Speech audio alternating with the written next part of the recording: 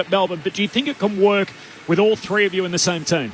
Oh, they are. Spots are at a premium, and when you've got Luke Jackson, a 19-year-old guy who can, go in and play some superb ruck minutes, that's kind of his strength that he brings to the table, and obviously brings his forward craft to the table too. So, we've probably got the four of us vying for three spots, really. But I think that is a good thing about being at this club, is that we do push each other along at training, and we do know that those places are limited, so you have got to keep on pushing each other. I know Sam was flat about not playing this week, but the kind of character he is, I've got no doubt he will go back to the VFL, put in some solid efforts, and we'll have to keep performing on game day to keep our spots in the side. Melbourne forward Ben Brown is with us on ABC Sport. Ben, it's Matt Clinch here. I guess a lot of the questions leading into the season was going to be the hunger and the motivation. When you have acts like Ed Langdon at the start of the last quarter, is that this type of standard you're talking about, that when it's your turn to go, the playing group hold each other accountable to still meeting those targets? I don't know how he's still walking, to be honest. I think he got two of them, and I thought he might not get up. So, Ed Langdon, I probably didn't appreciate, and people who don't watch Melbourne games really don't appreciate what he does as much as we do internally, and I think that people are starting to get that idea now. I think he had 39 touches today. He's just, the work he does offensively, defensively, it's incredibly solid. And he puts his head over the ball just as hard as anyone. He might not be the thickest frame, but he puts his head over it when he needs to, goes hard, is really clean with the ball, and that's what we need. And, he's been fantastic. And finally, we saw today Stephen May go one-on-one with Max King.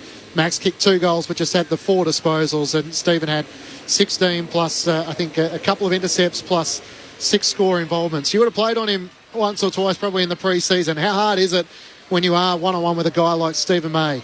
Geez, if you want to train and get better, train on Stephen May as a key forward, because if he's not the best key defender, in the league at the moment, I don't know who is. And him and Jake Lever and Harry Petty, when you're coming up against that lineup as an opposition key forward, if it's not one, it's the other flying and taking intercept marks on you. So, it's when the ball goes inside 50, you almost expect it to bounce back out. And when you have that as a forward looking at your back six, it's amazing. And I do think that it really sets up how we play. And the good thing about it is the way they're going about it, I don't see too many holes in it.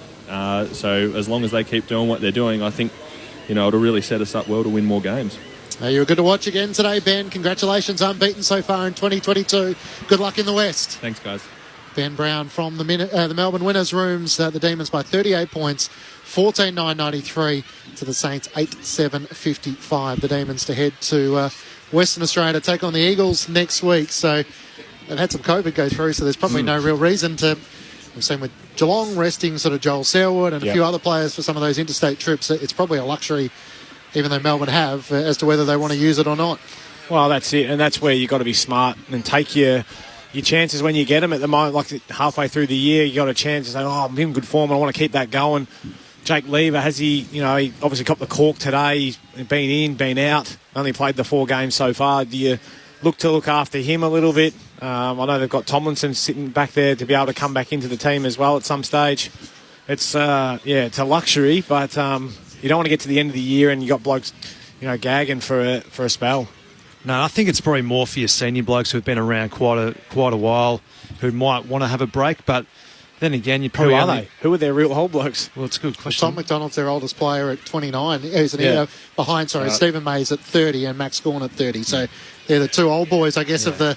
Well, 3 old boys of the team, all at so you got to go back to when, younger. you got to go back to when you were right at your prime, Lids. Like if you're 26, 27, you don't want to really take a week off, do you? No. You're keen to play as much as you can.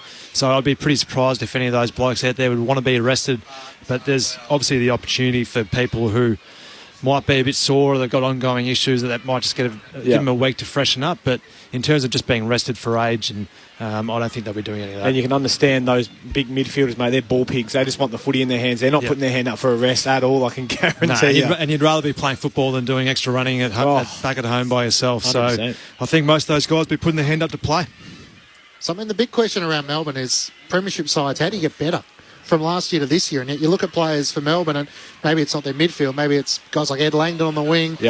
We spoke about Ben Brown not playing all that much alongside Tom McDonald and Bailey Fritsch last season. Some of the improvement of guys like Jake Bowie, who, whether he keeps a guy like Adam Tomlinson out, now they've got Harrison Petty playing that role. And it's a luxury when it comes to selection that Melbourne have in terms of trying to work out what the best 22 is. And that's it. I think that's the beauty of why they are continuing to be so competitive, is because everyone knows that their spot's not guaranteed.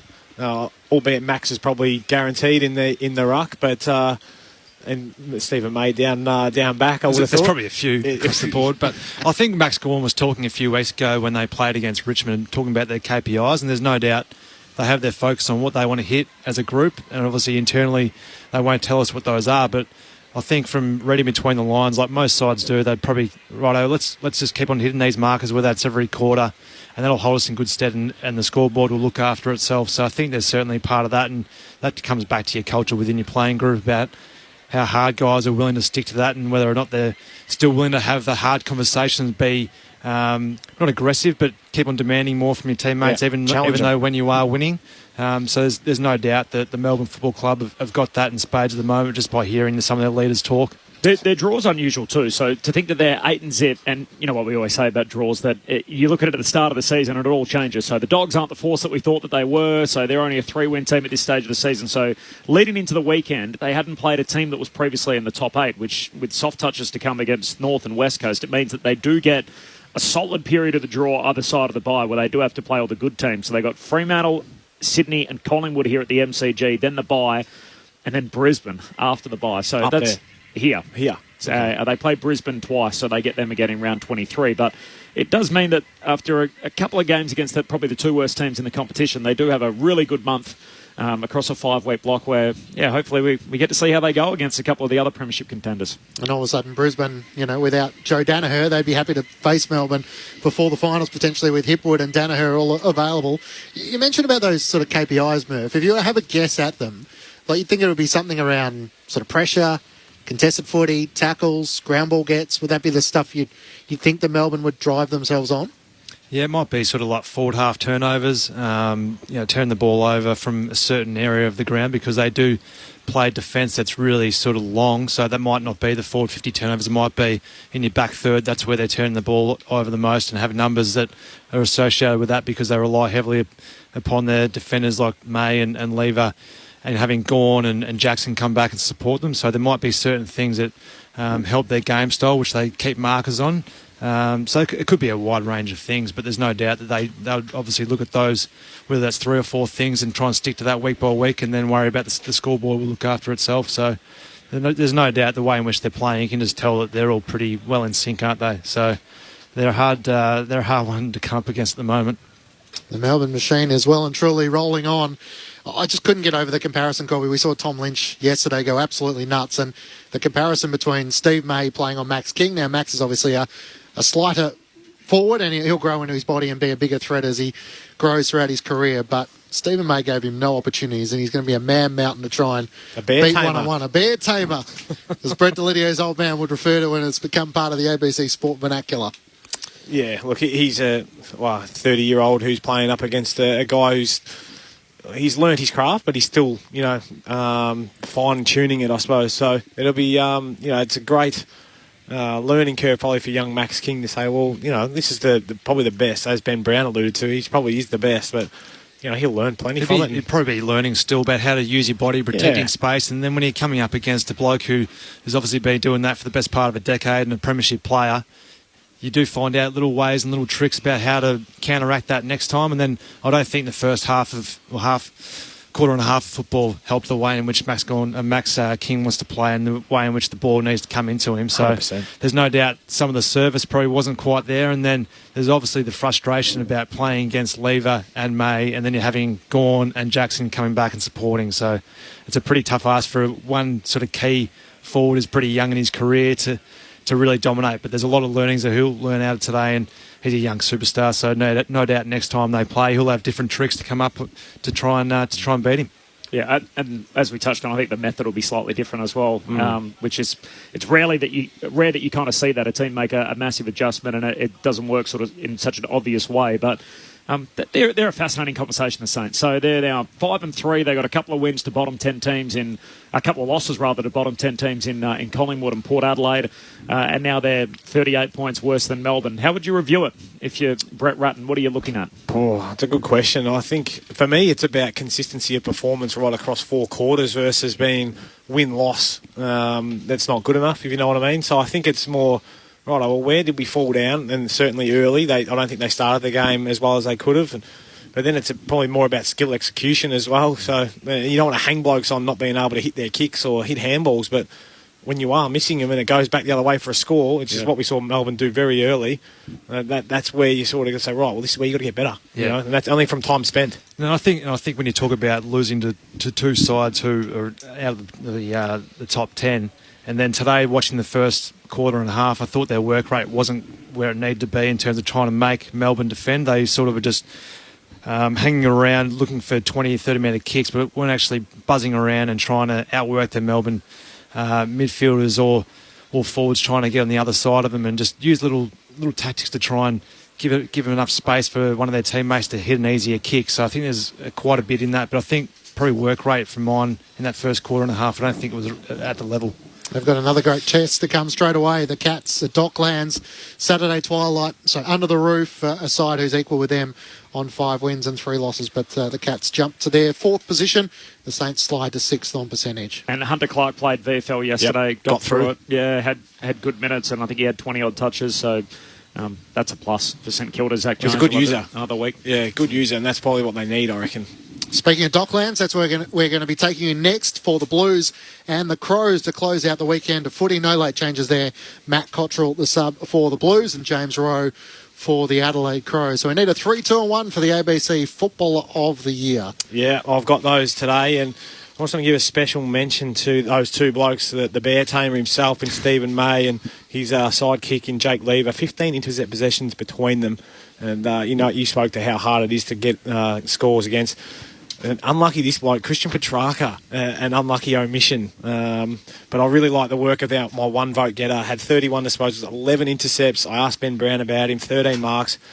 It was Angus Brayshaw. I thought his ability, especially across those middle couple of quarters, and kick the goal as well, which I love off half-back. Very good off there, so 1 vote to him. Next bloke, out in the wing after a quiet week last week, 39 touches, 6 inside 50, 6 score involvements. Ed Langdon, very good for 2 votes. And the 3 votes goes to a bloke who had it 38 times, 17 of those contested, 8 clearances and 6 score involvements, Clayton Oliver. 3 to Oliver, 2 to Langdon, 1 to Angus Brayshaw in the ABC Football of the Year following Melbourne's 38-point win over the Saints, 14-9-93 to the Saints, 8-7-55.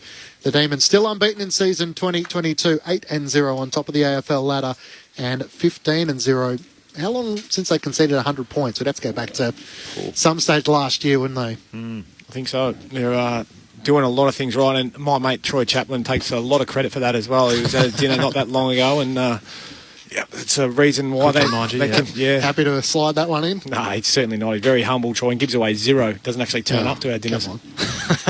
Interesting for guys like, Luke Jackson and Angus Brayshaw, who's out of contract. Why would you want to go anywhere else? Great question. And that's what Max would be telling him. He's like, I've been other places where losing's not fun. Yeah, and football's not that easy. No, it's not. We have been at places, Murph, where losing and being at the bottom end of the ladder is not fun at all. When you're at a team, and I actually said this to Josh Kelly and Jacob Hopper at the time when they were out of contract, I was like, understand that when you're winning, footy is so much easier and so much more fun to then go to a team that's at the bottom where you're going to be the highest paid. And aren't you a player agent? Don't you get the same percentage regardless on how the team's going? I'm talking about from a player's point of view here. I didn't mind Murph went the hard question with Ben Brown as well. That was good from you, Murph. Happy to ask him about the difference between North Melbourne and Melbourne. I remember I chatted to him last year. We did a long-form interview on the boundary. He said it felt like it was a kick in the guts when he was told by North Melbourne they didn't want him anymore. He's ended up at Melbourne. Life's not that bad. Right. And fallen straight into a premiership too, which is awesome for him. But they are harder to win than playing in a winning team. Oh, yeah. And just for those guys weighing up their future, like the roller coaster of football when you're not winning every week. Like, I've won 15 games in a season and loved it. Like, it was a great time of my life and some of the most fond memories of winning games of football. So it's a tough one for these young guys to work out where they want to be in the future. There's a bit of love on the SMS for Murph and Lids. They'll be with you every Sunday on ABC Sport. Thank you. Thanks for your correspondence. Melbourne too good, winners by 38 points. To Docklands we go. Enjoyed Aaron Bryans, Andrew Mays, Brent Harvey, Brad Saul and Lauren Borden. Enjoy your Mother's Day.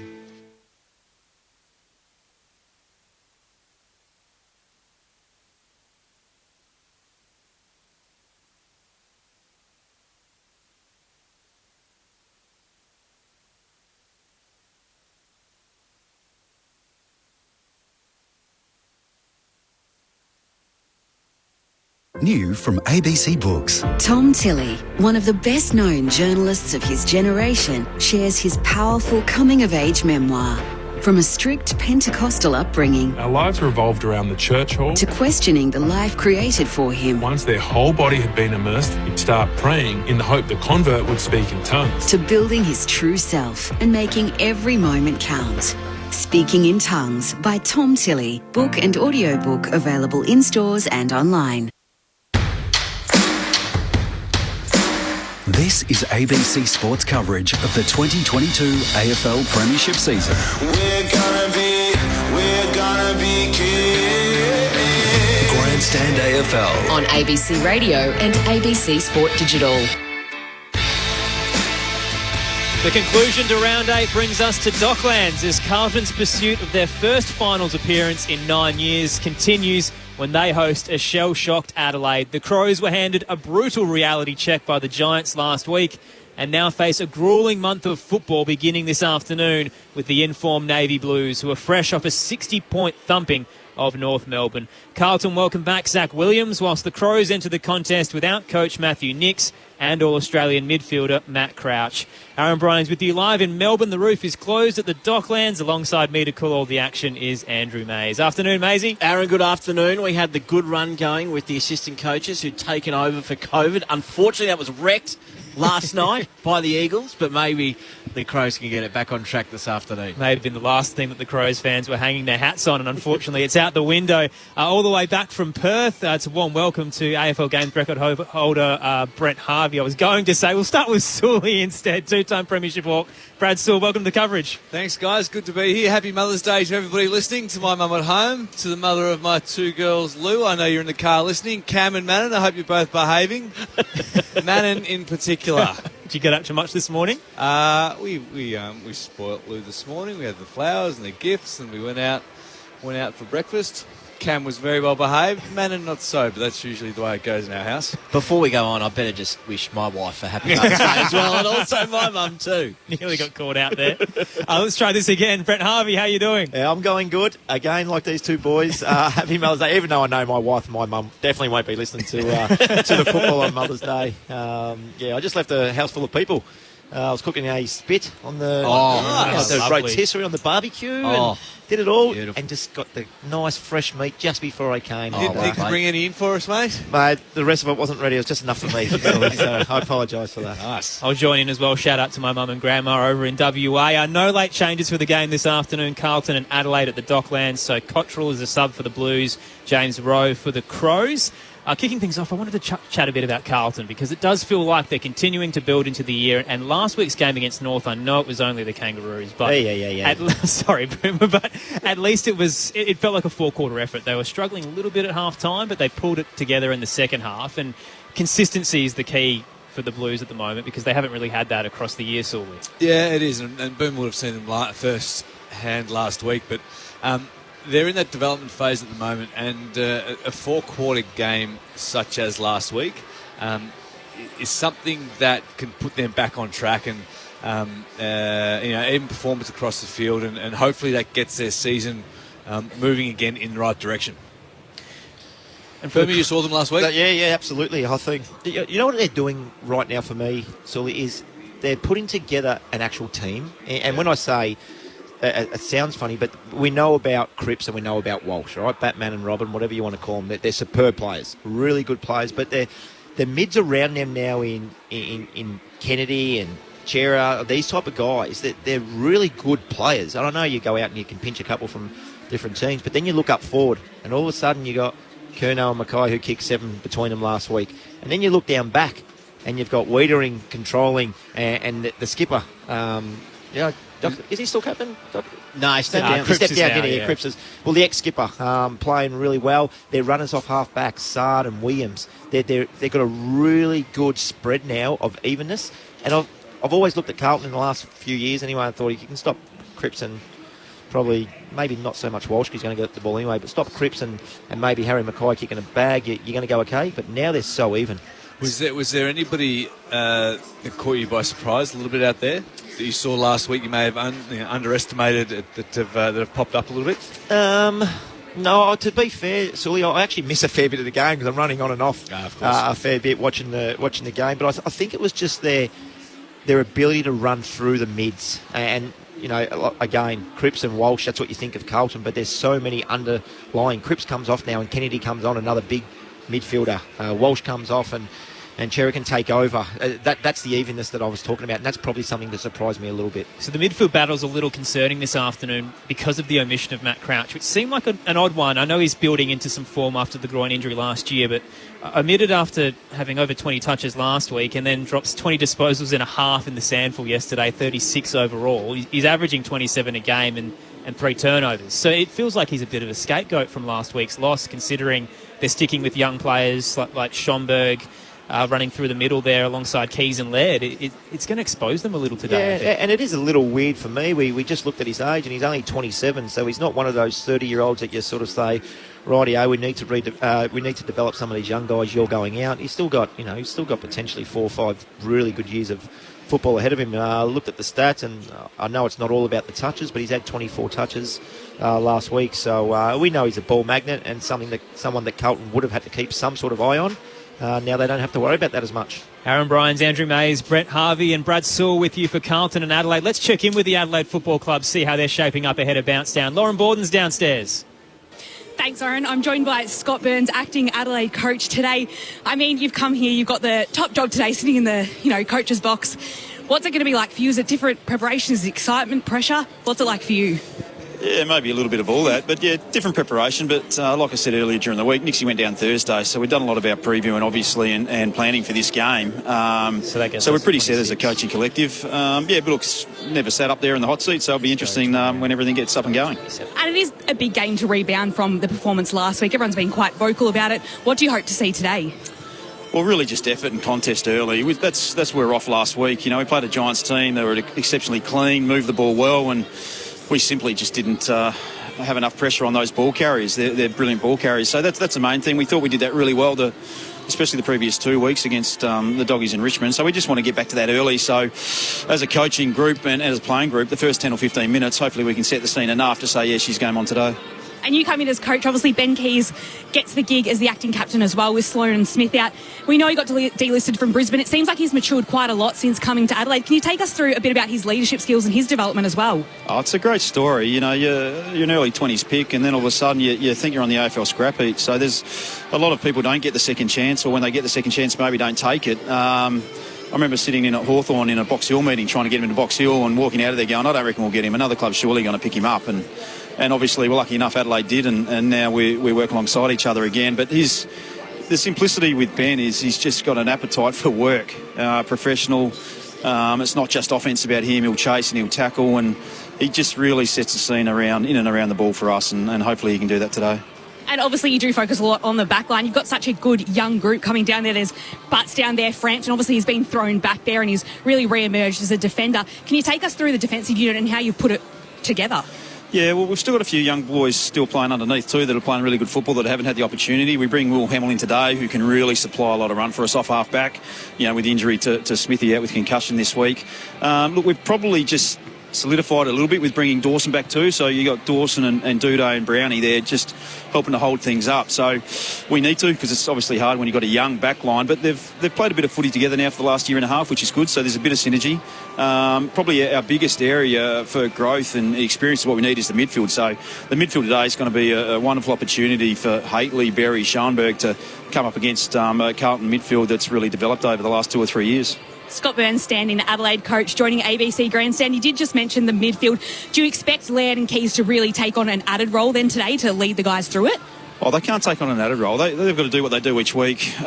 We just need a little bit more from those boys underneath, hopefully. But it's not just about that. We've got I think Riley O'Brien's got a massive job today as well. So obviously with Pitto out, not playing now for Carlton, and Coning's been very good, but we want him to really control and step up in that part of the ground just to make it that little bit easier for the two senior players you mentioned, but the 3 or 4 younger ones going through there as well. And mindset was spoken about during the week, going in as favourites last week. It seemed like a player-driven movement kind of to change that mindset around coming in today. Is that how it was, or did the coaches have to stand in at all?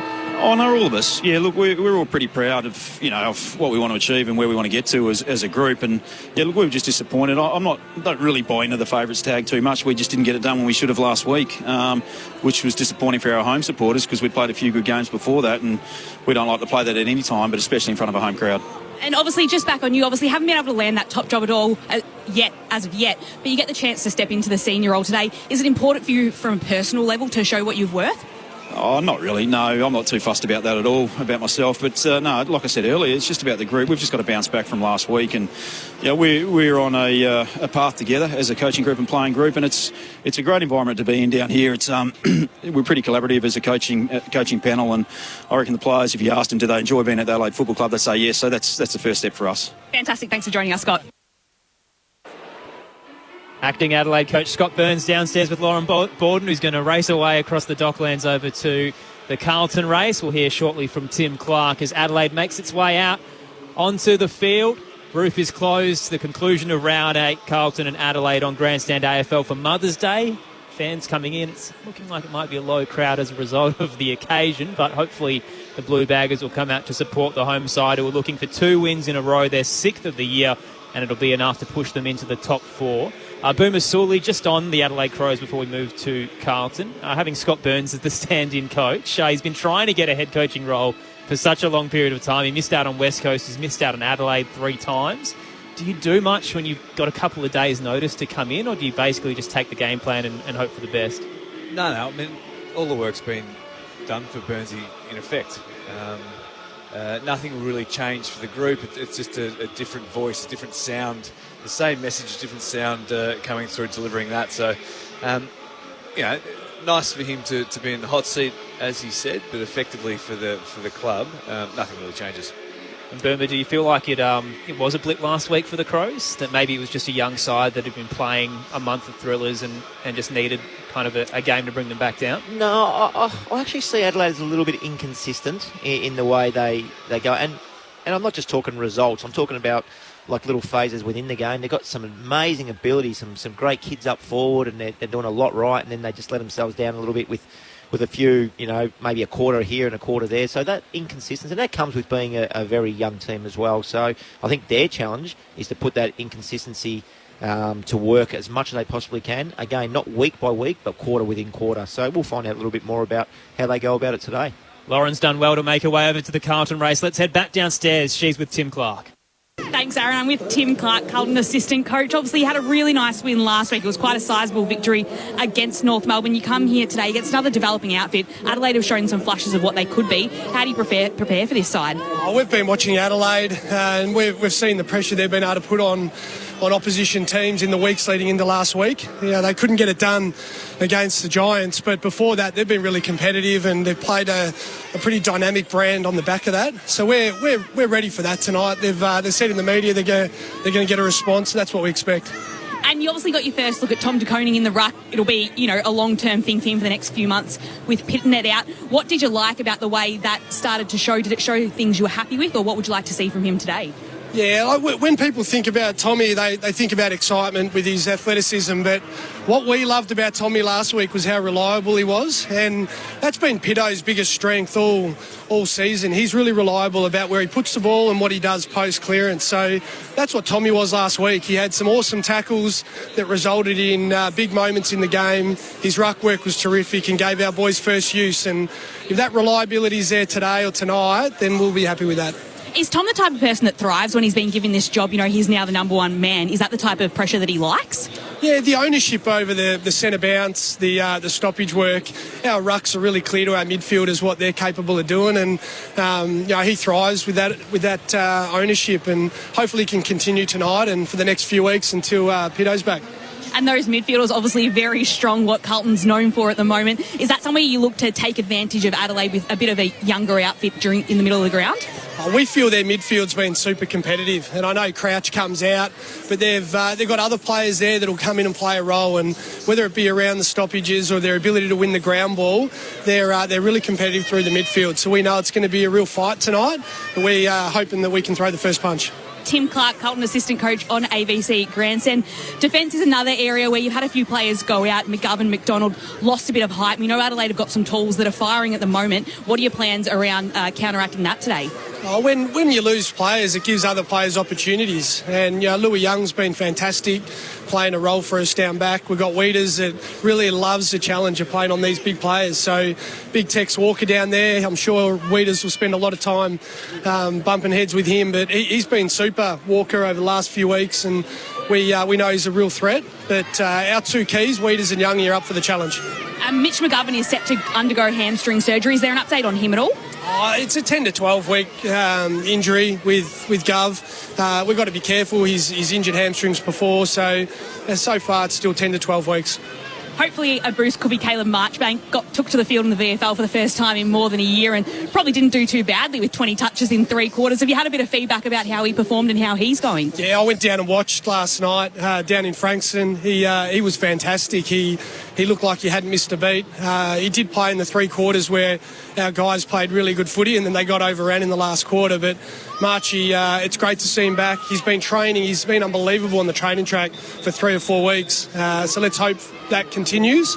He's over his injury issues and he can play a big role for us going forward. Do you know if he'll come back into the side or will he go for another game in the VFL?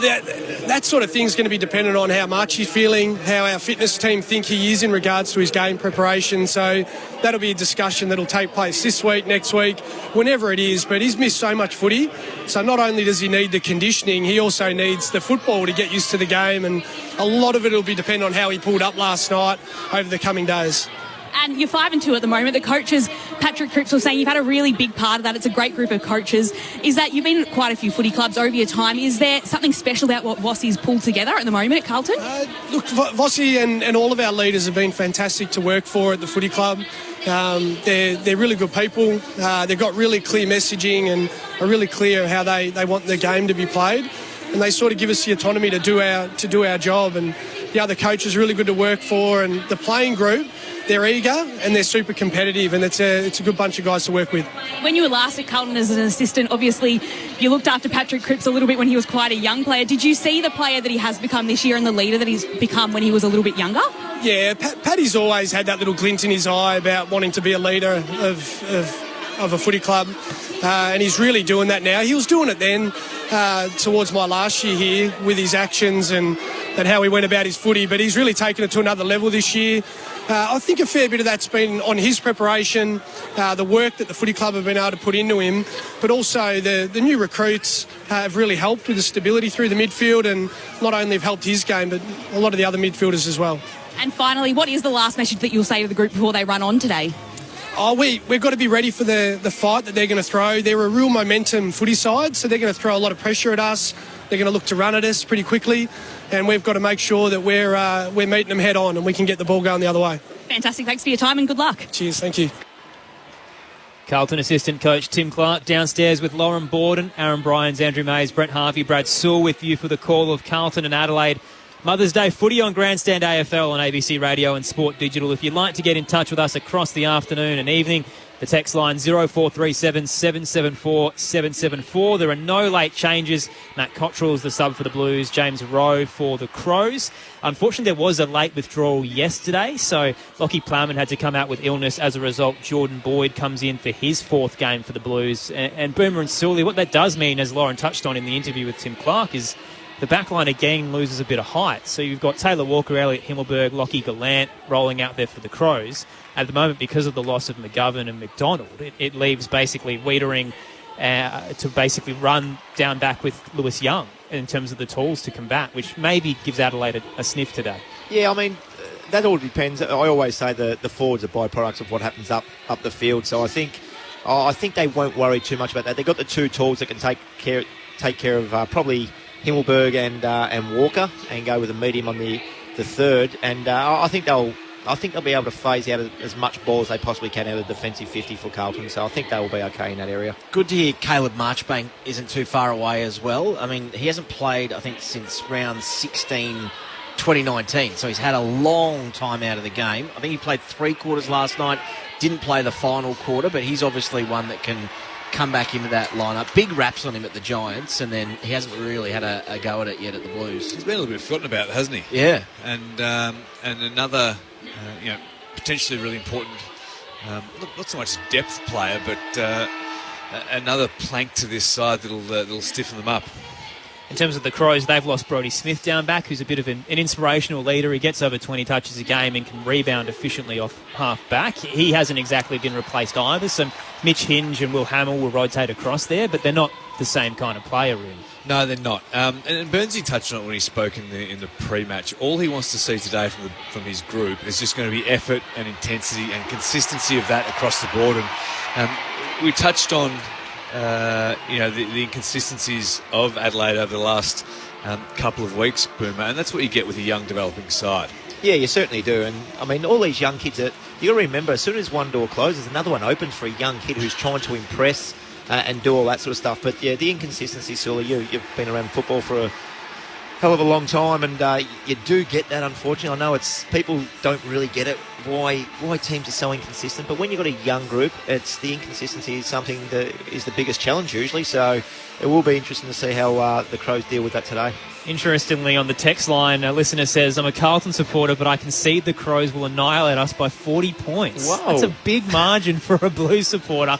Clearly, deal. the early start of the season hasn't done enough to eradicate the years of pain that you probably suffered. There's just no confidence there. I'd love to see what the evidence of what that statement what the reasoning is. Yeah, feel free to text back. Let us know. They're 5-2, the Blues. They're going okay. They're moving to the top 4 if they win this, because earlier today Melbourne defeated St Kilda by 38 points. Do they feel like a top 4 side yet? Yeah, they'll go to top. They'll go to top 4. Yeah, they've done it earlier this season, just once. I don't really look at the ladder too consistently, Sully, in the early stage of the year. We come about round 14, 15. I'll start keeping an eye on it, but right now, no, I wouldn't have said that Carlton would have been a top 4 team. I know they're going okay. But I wouldn't have said top 4. Who do you have then? Melbourne, and Melbourne at the minute. I just showed Silly the scores, and I'm sure he was aware of it. Heavily red and blue. They're a class above everybody. I'm a big fan of Brisbane. I like the way Brisbane go about it, especially up at the Gabba. They're a very, very hard team to beat. But Melbourne are a clear standout. They're just doing so much right, and their improvement is coming from we know what Petrarca and Oliver's going to do, and Gawn, these guys every single week. Their bottom 4 or 5 players, they're turning into genuine stars. They're in sync early in the year, and we did the game last week, maybe the week before, and Melbourne were just in second or third gear against Hawthorn, and just put their foot down when they needed to, and Hawthorn got a bit of a sniff, and then they was to control the entire game. So what do you need to see from Carlton today to convince you that they are worthy of a top 4 spot? Oh, look, I think they're going okay. It was just a little bit surprising that it was so high on the ladder. We spoke about it. I said them firsthand last week, and North Melbourne actually played. We played okay in the first half. I think it was only 8 points of difference at half time, and then like Melbourne, Sully, they came out and just went bang, bang, bang, and kicked 4 really quick ones. And they've got the ability to get the ball in really quick. To that rebound off half back Sard will have 10 bounces again today. Delivers the ball inside 50 as much as he rebounds the ball 50, and big Harry McKay and Curnow, they go to work. So to answer your question, I'm actually really interested in watching Sam Walsh and Patrick Cripps, because I don't get to go to too much football other than when I'm doing this sort of stuff, and just to watch them cover the ground, I'm going to be really interested in today. Do you have the same kind of lack of faith at the moment, Sully, that Boomer does? Yeah, I mean, they haven't got the body of work to really instill any confidence in what they're doing just yet. So, again, I mean, to really simplify things, to see a consistent 4-quarter, physical effort from the Blues today will go a long way to instilling some of that confidence for their supporters. Brad Sewell, Brent Harvey, your experts this afternoon at the Docklands. Aaron Bryans and Andrew Mays with you. The 5th member of our commentary team downstairs is Lauren Borden. Lauren, what happened at the toss? I actually didn't see the toss. That's always been my biggest fear. I was handballing to you. I think they did it quite early, actually. I think the umpires were milling around in the middle. So I'll just keep an eye on that one to see. But crowd's been slowly filing in here, so maybe they did that a little bit earlier and caught us all off guard. I reckon the Blues are kicking to the Coventry end. That seems to be where Harry Mackay and Charlie Curnow are headed to. So unless there's a dramatic change from Michael Voss this afternoon, I think we'll stick with that. I reckon that's a safe call. So that's to the right of your radio dial if you're a Blues fan. If you're for the Crows, it's to the left. No late changes. Rowe the sub for Adelaide. Cottrell for the Blues. Carlton and Adelaide. Grandstand AFL, the conclusion to round 8 to kick us off. Here's Andrew Mays. We spoke about the depth of the Carlton Football Club. You've got Sam Walsh starting as a forward. He'll come up and play the fifth on baller, and they won't be able to let him go. So they'll have to come up with him, and that will empty out their forward line as well. De Koning in the ruck. A big job this afternoon against O'Brien, who is a little more experienced and a bigger body. He's got a big job ahead of him.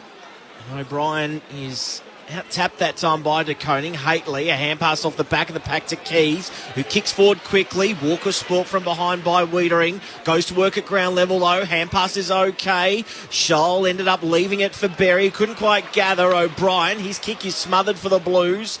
Skipping it in front of himself was Dawson. Couldn't gather the ball. Now a chance for Walsh. Hand pass to Doherty, who turns it over. Berry, his kick smothered. It was going to go inside 50. Sard onto it. Then he's grabbed in a tackle. Hot start to this one. Cripps. Hand pass is okay. It's an in-the-back free kick anyway to Doherty. Blues take the advantage. Newman out wide. Probably didn't know he had the advantage. Turns it over to Dawson. Centre wing dockside for the Crows. Dawson inbounded the square.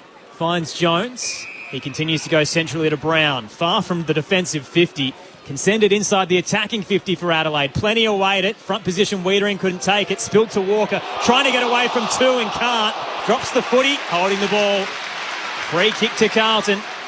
Sam Doherty receives it. He'll chip it short out towards the 50. Left half back. Lewis Young takes it. Suspended, then overturned. Now playing this afternoon. Head short down the line to Fisher. Out on the city wing for the Blues.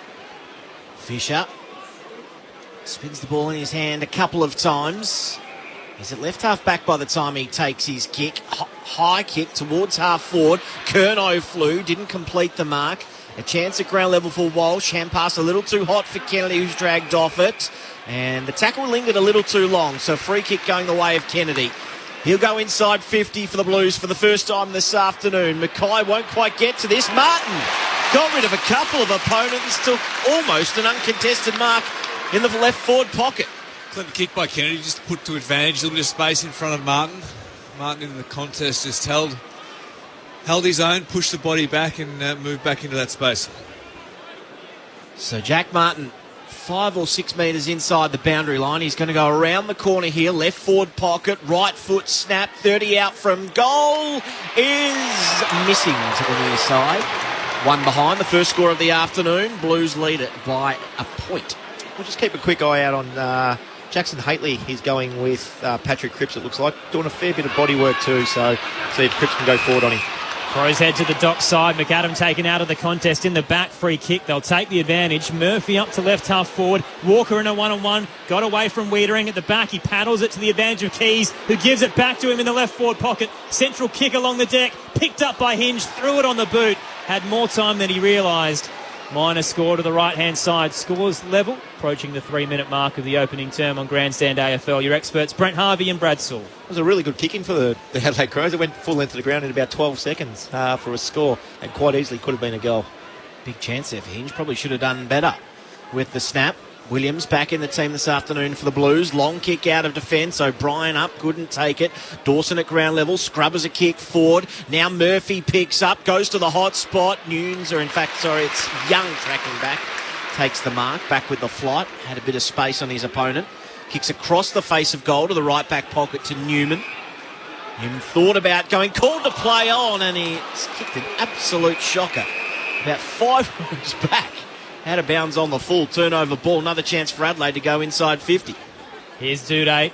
Opens the angle and heads towards the top of the goal square for the Crows. Himmelberg can get a run, nudged out of it. Nearly taken back with the flight by O'Brien. It's spilled to Walker, who snaps from 15, low and hard and through for the opening major.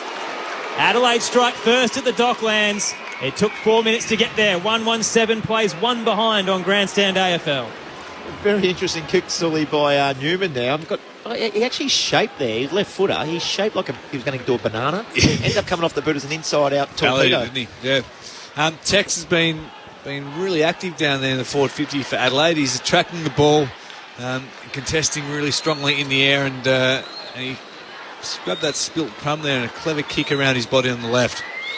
He's having a fantastic little start to the year, isn't he? I know he's kicked a bag of goals, but as you mentioned, it's the little stuff. He probably could have had that first shot on goal, Sully, but he elected to centre the ball. He's had a really good start to this game, but also a really good start to 22. Nice start for the Crows. They lead by a goal. O'Brien won it down only as far as Cripps, though. Hand pass to Chera. Floater going forward. It bounces a few times before it gets to 50. Owies never took possession. Got it to the advantage of Walsh, who goes back to O'Brien. Sold Walsh into a bit of trouble with the return hand pass. Keys ripped it from him. Got it to Scholl. End over end kick. Bounces away from Walker. Got past Wiedering, who's tracking back. 30-metre hand pass. Back inside defensive. 50 to Young. He picks out O'Brien, right half back. Lockie O'Brien, the former pick 10, had to be re-rookied this year. Getting a few games, though, for the Blues. Gave it to Saad, then Shearer. Kick inside on the 45 wasn't great. Coming through, Brown on the bounce, cuts it off for the Crows. Short kick down the line to Murphy. Too far out to score. He'll pop it up towards the top of the square again. Himmelberg gets a run and a big fly. Couldn't bring it down. Gathered at the back, though. Rochelle on the outside of the boot. Breaks his drought. Goalless in the last two. He's got a major in the opening quarter at the Docklands. Adelaide up 2-1-13. Carlton 1 behind. He travelled 5.5 on Grandstand AFL. He actually worked really hard back then because he was up in the centre of the ground to help defend, and as soon as he got a sniff that the Adelaide turned the ball over, he bolted forward and actually had an outnumber in their forward line, the Crows, because he was all by himself, and in the end kicked a real clever goal. Adelaide's pressure around the ball contested-wise is really catching Carlton on the hop here. They're winning all contests, and Carlton's just feeling the pressure when they're out in the open and turning the ball over. I love their start, Sully. Absolutely love the start. Their pressure's on, and they've played probably most of this game in their forward half already. Good intensity by the Crows. Silenced the home crowd early here with 2 opening goals. 12 points the margin. O'Brien again won it down. He goes to work at ground level 2. Free kick going the way of Cripps, who was held in the contest. Cripps looking for a hand pass. Sells the dummy. Goes himself. Long kick inside 50. Mackay couldn't get up at the back. Brown's there to rove. High kick. Rochelle has to beat a couple. De Koning going back with the flight. Takes a juggling mark left half forward. A young ruck for the Blues in the absence of Pitternet. Heads towards the centre of the 50. 30 out. O'Brien has to spoil from behind for Adelaide. Did well to get it down to Murphy. Spins away from the Saad tackle. Drives it low. Too wide for Keys. Straight to Doherty on the bounce. Back into the 50 for Carlton. Brought down in the contest. Free kick to Mackay. No. Adelaide kick going. Yes, it is coming back. Adelaide had a chain of handballs trying to get it away, but the free kick will go Carlton's way. Harry Mackay brought down by Jordan Butts. 45-degree angle to the right. 15 out from goal. I love it how they kick around their body now from directly in front. Curves it on the left. It's flat, but it's home. The Blues on the board. Harry Mackay with their first. 1-1-7. Adelaide 2-1-13. 7.5 played in the opening term on Grandstand AFL. Are you responsible for bringing that into the game, Boomer? No, don't blame me. I vividly recall you doing that on numerous occasions, almost from the middle of the ground, I reckon, just kicking around your body. Maybe on the run I could turn the body and kick around, but not from a set shot, not from there anyway. Drop pump was my go-to. That's something Carlton will be looking for a little bit more often. They're trying to get Harry Mackay in just a genuine one-on-one contest. He's too big and he's too strong. When his arms at full stretch, you just cannot get near the ball to spoil, so they'll be trying to isolate him a little bit more, I'd suggest. He initiated that contact too then, which was really good, and Butts he had no other option than to grapple or hold or grab. Ball back in the middle. Carlton's first of the afternoon through Mackay. Margin back to 6 points in favour of the Crows. O'Brien won it down only as far as Walsh. Hand pass backtracking towards Kennedy. Takes it on the bounce. Good kick to right half forward. Silvani presenting, takes the mark. He can load up and go inside 50. Has Fisher running past. Ignored him. Went towards Mackay, who fell over in the contest. Big fist is good. And out for a boundary throw in right forward pocket for the Blues. It was Stephen in Greenvale on the text line who said Adelaide would annihilate Carlton by 40 points. The reasoning, he expects Rory Laird to have 30, Taylor Walker to kick 3. Well, Tex has 1 already. Crows by 6. Toss back into play. Silvani beat O'Brien in front position but knocked it straight down to Scholl. Handball smothered by Walsh. The Crows midfielder will go again. Tries to paddle it out towards the boundary line. Berry and Haitley diving onto it. Cripps on top of them. Cripps wraps him up. Umpire circles. Holding the ball to the Blues skipper. Cripps has it just outside the 50 and races away from Haitley, who is still on his knees in the right forward pocket. He drives it into the top of the goal square. Off hands, it spills to Walsh. Caught in the tackle, dropped the footy. Holding the ball. Adelaide escaped the danger. Sam Berry gets the free kick in defensive 50. Brilliant tackle by Berry. Goal-saving tackle. Walsh was only 30 metres out, running towards the middle of the 50.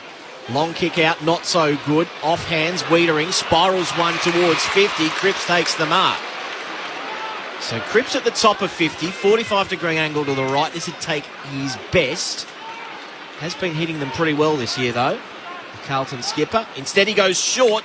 Mark taken by Fisher. This will take his best, too. He'll have to kick from 50 himself, having marked at 45. How much more frustrating as a coach when you get a secondary kick inside 50 like that. Defensively, Adelaide just fell asleep momentarily. Fisher's smart enough to move into the space. So Zach Fisher, 5 goals this season so far. Called to play on, kicks from 50, plenty on it. Just fades away to the right, 1 behind. Carlton 1-2-8, Adelaide 2-1-13 after 10 minutes in the opening term. The thing with that, Sully, they're both on the same page. Cripps actually kicked the ball before Fisher turned his back, so there was obviously the point of the finger or something just to drop it there, and they did it quite well. Frampton plays on the defensive goal square, spears it through the corridor to Keys in the square. Flat kick to the circle. Gathered on the bounce by Walker. He'll head inside 50. Errant kick in front of Gallant. Wiedering stood in the space. Knocked it down. Tried to soccer off the deck for Carlton. Walsh puts his head over the football. There was a push in the back. Free kick off the ball. Going the way of Adam Chera. So he'll receive it centre half back. A couple of early touches for Chera. This will be number 3. Cripps has 5. Walsh 5 as well as he heads out to right half back. On the dockside wing, Zach Williams. Their only inclusion. Well, actually 2 inclusions if you count the late one of Lockie Plowman. Back from an Achilles injury. Pops it into defensive 50 to Jacob Wiedering, who'll again chip it back to Williams, closer towards defensive 50 at right half back. And the Crows have done this really well. They've locked them in their defensive half. They have to go long down the line.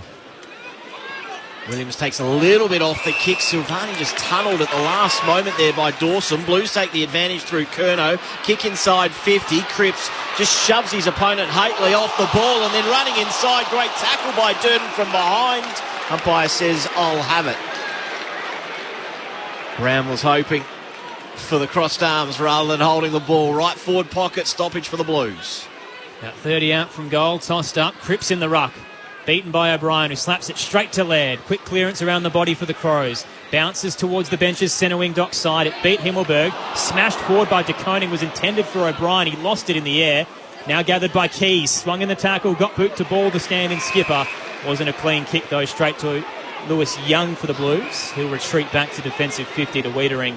And again, the little 1-2 kick mark. Lewis Young again on the dock side has it. The Crows up by 5. Midway through the opening quarter, Aaron Bryans, Andrew Mays, Brett Harvey, Brad Sewell, Lauren Borden with you on Grandstand AFL. Short kick from Lewis Young hits Zach Fisher just behind centre wing. He'll head inside to half back. Spots up Nick Newman, the former Swan. A lot of options, as Sully mentioned.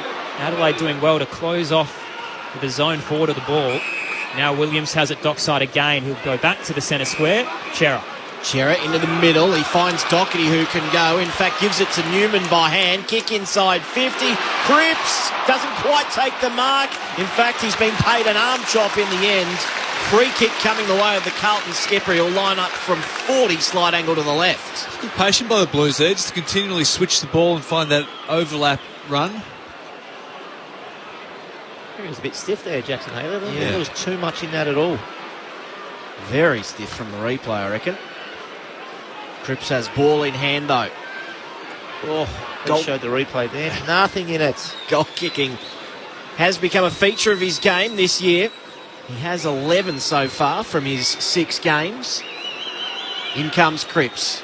40 out, slide angle to the left, kicks well. And he gives it to Haitley as well. A big bump. And tells him all about it. And then a few of his teammates get involved as well. And there's a bit of a scrimmage here at centre-half forward. Umpire has to come in and separate about 6 or 7 players who grabbed a fistful of jumpers. Nothing much happening.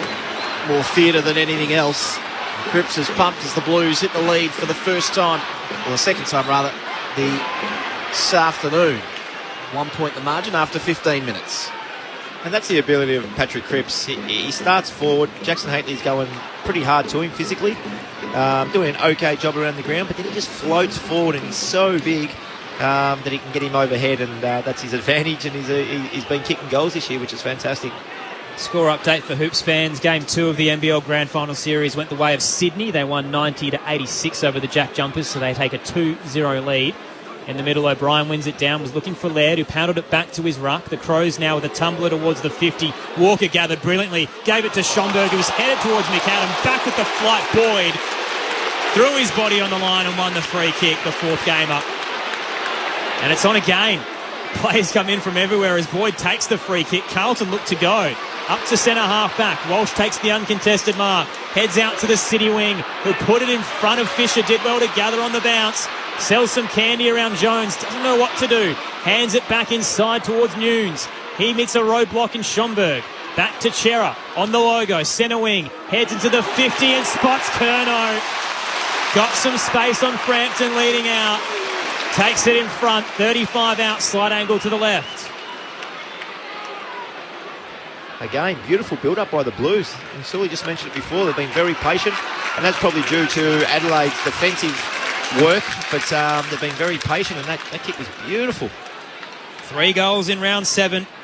The 25-year-old looks back to his best. Comes in, kicks from 40, leans back on it, and it's home. Charlie Curnow opens his account for the evening. Carlton with their 3rd. They push out to a 7-point lead. 3-2-20 plays 2-1-13. We've travelled 16 minutes in the opening term on Grandstand AFL. So they're playing a little bit more synergy than I've seen as well, Boone. And when we saw the Cripps-Fisher pass down here earlier, that dynamism between teammates means that things are developing internally and they're coming together as a group, Carlton. I totally agree. I think there is certain teams that do it quite well. And those synergies, they're so important, Sully. That's what the very, very good teams do. Saw a great example of it with Melbourne today. They just know where everyone's running at every moment, where they're supposed to be standing. Yeah, it's extraordinary. Their team defence in that first half was unbelievable today. They are the mark, the measure for everyone to chase going forward in this season. Back in the middle. Adelaide win this clearance. Advantage paid. Laird calling for the hand pass. Finally receives it from Schomburg. He can almost pull the trigger here from 55. Laird, in fact, he ran a little too far. Drove it deep in the goal square. He had the space in front of him, Maisie. He could have just took a little bounce, a little cheeky bounce, and kicked it from 50. Back himself from there. Sounds like somebody speaking from experience there. Do you know how many bounces you had in your career, Puma? No idea. Average? You might look that up. No. It's more hot dinners than you and I have had, Maisie. O'Brien with the kick, and it's a free kick, almost advantage paid. Curnow receives it. He's at left half forward, wants to go straight away. It's a shocking kick going forward, right off the instep. It bounces awkwardly for everyone. Got through the pack. Hamill's there to mop up. Hand pass to Dawson. Quick kick out of congestion. Not good enough. Marked on the chest by Chera. Hill headed towards the top of the goal square for the Blues. Chera inside 50. Rising Owies brought it to ground. Spilled down. Fisher coming through, wrapped up immediately by Himmelberg. He's not going anywhere. 15 out from goal, slight angle to the left. Brent Harvey had an average of 2.7 bounces a game, a total of 1,055. There you go. De Koning won it down for the Blues, trying to bust through. Carroll rather couldn't gather. Spilled down to the Crows' advantage. Hamill at the back gives it to Schomburg. Around the body, tries to exit 50. It's set up for O'Brien, who should have taken it. Didn't matter because it spilled to Boyd. Back inside 50 for the Blues. Trying to get a run at it was Carroll. He was nudged before he could get some hang time, and Duday cuts it off. Across the goal face, he'll find Murphy. Crows have a few numbers here coming out of defence. Murphy, good kick to Butts, left half back. Has a few running alongside him. One of those is Dawson. Ignores him. Instead goes very short. Mark paid just to Frampton. That was barely 15. Still left half back. Short kick. Put Dawson under a bit of pressure. Young came late. Couldn't affect the spoil. Good mark. Dawson still at left half back. Now has Frampton at true centre half back. Ignores him. Brown short. Out wide. That's where he goes. He's called to play on. Kick didn't go 15. His kick does, though. Just again. They've worked this okay. Up towards the wing. Laird takes the mark in front of the interchange benches. Not sure where to go. Plenty of Blues await down the line, so he'll have to load up and try and get it towards the 50. Sits up just outside the paint. Big rise from Young. Couldn't bring it down. Spilt to the back to Boyd. A 1-2 with Newman for the Blues. He'll send it back where it came from to Kennedy. Marks it right half back and races through the dockside wing to a one-on-one at right half forward. Curnow disposes of Frampton. Takes it diving back. He's got no one ahead of him. Has to wait. Then pops it up towards the top of the goal square. Silvani's outnumbered. Spoiled down by Duday. Coming through Martin. Tried to gather. Shrugged a tackle. Races away from 4. Hands it back. Chera tried to give it off towards Durden. He lost it in the air. Kennedy fumbled. Laird applies a tackle. The ball's now spilled outside 50 and Adelaide can go. Murphy over the top to Rochelle. The Crows through the square. Up towards half forward. Newman brings it down up against McAdam. Rochelle rips it out again. Threw it on the boot under pressure from Sard. Waiting back was Doherty. He can go again with a massive roost up towards half forward for Carlton. It's a high ball. Good luck marking that one. No one did. Coming off the back line, Dawson gathered. He was tackled, dispossessed. Ball amongst the scrimmage. Hamill tries to emerge. He's tackled. Ball goes nowhere. Fisher tackled. And again, going nowhere. Held up at centre half forward. That last kick was in the air for about 15 seconds and not one player. They all sat around and watched it bounce in front of them. They waited for the big guys to arrive and they never did. Decoding. Tap forward straight to Hamill though. Crows can work it out. Dawson takes his time off half back. Then a low piercing ball is beautiful. McAdam takes the mark. He can wheel around from 60. He can get to 55. Puts it out in front of Walker. Too far out in front of him. He gathers the bouncing ball. Copying a few boos from the Carlton fans as well. Chips inboard. It's okay to Berry, who gets it on the bounce. Kick inside is good. And Haitley takes the mark. 45 out from goal. About 5 metres inside the boundary line. Right forward pocket. And McAdam had to get that ball in a little bit earlier. Walker had, I think it was Wettering. He had his back to the play. He was in a dominant position. Just had to kick it to the top of the goal square, and I reckon Walker would have been able to do the rest. Haitley's eyes darting around. This will take his absolute best. In fact, he's not going to have a shot. He's just going to pop it to the top of the square. Flyers come. Fist from Walsh. Walker was the rover in the end. Gathered. Turned it over by hand, though. Nunes. He's tackled. Going nowhere. Another stoppage. This time inside Adelaide's forward 50. Carlton by 7 points. 3-2-20 plays 2-1-13. Time on in the first. Bit of confusion about who will contest this ruck contest. Finally, Walker comes in against Wiedering, who wins it down for the Blues, but straight to Harry Schomburg for Adelaide. Handball was an errant one wide to Cook. Threw it on the boot up towards the right forward pocket. Gallant gets a run, can't bring it down. Knocked it straight to Berry, front and square. He sold Scholl into trouble, immediately tackled. Ball up to come, 40 out straight in front for Adelaide. We've got to get rid of this rule. The umpire should not be asking who's going up. He should just throw it up and 2 people go. Then if the third man goes up, that's a free kick. Like it, Boomer. Love your thinking there. Scholl with the clearance. Kick off the left boot. It's a little wobbly. Gallant could have been pushed in the back. He was. And he'll line up for goal. Left forward pocket. Young a little late to that contest and got both hands straight in the middle of his back. Doesn't look entirely confident. Lockie Gallant as he goes back.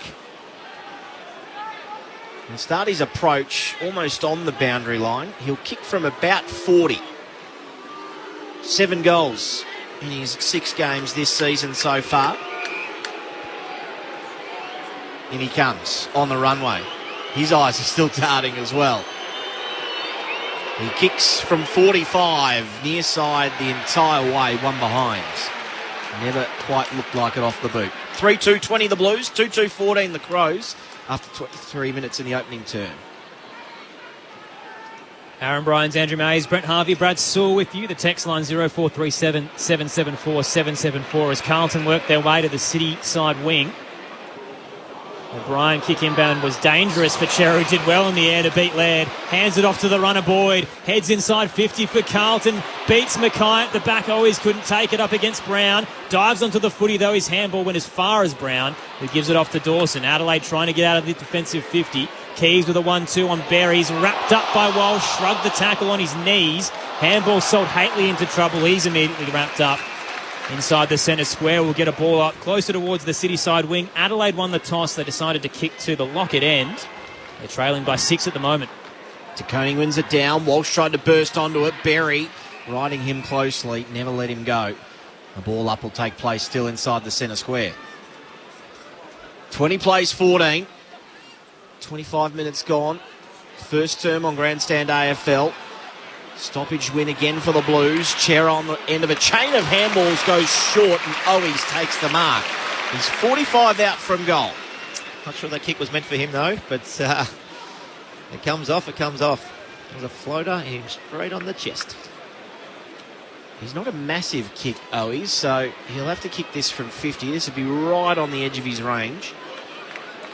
He's become an important player in the Carlton forward line over the last 18 months. Former basketballer. In he comes. He'll kick from 49. Low ball. It's long enough, but not quite straight enough. Just hooked it a little. 3-3-21 the Blues. 2-2-14 the Crows. 25 minutes gone. Back to a 7-point lead. Adelaide clear defensive 50 through Frampton. Chips it over the top to Brown, left half back. Dockside wing. Had Scholl out wide if he wanted to use him. Opts against it in front of the benches. Called to play on. He'll have to go long down the line. 2-on-2 awaits. Front position, Gallant. Sard rose high and spoiled it away from him. Look at the height mismatch. It didn't matter. He sprung up through the air. Boundary throwing to come. Left half forward for the Crows. At the moment, Jordan Dawson has 8 for them alongside Keys. Cerra has 9 for the Blues. Toss back in. O'Brien with the double tap down. Head over the footy. Fisher tried to get it to Cripps, who shanked it off the side of the boot. Cerra again goes in. Gives it to Kennedy. Kick intended for Owies. Was just in front of him.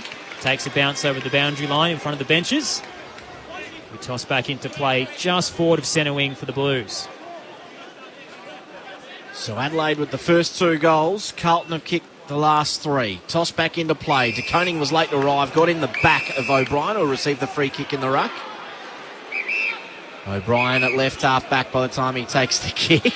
Duday tried to shove Silvani to the wrong side of O'Brien and try and force the 50. O'Brien looking for the handball. He finally gets the option. And it's Dawson running around the back. Long kick towards left half forward. Strong contest in front. Laird worked the 1-2 and dropped it at the last moment. Then lost to his feet. He's probably happy the boundary line was there. And a ball in about 60 metres around from the Crows' goal. They trail by 7 points, 27 played opening term. Still time for a late score. 41 seconds on the clock. Toss back into play. O'Brien in front position against DeConing. The Blues ruck one out and then juggles it. Gets a kick away. A spiral punt up towards centre wing, Doc's side. Frampton crunched Duday. Spilled out towards the boundary line. Owies can pick it up for the Blues. Hands it to Curnow. Threw it on the boot. He just didn't look ahead. And Butts was sitting in the hole to take the intercept mark for Adelaide. Looks to switch across defensive 50. Hits up Chase Jones. And now he'll exit just outside the paint to Lockie Murphy at right half back. Murphy again goes into defensive 50 to Dawson. They'll just hold things up as the clock runs down to quarter time. Frampton with the mark. Down the line to Rochelle. And Carlton will take the early lead in this round 8 contest at the Docklands. They're up by 7 at the first break. 3-3-21. The Crows 2-2-14. All individual goal scorers for the Blues. Cripps, Mackay and Curnow. Meanwhile for Adelaide, Walker and Rochelle. It's great to have your company on Mother's Day on ABC Radio and Sport Digital. This is Grandstand AFL. The aged care sector. Cost of living. Tactics from the government. Young people really care about climate change. Keep across all the election news that matters to you. With a lineup of some of the ABC's best podcasts on the ABC Listen app. Get in-depth reporting from podcasts like Hack, The Party Room, and daily coverage from Australia Votes, hosted by Melissa Clark, James Glenday and me, David Spears, as we run through the issues that matter to voters. All the latest election news that matters to you. With the ABC Listen app. the 2022 AFL Premiership season. Grandstand AFL. On ABC Radio and ABC Sport Digital.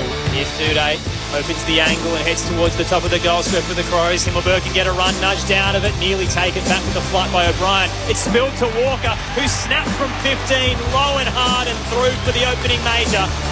Adelaide strike first at the Docklands. Short kick down the line to Murphy. Pop it up towards the top of the square again. Himmelberg gets a run and a big fly. Couldn't bring it down. Gathered at the back though. Richelli on the outside of the boot breaks his drought.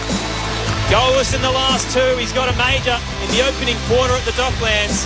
Sherritt into the middle. He finds Doherty who can go. In fact, gives it to Newman by hand. Kick inside 50. Cripps doesn't quite take the mark. In fact, he's been paid an arm chop in the end. Free kick coming the way of the Carlton skipper. He'll line up from 40, slide angle to the left. In comes Cripps. 40 out, slide angle to the left, kicks, and kicks well. And he gives it to Haitley as well. A big bump, and tells him all about it. Back to Chera on the logo, centre wing. Heads into the 50 and spots Curnow. Got some space on Frampton leading out. Takes it in front, 35 out, slide angle to the left. 25-year-old looks back to his best. Comes in, kicks from 40, leans back on it, and it's home. Charlie Curnow opens his account for the evening. This is the 2022 AFL Premiership season. On ABC Radio and ABC Sport Digital. The Blues by 7 at quarter time, 3-3-21 to Adelaide's 2-2-14. Great to have your company on Grandstand AFL, the conclusion to round 8. On ABC Radio and Sport Digital. Aaron Bryans, Andrew Mays, Brent Harvey, Brad Sewell, Lauren Borden with you. The text line, if you'd like to get in touch, 0437 774 774. Earlier today, Melbourne defeating St Kilda by 38 points. Pickett and Brown had 3 goals each. Ed Langdon had 39 touches. Clayton Oliver 38. 17 of those contested. The Blues roll on 8-0. Great start to season 2022. On the text line, Talia in Ararat says, seriously, when is Adelaide going to get a new coach? Maybe Alistair Clarkson and some quality trades. We've lost more than we gained. I don't actually agree on that, Talia. From what I've heard inside the four walls, they're very happy with Matthew Nix. The improvement has been clear this year. Jordan Dawson was a good acquisition as well. He's actually leading the disposal count this afternoon with 10. Adam Chera has 10 for the Blues as well. Keys with 8. Sam Doherty with 8 as well. Bill also says the Crows need to start hitting targets in the middle of the ground by hand or by foot. Sully, Boomer, what did you make of the opening quarter? Well, we've got a game here. It's entertaining first quarter football. Defensively, both sides were pretty good. Adelaide managed to hem Carlton in and probably didn't make the most of their opportunities in that first half of the quarter. And Carlton were really patient. Happy to build up slowly off half-back until they found some overlap run and until they could find some space. And when you've got the likes of Curnow and McKay in particular providing options down forward, and with time and space, they're going to be particularly hard to beat. But all in all, it was an entertaining first quarter, Boomer. Yeah, I totally agree. I think the Crows actually started really well, kicked the first 2 goals of the game, and that's what you've got to do when you come into state, Sully. You know the crowd's going to be 95%, maybe even 99% here, Barry, for Carlton. So you're going to silence the crowd. And I thought they did quite well. Carlton then strangled hold of the game, got it back on their terms, kicked the next 3 goals. And I actually thought, so I don't think... it's funny, I didn't think Cripps had a huge impact on the game. You look at the stats and he's had his 7 touches and kicked the goal. So I thought Haitley actually did okay around the stoppages. I mean, so much of what Cripps does is on the inside and you don't really notice. And he's got those quick handballs out to the runners. I thought Big Kennedy, he was good around the ball and up across half back. And Dawson, when the Crows can get the ball in Dawson's hands off half back, his delivery by foot is exceptional. So they'll be looking to funnel through him a little bit more often. I looked at that game just then. I'm just sort of thinking how you dissect it. It's sort of like 2 boxers going in and just jabbing, waiting for someone to throw that big punch. There wasn't a lot of quick ball movement. Adelaide did a really good one from a kick out. But they've been really composed and slowed. I'd love to see a couple of more handball receives and get the ball down. I think I might have mentioned through that quarter that Tex Walker had a really good position on who was it? Wiedering. Thanks for that, Maisie. On Wiedering, and they're a bit reluctant to get the ball deep inside. So if Crows can just go a little bit quicker, I reckon they can score a couple of more goals just on the back of that. So Cripps has 7 touches, 5 of those contested, plus his goal, 3 score involvements as well. Carlton leading the inside 50 count 18-11. The disposals 60-53 as well. Contested possessions pretty split. 33 Carlton, 32 Adelaide.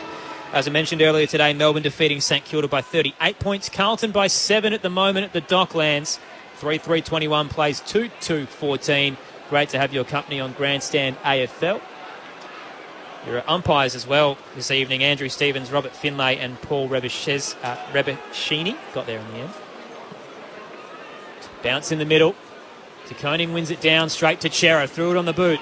Up towards the attacking 50 for Carlton. Hamill in front position, gathered on the bounce for Adelaide. Wheels away from 3 and heads up towards the city wing. A one-on-one awaits. Boyd against Murphy. Cleared both of them. Through centre wing it bounces. Doherty's waiting at the back. Hands it off to Walsh. Carlton can go again inside 50. 2 1-on-1. Frampton beats Curnow this time. Stuck a fist down. It'll carry towards the boundary line. And Owies will tackle Duday over to ensure it's a boundary throw in right half forward for Carlton. They lead by 7 points. And for Blues fans listening, you'll be kicking to the left of your radio dial, the Lockett end. Opening exchanges in this second quarter. Cripps with another clearance. A high kick up and under inside 50. Again, everyone let it drop. O'Brien was floating back, couldn't complete the mark. Brown, a hand pass to Schoenberg for the Crows. He just gets it on the boot as quick as he can. Rochelle was presenting, came hard at the ball, dropped the mark though.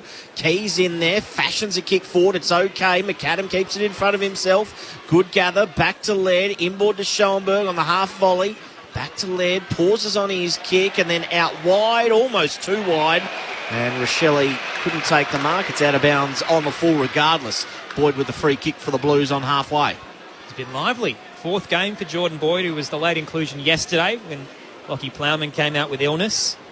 Mid-season draft pick from Footscray. There's a few that have come out of there. Up towards right half forward. Plenty of players underneath the ball. Knocked down front and square. Kick smothered off Durden's boot. Another boundary throw in to come. Carlton 3-3-21. Adelaide 2-2-14. No score so far in the opening couple of minutes of this second quarter. De Koning will contest against O'Brien. The Crows ruck gets front position. Has plenty of the jumper of De Koning as well. It beats both of them. The back, Carroll couldn't take it either. Bouncing ball, everyone's lost it. Durden finally picks it up, gives it to Walsh. Handball out to his skipper, Cripps. Just inside 50. Nunes can go for a run. Throws it on the boot from 40. Jack Nunes finishes on the tight angle. Carlton get the first of the second quarter. They're up by 13. 4-3-27. Adelaide 2-2-14. 2.5 played at the Docklands on Grandstand AFL. Set up by Welsh around the ball there. Just found a little bit of space. Committed a couple of Adelaide Crows players till they found that outlet, and fantastic finish. It was a beautiful finish, and that's what the crowd sees, Sully. I can guarantee you on the Monday when they go in and they do a mid-review that the work around the ball from their three on-ballers and Walsh, Cripps and Chera there, that they all block for each other. There's a power of work going into how they actually get that stoppage done, and it was a beautiful finish, like I said, but the work was done early at that stoppage, like you mentioned. Seems a stamp that Michael Voss has put on this group as well, with the additions of Chair and Kennedy playing that full-time midfield role. George Stewart, of course, not playing today as well. Walsh in the middle. He smashed in a big tackle by O'Brien. We'll have a secondary stoppage. Walsh a little slow to get to his feet. Eventually he does. Ball tossed up. O'Brien and De Koning again. O'Brien wins it down. Laird dispossessed. Socket forward by the Crows, but straight to Sard. Hand pass to Carroll. He gets to the wing. Left footer goes towards the top of 50. Curnow. Strong hands. And he outmarked everyone. Hit the ground running. Hooks it back. And it just faded late away from goal. Carlton fans were out of their seats. 4-4-28. Adelaide 2-2-14 after 3.5 minutes second term. Seeing glimpses, aren't we? Fantastic contested mark. Great recovery, quick to turn around, and well within his right to have a shot. Duday back into play, chips it to Dawson. Disposal number 11 coming up for the Crows backman. Heads towards the dock side. Long kick up to right half back. O'Brien crunches the pack. Standing in front was Doherty. Shoved an opponent away, which enabled Durden to get a handball back to Chera. Carlton heading towards the 50 once again. Threw it on the left. Chera inside 50. Duday in front. Couldn't claim it against Mackay. Ball spills to ground. Dawson diving onto it along with Mackay. Wrenched out by Duday. Is brought to ground by Cripps. Didn't get a disposal away. Umpires circling for a while and calls holding the ball. Free kick to Carlton and Patrick Cripps. Duday's given it away on the paint of 50. 45-degree angle to the left. Patrick Cripps has a chance at his second. And they take a big kick. What's that, about 55 out from when he kicks? Run around Maisie slightly to the right. Just get that little bit of extra distance. By a metre. The ball will go left to right. You would have run around the man on the mark here. No doubt about that. Cripps with the slow approach. Wheels around in the end. Duday read it, but it didn't matter. Long kick that's straight, carrying it home. Outstanding finish from Patrick Cripps. He's got 2. Carlton up by 20 points. 5-4-34 to 2-2-14 as Cripps makes his way off the field to a standing ovation. Early stages, but the Blue Baggers are up and about. 5-4-34, 2-2-14, 5.5 played in the second on Grandstand AFL. Your experts, Brent Harvey and Brad Sewell. Terrific start, Cripps, hasn't he? What I like, particularly in the first 5 to 10 minutes, was his physicality, Cripps, around the ball. And then going out of his way to physically stamp himself on the game, to hit a body, and clearly his teammates and co-midfielders are following his lead. What a leg. Powerful, isn't it? I've said this for a couple of years now. He'll play. He's such a gun. He's obviously got to stay around the ball, but he'll finish his career. His last 2 or 3 years will be playing at centre-half forward. He's the same height as one of the old-time great centre-half forwards, and he's got that height about him, that physicality. Back in the middle, Walsh had a fumble. Chance for Kennedy now. He wrestles with Berry, who gets him to the ground. Another stoppage to take place. Kicked the last 5 goals, the Blues, after Adelaide kicked the first 2 of the game. De Koning won it down to Walsh. His hand pass was knocked down. Good pressure by the Crows in close. Keys. Berry tries to get to his feet. Held to him, going nowhere. Another stoppage. Attacking side of the centre square for the Crows. Tossed up, De Koning slaps it down in front of Carroll, shrugged a tackle, got boot to ball. Puts it up towards right half forward, bouncing towards Curnow. It was too far wide in the end. Frampton gathered, was caught in the tackle, spun down. Ball hasn't come out yet. The umpire says, my ball. It'll be tossed up just outside the paint of 50, right half forward for the Blues. They're up by 20. Crowds finding their voice. De Koning again wins the ruck contest against O'Brien. Down to Fisher. Gave it off to Chera. Kick smothered by Berry, but he got it again on the second bite inside the right forward pocket. Bounced in front of Curnow. Well held, no free kick. Dawson receives the handball for Adelaide and can clear it out to the city side. Good kick as well to Murphy. Hand pass inboard to Keys, who goes long. Walker's out the back here. Now he just needs to hit the target inside 50. Running back, full flight. Wonderful mark by McAdam. Did not know what was coming the other way. Leapt early, protected the drop zone and took it on his chest. That is full of bravery. That's the handball received at Adelaide I was talking about at quarter time. They can give that one and get the one-on-one to Walker. He's going to win 8 or 9 times out of 10. It was a beautiful kick, and the bravery, you're right, Maisie, was spot on to McAdam. Lewis Young was coming the other way, but McAdam had no regard for his personal safety there. Deserves a goal. With a hard running back towards goal, and he doesn't let his teammates down. Hits that nicely from 45. Just a steadier from the Crows, so they stay in touch. 5-4-34 the Blues. 3-2-20 the Crows after 7 minutes in this second term on Grandstand AFL. There's some blueprint for Adelaide there off half-back. Quick transition of play, and you're right, it was the handball underarms which got Adelaide out into space. And then from there, it was clever use, good decision-making, and McAdam, a terrific mark back with the flight, not knowing what was coming. It's usually the way, so if you can get that one handball received through that middle of the ground, you beat the man in the mark, you break a line, the ball goes in, usually to one-on-one, because you're bypassing their spare most of the time. So Carlton by 14 points. Earlier today, Melbourne defeating St Kilda by 38. On the text line, Nicole says, go Blues, driving home to Perth from Corrigan after spending Mother's Day on the farm. That sounds like a nice Sunday. High bounce in the middle, favoured De Koning, who got the tap down. Straight towards Carroll, who gives it back to him. The Blues are up towards the top of the goal square. Curnow, arms chopped, free kick.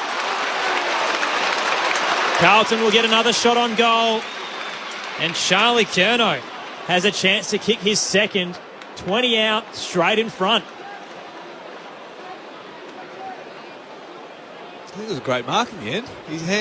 His arms were chopped, but second by the cherry, and he held on to the mark. Unfortunately, they haven't paid it to him. It's just a free, but he'll take it if it's a major. Kicks from 30 and delivers. Straight over the goal umpire's hat. Charlie Curnow has 2. The Blues had 3 of the opening 4 goals in this second quarter. They're back up by 20. 6-4-40 plays 3-2-20. 10 minutes played on Grandstand AFL.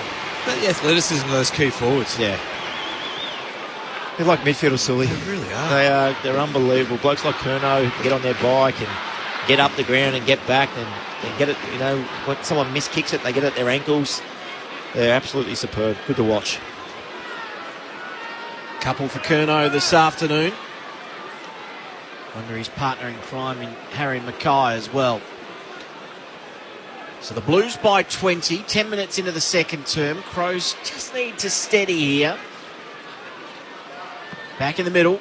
Good bounce by the umpire. Silvani against O'Brien. O'Brien won it down beautifully to Berry. Low kick, floater inside 50. Almost worked. Not able to take the mark was Gallant. Now a chance at ground level. Rochelle becomes the tackler. Ball going nowhere. Stoppage inside 50 for the Crows.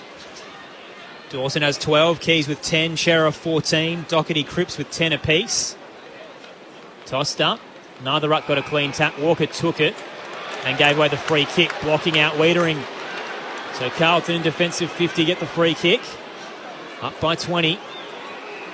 Jacob Wiedering, who got on the scoreboard, one of 10 individual goal scorers last week for Carlton. Pops it short to Lewis Young. He's in the left back pocket and heads back inside to Wiedering. Called to play on. He'll head out towards the city side wing at right half back. It's taken by Nunes. On the chest. Low down the line. He'll find Walsh. Wheels and goes quickly. Looks for Doherty. He's outnumbered. Chase Jones did well to spoil out a play. And again, there's a bit of biff.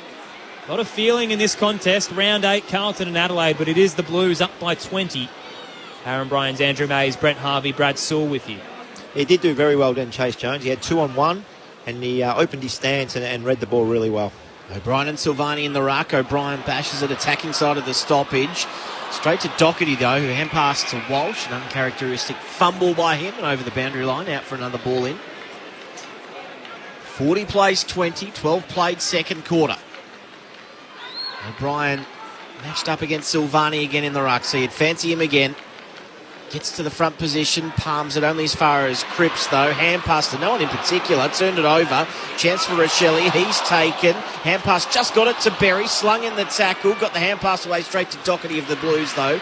Now to Cripps by hand to Nunes. Back to Cripps, who tries to use a little bit of his pace. He gets around a couple. Hand pass to Boyd is long. Curnow the target, came from 3 deep. Tapped it to the advantage of Owies. Owies taken in the tackle. Still got the hand pass inside 50.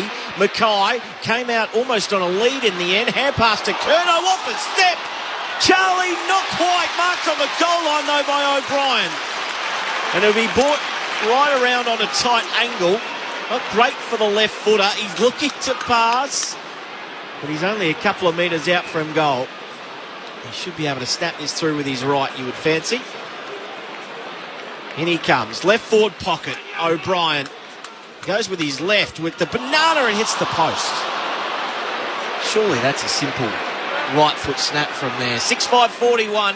3-2-20 the Crows. Margin 21 points after 13 minutes. Second quarter.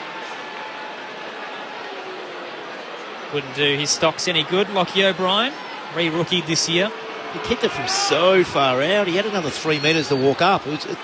They're the simple ones, Maisie, on the goalpost.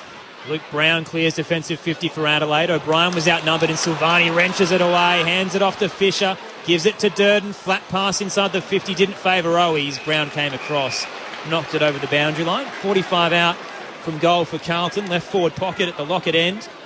They're up by 21. On the text line, Sarah in Geelong says, help, I'm a poor Collingwood supporter in a car with 2 Carlton supporters and they're too loud. Get up and about. Carlton's firing this year. O'Brien takes it out of the ruck, was tackled by Cripps and dropped it. Play continues. Cherra's now wrapped up by Schonberg. 40 out from goal. 45-degree angle to the left for the Blues. We'll get a ball up. Mackay to take the tap this time against O'Brien. O'Brien wrestled him out of it. Tap back towards Mackay, though, who kicks a banana, the big man from 45. His second of the afternoon. You won't kick many better than that. 7-5-47 the Blues, 3-2-20 the Crows. We've played 14 and a half minutes in this second quarter on Grandstand AFL. Talking about athleticism for the big men, and Harry's delivered on cue. What do you think of that one, Sully? It's impressive, isn't it? Big 6 foot, what is he? About 6'5", I think, Big Harry. Every bit. Picks up the ball, couple of steps, left foot banana, if you don't mind, from about 40 metres out. Unbelievable. Been a great patch of footy here by Carlton. It has been. And I'm thinking Adelaide don't appear to be doing too much wrong. Carlton have just dominated around the ball. Their key forwards are starting to look really dangerous and get active and getting their hands on it in the forward 50, and both of them use it so well, Curnow and Mackay. 4 goals to 1 in this second quarter to the Blues. They're up by 27. In the middle, O'Brien against Silvani. Beat him, took it out of the ruck, was pants, but got a handball away. Uses Carroll into the 50 for the Blues. Curnow in front position. Frampton spoiled it down from behind, and Jones just fists it clear. Sat up at left half forward for the Blues. Gathered cleanly by Fisher. He uses O'Brien. Sold Kennedy into a bit of trouble. He was caught in the tackle and just stepped over the boundary line. We toss back into play left half forward for Carlton, up by 27. 7-5-47 plays 3-2-20. 16 played in the second quarter on Grandstand AFL. Toss back into play. Silvani again got rid of O'Brien in the ruck. Kicks inside 50. Deep entry. Mackay couldn't get to it. Big fist over the top by Butts. Did well enough to clear the immediate danger. Fisher there for the Blues. Hand pass to Owies. Owies snapped to Cripps. One hand, couldn't grab it. Became the tackler. Dispossessed Laird. Now a chance for Brown, who just hacks it out of defence, but it's coming back. Doherty takes the mark. Left half forward for the Blues. Disposal number 13 coming up. Pops it short. O'Brien. Still at left half forward, closer to the boundary line. Too far out to score. He's calling for some leads. The Crows have flooded defensive 50. He pops it right into the hole where they're waiting. They both spoiled each other. Spills to Curnow. Got boots of ball under pressure. 40 out from the Blues goal. Berry can mop it up for Adelaide. Handball to Keys. Now out towards the dockside wing. Walker fends off O'Brien with ease. Kicks on the 45 into the square. Over the head. Free kick played to McAdam, who was ripped away from the contest. Adelaide inside the centre. Shane McAdam too far out to score. Plays on quickly. Back towards the dock side. Hits up Dawson. Now closer to half forward. He finds Laird. He'll chip it up into the 50 right forward pocket to Berry. All alone takes the uncontested mark on the chest. 40 out. Tight angle to the right. Good build-up by the Crows. It started with Tex pulling the trigger with a kick inside 50. Hands it off to Dawson. He can load up on the left from 50. Jordan Dawson does it again. He loves a ground-breaking goal, Jordan Dawson. Outstanding finish. Adelaide get one back. 21 points the margin. Carlton 7-5-47. Adelaide 4-2-26. 18 minutes played in the second term on Grandstand AFL. Your experts, Brett Harvey and Brad Sewell. Carlton need to be more aware of that. The best kick for the Adelaide Crows is Jordan Dawson. You've got a young fella having a shot on goal from about 50 out, right on his capability, and you let Dawson just waltz by and swing on his left foot. So they've got to be a little bit more aware of that. Most teams need to be a little bit more of that, but especially those good kicks, Sully. He certainly is that, isn't he? It's a lovely leg on him. Yeah. Beautiful strike of the footy. Carried every bit of 55 as well. Dawson kicked the goal off the siren early on in the year, didn't he? Yeah, beautiful. Good way to make your first impression on a club as well. De Koning won it down only as far as Laird, though. High kick inside 50. It's a spiral. Wiedering from behind with the fist. Straight to Carroll of the Blues, who stepped out of trouble. Hand pass is aggressive through the middle. De Koning had to bend down to pick it up. He turned it over by hand. Now a chance for Cook. Hand pass almost got to Haitley. It did in the end. Kept on running, did Laird. It's just too many hand passes. They finally find the free man in Riccelli. Right forward pocket hits the post. McAdam fed it to him. And he couldn't quite get the job done. You just felt like one of them needed to pull the trigger a little bit earlier. It was Rory Laird. He was running in from about 45 out. He just didn't have to give that handball. And they wouldn't have had to be hemmed into the pocket if he had a shot. I think he needs to take that responsibility and kick that goal. Blues by 20 after 20 minutes in the second term. Sard plays on, takes a couple of bounces through the left back pocket, heads to the dock side. Hamill spawls from behind in the contest, spilled to Laird. He put his head over the footy and dove straight into Kennedy's tackle. Ball up to come. Just behind right half forward for Adelaide, trailing by 20. And the off-field umpire has noticed something. Free kick going the way of the Blues and Tom DeConey. He'll hand it off to the runner O'Brien. Stabs it down the line to Silvani, right in front of the benches, true centre wing. I'm wondering if that was abuse off the ball. It was, yeah. Yep. The other umpire that was in the forward 50 for the Crows played a downfield one. So Silvani heads towards the 50 for the Blues. Martin can get a run unopposed. Beat him. At the back was Cripps, though. The skipper in the left forward pocket. Hands it to Walsh. What a combination. Tight angle, he kicks across the face. He can't get the angle. And it's marked in the left back pocket by Dawson. Dangerous kick for the Crows. Still in defensive 50. Worked in the end. He hits up Gallant. Very unselfish there by Cripps. I thought he could have had a shot himself. Gallant comes out wide to Frampton. Frampton further afield. Kick towards Cook, who goes inboard. Not too bad either to Brown. Hand pass to the running Jones, who goes long inside 50. McAdam over the top, v. Wiedering. Williams is there at ground level for the Blues. Luckily he had the boundary line, and Keys is there to appeal again. He was appealing for deliberate, I reckon. It's bordering on another free kick here against the Adelaide fill-in skipper this afternoon. He's not happy. He finds himself at the foot of this stoppage. Inside attacking 50 for the Crows. Carlton by 20. Toss back in. Neither ruck got a tap. McAdam tried to stick a hand out. So did Sard. It spills to Cook, who's immediately tackled. Caught by Durden. Ball up to come. Just outside the paint of 50, right half forward for Adelaide. Earlier today, Melbourne defeating St Kilda by 38. Slapped down by DeConey. Put it in front of Williams, who's nudged off the footy by Haitley. Owies becomes the tackler on Dawson. Trying to get a kick off the ground, and he's kicked the shin of Zach Williams, who's in tremendous pain. Meanwhile, Frampton stabs it into the 50 to Walker. Leading out from the goal square, he'll take it. 35 out straight in front. There's some huge concern for Zach Williams. Dawson was on the ground, just threw a leg out, trying to soccer it forward, and collected the shin of Williams on return from an Achilles injury. And now in the hands of the trainers. Meanwhile, Taylor Walker will start in the centre square. 15 goals for the year despite missing the opening month. Leans back on the kick. It's starting right, but does enough. Tex has 2. The Crows with the last 2.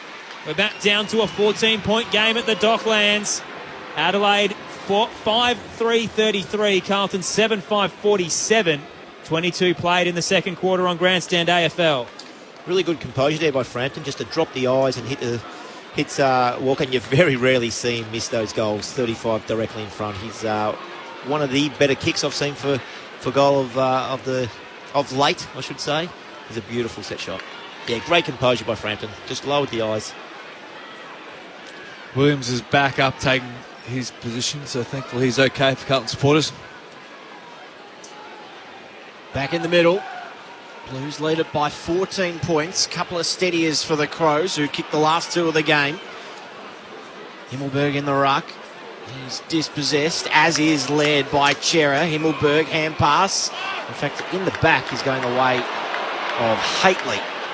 Coops just getting in his back. High kick from Haitley, inside 50. McAdam gets a fly at it. Couldn't take the mark. Laird front and centre. He misses the ball and then becomes the tackler on Carroll. Again, another stoppage inside Adelaide's attacking 50. On the text line, TK in Ballarat says, I agree with Talia's earlier comments about a new coach for the Crows. Heard GWS is getting one, and they'd like one as well.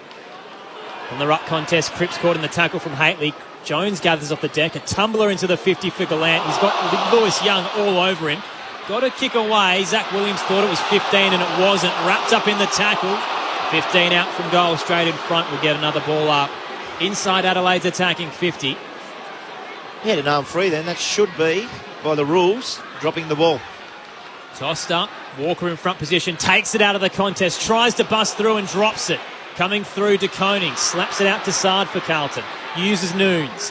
Kicks out of the 50. Mackay a one-on-one. Butts got a hand to it, but went to ground. Mackay stood up, but couldn't control it. And he's pushed all the way into the fence. Takes a seat in the front row. Lauren Borden on the boundary. Zach Williams looks to be okay. He's just getting a rub on his leg now. But more of a concern is Jack Martin, who went straight into the rooms for Carlton. We don't know exactly what for, but the Carlton Blues are down a player at the moment, and Cottrell's warming up as we speak. Thrown back into play. Cripps taken in a tackle. Not sure he got rid of that legally. A throw is paid. Hately with the free kick. Right on centre wing. He can pump this long inside 50. He does. Walker the target from 3 deep. Young was there as well. Might have just stood in front of Gallant. He did, and he's paid the mark. Goes to Carroll at centre half back, and he can go to Fisher, who's out on the wing. Has a Paddock in front of him, takes the mark, spins through the logo, doesn't know what to do. Stop it left half forward, chip it over the top, hits Newman from 55. He'll hand it off to O'Brien into the 50 tight angle. He'll kick across the goal face. He was looking for Noons, who couldn't take it in the contest, and offhand it'll roll through for a minor score on the left-hand side. Carlton up by 15 points now. 7-6-48, plays 5-3-33. Still just over 5 minutes to play in this second quarter on Grandstand AFL. Outstanding work rate by young Jackson Hately then. He was the one that defended that ball and punched it through. He ran 60 or 70 metres outside the top of the 50 when O'Brien got that football. Hinge, low kick, was good till DeConing closed late with a big fist. Goes the way of Butts, who has to dump kick it out of there. It's not the worst result, although it's coming back through Boyd. Kick straight back to Butts, who worked his opponent underneath it and takes a good chest mark, left back pocket for the Crows. He goes short to Hinge. 15 metres out from his defensive goal line. Just pulls the kick nicely. Short one works okay to Hamill. Hamill to Duday. Had a bit of pressure. Williams paid chopping the arms. Duday with the free kick. Centre half back for the Crows. Lucky call there for Adelaide. They were in a bit of trouble. Duday pops it short. Defensive edge of the square to Frampton. It wasn't 15. Had to wheel and go. Down the line, Keys tries to use the body. Couldn't beat O'Brien. Spills to the back. Keys becomes the tackler on Newman. Flicked a hand out for the Blues. Along the deck to Fisher. Then O'Brien over the top for Newman. On the bounce. Carried just on the line. And eventually over. Boundary throw in centre wing. Dock side. Carlton up by 15 points. 7-6-48 to 5-3-33. Aaron Bryans, Andrew Mays, Brent Harvey, Brad Sewell, Lauren Borden with you. Jack Martin's down in the rooms for the Blues. No sub just yet, though. Toss back into play. Beat both rucks at the back. Sard tried to bust through the Laird tackle and couldn't. Dropped it. No free kick. Schomburg gathers, gives it to Scholl. Then Himmelberg around the body for Adelaide. Carried just enough to Keys. Right half forward. He'll race into the square. And on the left, set it up to the top of the goal square. Fly from Dawson. Couldn't take it. Spilled to McAdam. Couldn't gather. Diving back, Boyd fisted it over the line. They want to deliver it, and they're going to get it, the Adelaide Crows. Free kick in the right forward pocket, the tightest of angles. A straight line to the right behind post to Shane McAdam. This will make him work. The human highlight reel, Shane McAdam opens the angle on the left. He's curling it, but it's not enough. So far across the face, it was nearly out on the full. Minor score to Adelaide, back down to 14 points. They're 5-4-34. Carlton 7-6-48. Newman with the kick-in duties for the Blues. Pauses at the top of the defensive goal square. Nunes makes a lead. He goes well over his head to left half back. De Koning from behind. Good positioning there by Himmelberg, and De Koning had to rip him off the footy. So Himmelberg with the free kick. Now he can go long inside, attacking 50. Just sits it up right to the hot spot. 30 out from goal, directly in front. Walker the flyer at ground level. Williams for the Carlton. Short hand pass is okay to Walsh across the face of goal. Newman takes the mark, right back pocket. Nick Newman for the Blues. Kicks across the face to Boyd. Lively in his fourth game for Carlton. Exits defensive 50, finds Durden. Has a runner. Hands it through to Sard. Over the top, popped it short. Nunes takes the mark.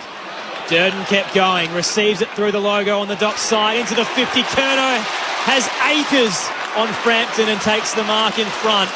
48 out, slight angle to the left. Great transition from half back. It is. It's amazing what quick ball movement does, Sully. It opens up the whole game. We still see teams that want to chip sideways, go around teams. Just go straight through them, but you've got to be quick. So Charlie Curnow starts in the square. Shorter run up. He'll head out to the right side. It's curling towards goal, and he's done enough. Charlie's got 3. Carlton back out by 20. He's swarmed at centre half forward, Charlie Curnow. It's been a great evening so far for him. Carlton 8-6-54, Adelaide 5-4-34, approaching the 30-minute mark of this second quarter on Grandstand AFL. You're right, Boom. It's not rocket science. If you get that ball transition quickly in a straight line off half-back, it just gives you forwards so much more of a chance. And plenty of space there for Curnow to run into, straight at the ball carrier. And again, when he's given time and space to run a jump like that, there aren't too many that will be able to spoil him. We understand, Sully, that you can't do that every single time. But when you've got guys up there with the athletic ability of Curnow and Mackay and these type of guys, they're crying out for quick ball movement. They get him on the lead. He had him by 15 metres then. Ball back in the middle to Koning. He's looking for Kennedy. O'Brien tapped it to the advantage of Berry. Long kick coming inboard, and Wiedering just worked Walker underneath that one. Didn't do Walker too many favours. Oh, Wiedering, almost cut off by Rochelle. Sard takes it and goes quickly. He pulls the kick. It's short. Silvani at left half back. Let's head downstairs with Lauren. Well, it looks like Cottrell might be getting subbed in. He's got his playing jumper on. He's just put his warm-up jumper back over the top of it. We're just waiting for the official substitute, but it looks like it could be happening soon. Silvani to Cripps inside attacking 50. There's a whistle on the contest, and it's going to Harry Mackay. Holding free kick. And the Blues tall forwards taking over in the second term. Man on the mark will be 35 out. Slight angle to the left for Harry Mackay. He's already got 2 so far. Had 4 goals last week on North Melbourne. In he comes on the left. It's flat. It's carrying. And it's home. Mackay has 3. The Blues are up by 26 points. 9-6-60, Adelaide 5-4-34. 32 minutes played in the second term on Grandstand AFL. Aaron Bryans, Andrew Mays, Brent Harvey and Brad Sewell. Warning bells for Adelaide here a little bit. Carlton getting on top around the ball. They're being able to run and carry and getting some overlap through the midfield, and that's really giving the chance for Curnow and Mackay to get on top. Not only that, they're midfielders, they're good players. I think if you play against Carlton and you see Cripps, Chera, Doherty and Walsh on the top of the possession getters, and Curnow and Mackay's kick 3 each at half-time, you think you're probably going to be in a little bit of trouble, so they need to reassess at half-time. 26 points the margin in favour of the Blues. Cripps from the middle. Couldn't break free of a couple of Adelaide tackles, and he's brought down with no prior. Another ball up to take place to Koning and O'Brien. O'Brien wins it. Straight to Doherty, though. Hand pass to Williams out the back. A high left foot kick over halfway. Again, no mark taken. Silvani there. Reaches over the top. Tries to extract the ball. Duday's caught underneath. And he's going nowhere. Another stoppage to take place. Quick ball up. O'Brien slapped it down looking for Keys. Kennedy was in front of him, though. Couldn't control it for the Blues. Walsh caught up in a tackle from Berry. Ball up in the same position we started. Attacking half for Carlton. Kicking to the Lockett end. Knocked down by De Koning. Put it in front of the path of Cripps. Just busted it through towards Kennedy. Tumbler up to half forward. Hinge was there. Durden immediately wraps him up and brings him to ground. Ball up just inside the centre square. Behind half forward for the Blues. Up by 26. De Koning pushed out of it by O'Brien that time, who scrubbers a kick forward. Williams back with the flight. Did well enough to get the hand pass to Newman, who flares it out wide. Now, Young wasn't paid the mark. Gave it to the running Sard, though, who goes out to left half forward. Mark taken by Chera. Chera thinking about going long as well. Dying stages of this second term. He puts it to the hot spot. Mackay third in line. No mark taken. Curnow the rover. High kick. It's going to go out of bounds on the full. In fact, Duday went for the mark. Kept it in. Luckily, had the composure to regather and give it to Jones, who takes one bounce. Thought about a second. Great hand pass to Keys as well, and they're away here, the Crows. Keys a short pass. He finds Walker left half forward. Last few seconds of the quarter, what can Tex do? He heads to the left forward pocket. Gallant had space, but the clock will beat them. Heartbreak for the Adelaide Crows. They've fallen over in this second quarter. Carlton up by 26 points at the major break after leading by just 7 at quarter time. 9-6-60 plays 5-4-34. The Blues' top 3 goal scorers for the year are firing. Curnow has 3, Mackay as well, and Cripps has 2. Jack Noons with 1 for the Crows, 2 to Walker, singles to McAdam, Dawson and Rochelle. Dawson has 16 disposals as well. Keys has 13, Tex with 12. For the Blues, Cripps has 16 touches to go along with his 2 goals. Chera with 15 and Doherty with 14.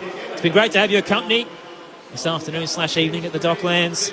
Mother's Day football on Grandstand AFL and ABC Radio and Sport Digital. Aaron Bryans, Andrew Mays, Brent Harvey, Brad Sewell, Lauren Borden with you.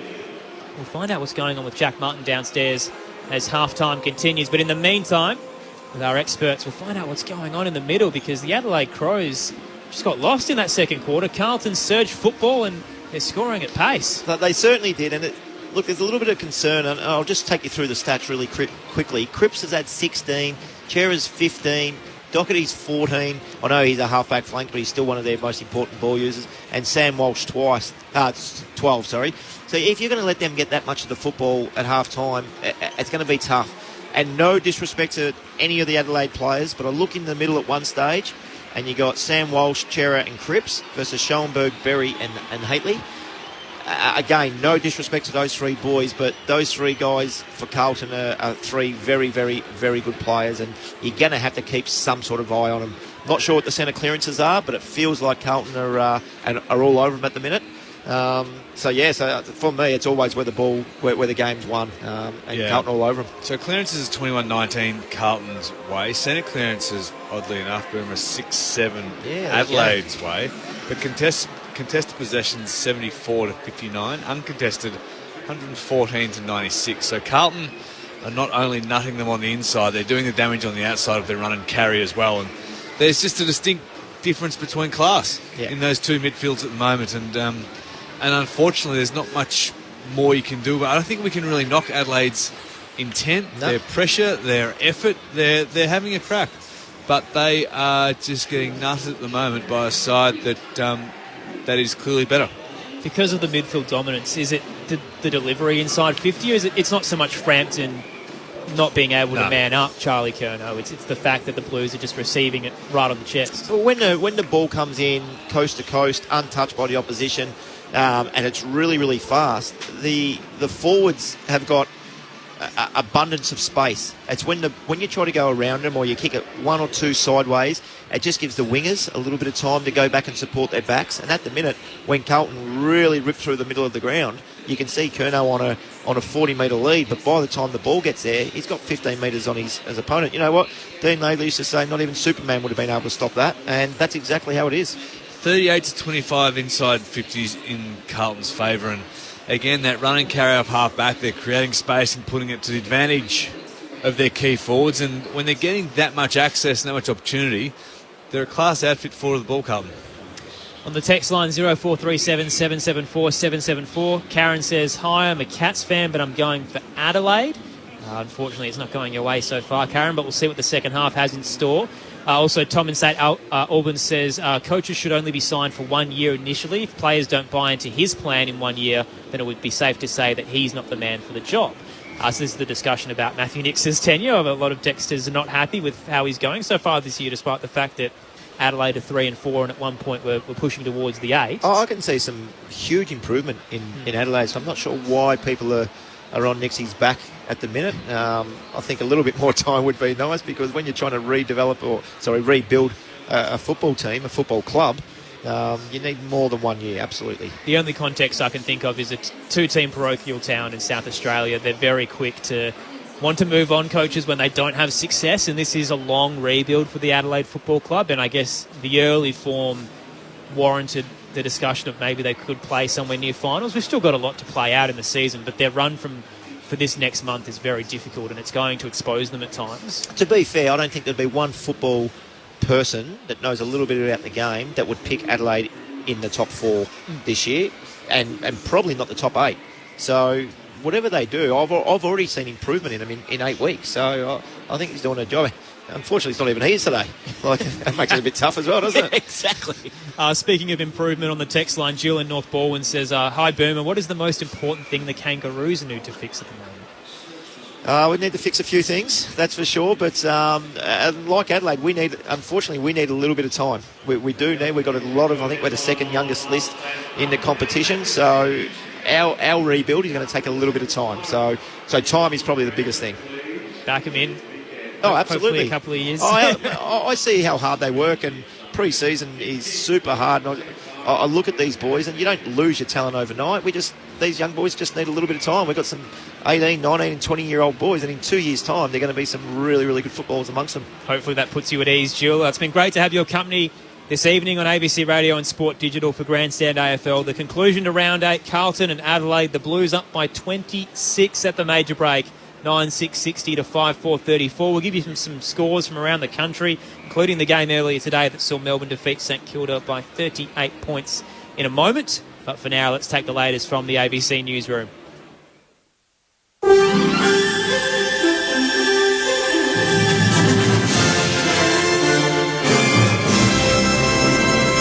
ABC News with Satyam Weinstein. Opposition leader Anthony Albanese is accusing the Prime Minister of reneging on his commitment to strengthen protections for gay students.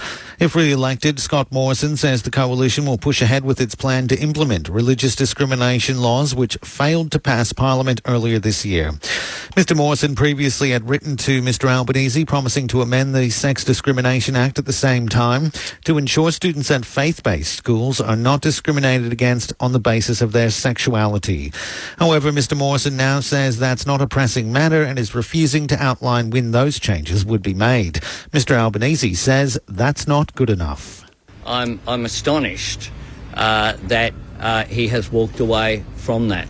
We need to protect people from discrimination, whether it's religious discrimination on the basis or on the basis of people's sexuality. The Australian Electoral Commission has referred a Liberal National candidate to the Federal Police over concerns he may have provided false information about his residential address. Vivian Lobo is the Coalition's candidate for Lily in Brisbane. Mr Lobo's enrolled to vote at an Everton Park address on Brisbane's north side, but the home looks vacant and neighbours say no one has lived there for months. Early voting is due to start on Monday. A majority of Australians believe the federal government should fund a pay increase for aged care workers. Vote Compass reporter Emily Baker explains. Vote Compass asked whether the federal government should commit to funding a pay increase for aged care workers. 82% of voters said yes.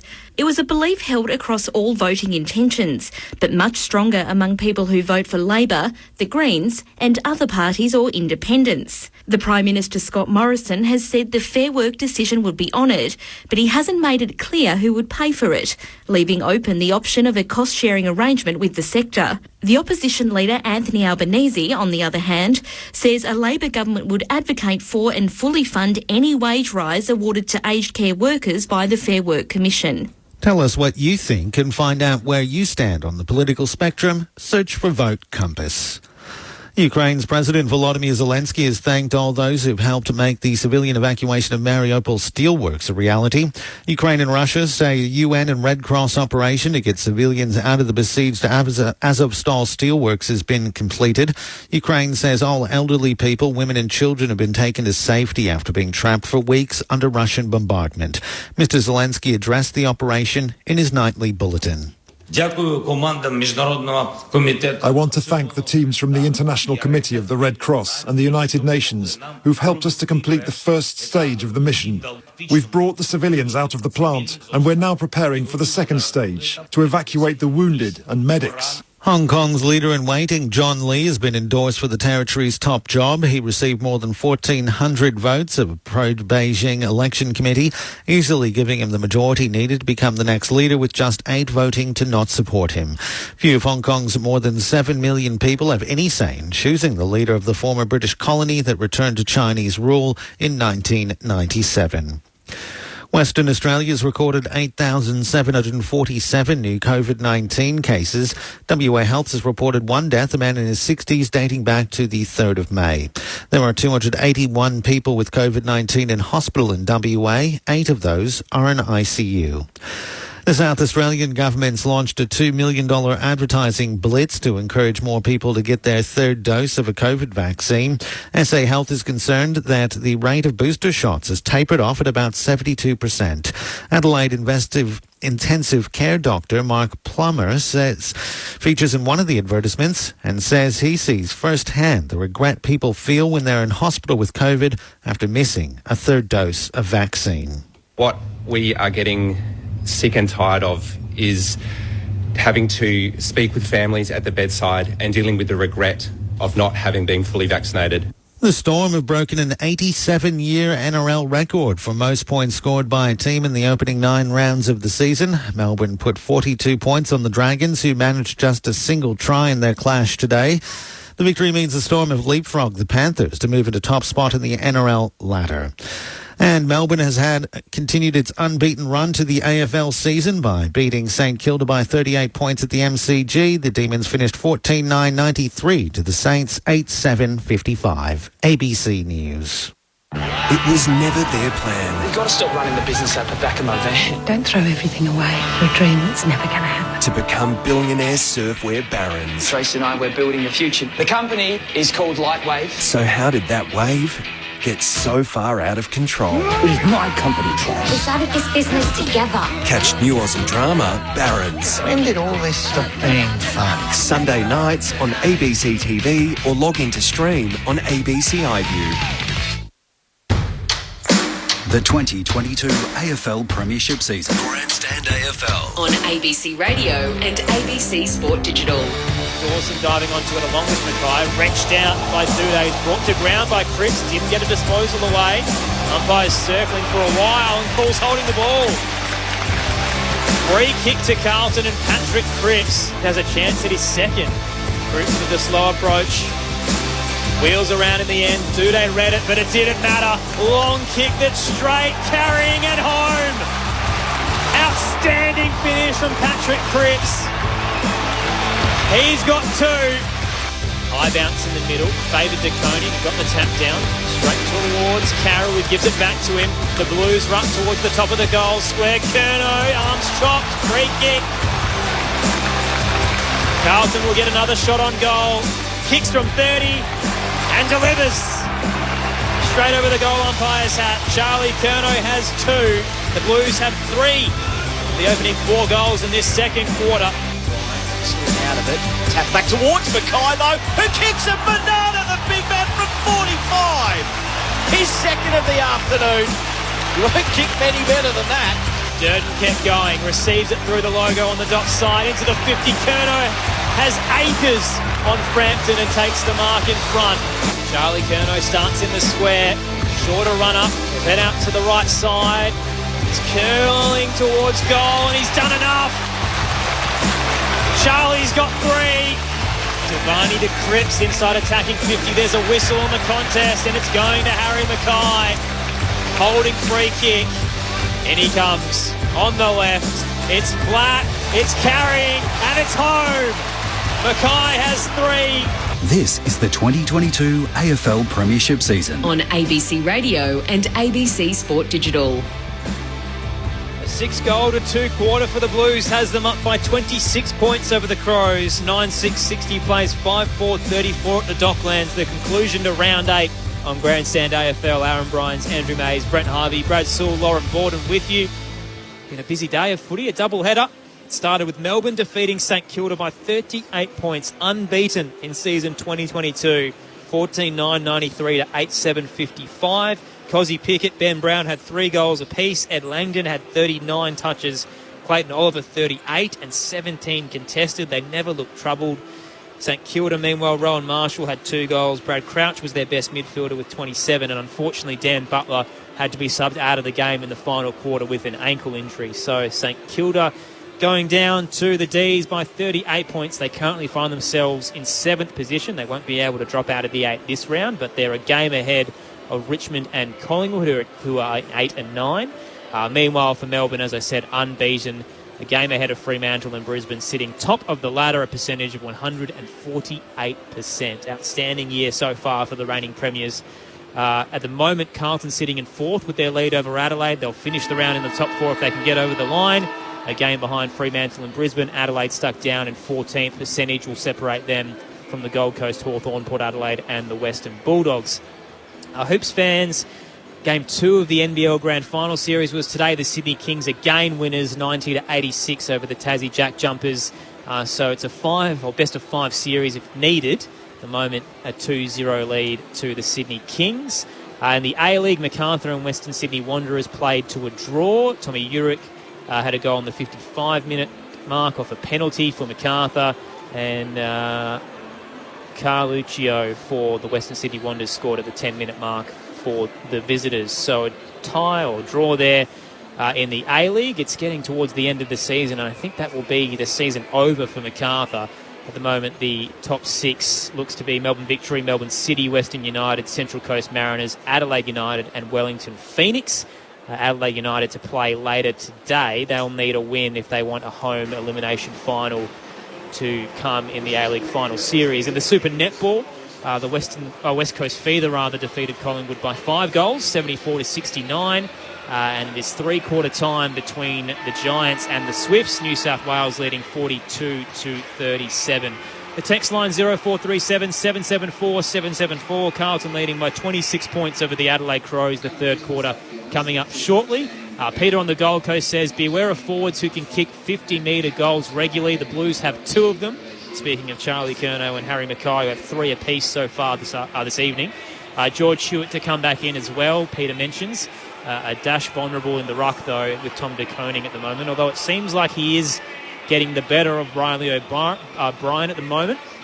The hit-out counts going the way of Adelaide, 25-14, but it certainly felt like the hit-outs to the advantage, which I'll have to check in a moment on Champion Data, is the way of the Blues, because Silvani and de Koning are winning a fair amount of those, straight down towards the likes of Cripps, Chera and Walsh, who have 16, 15 and 12 disposals apiece through the midfield. Also on the text line, Brian from Geelong's giving me a whack. I'll cop it on the chin. He says, hi, Aaron. Think about your ridiculous comment, Carlton kicking to the right of your radio. That is dependent on the position of my radio. Is it facing east, north, south or west? Oh, we could go with the Lockett and commentary ends, but obviously some listeners might not be aware of where they are. I'm talking about if you visualise the ground from the commentary position, which way is your team kicking? That's where I'm going to go with the sides of the radio dial, but that's fine. I'll cop it. If you're a crowd member now, you don't know which end is the Coventry and the Lockett, because the signs are no longer there because those sexy scoreboards, as Gil described. I absolutely love that call. Does it depend where my radio is positioned? Oh, that is grouse. We have some very fun and lively listeners on Grandstand AFL. It's always a pleasure to have your company. It doesn't matter whether your thoughts are pro or against us. Always happy to have your input. Unfortunately for the Blues, we'll head down to Lauren Borden very shortly. There's still no news on what's happened to Jack Martin, but by the looks of things, he has been subbed out of the game for Matthew Cottrell.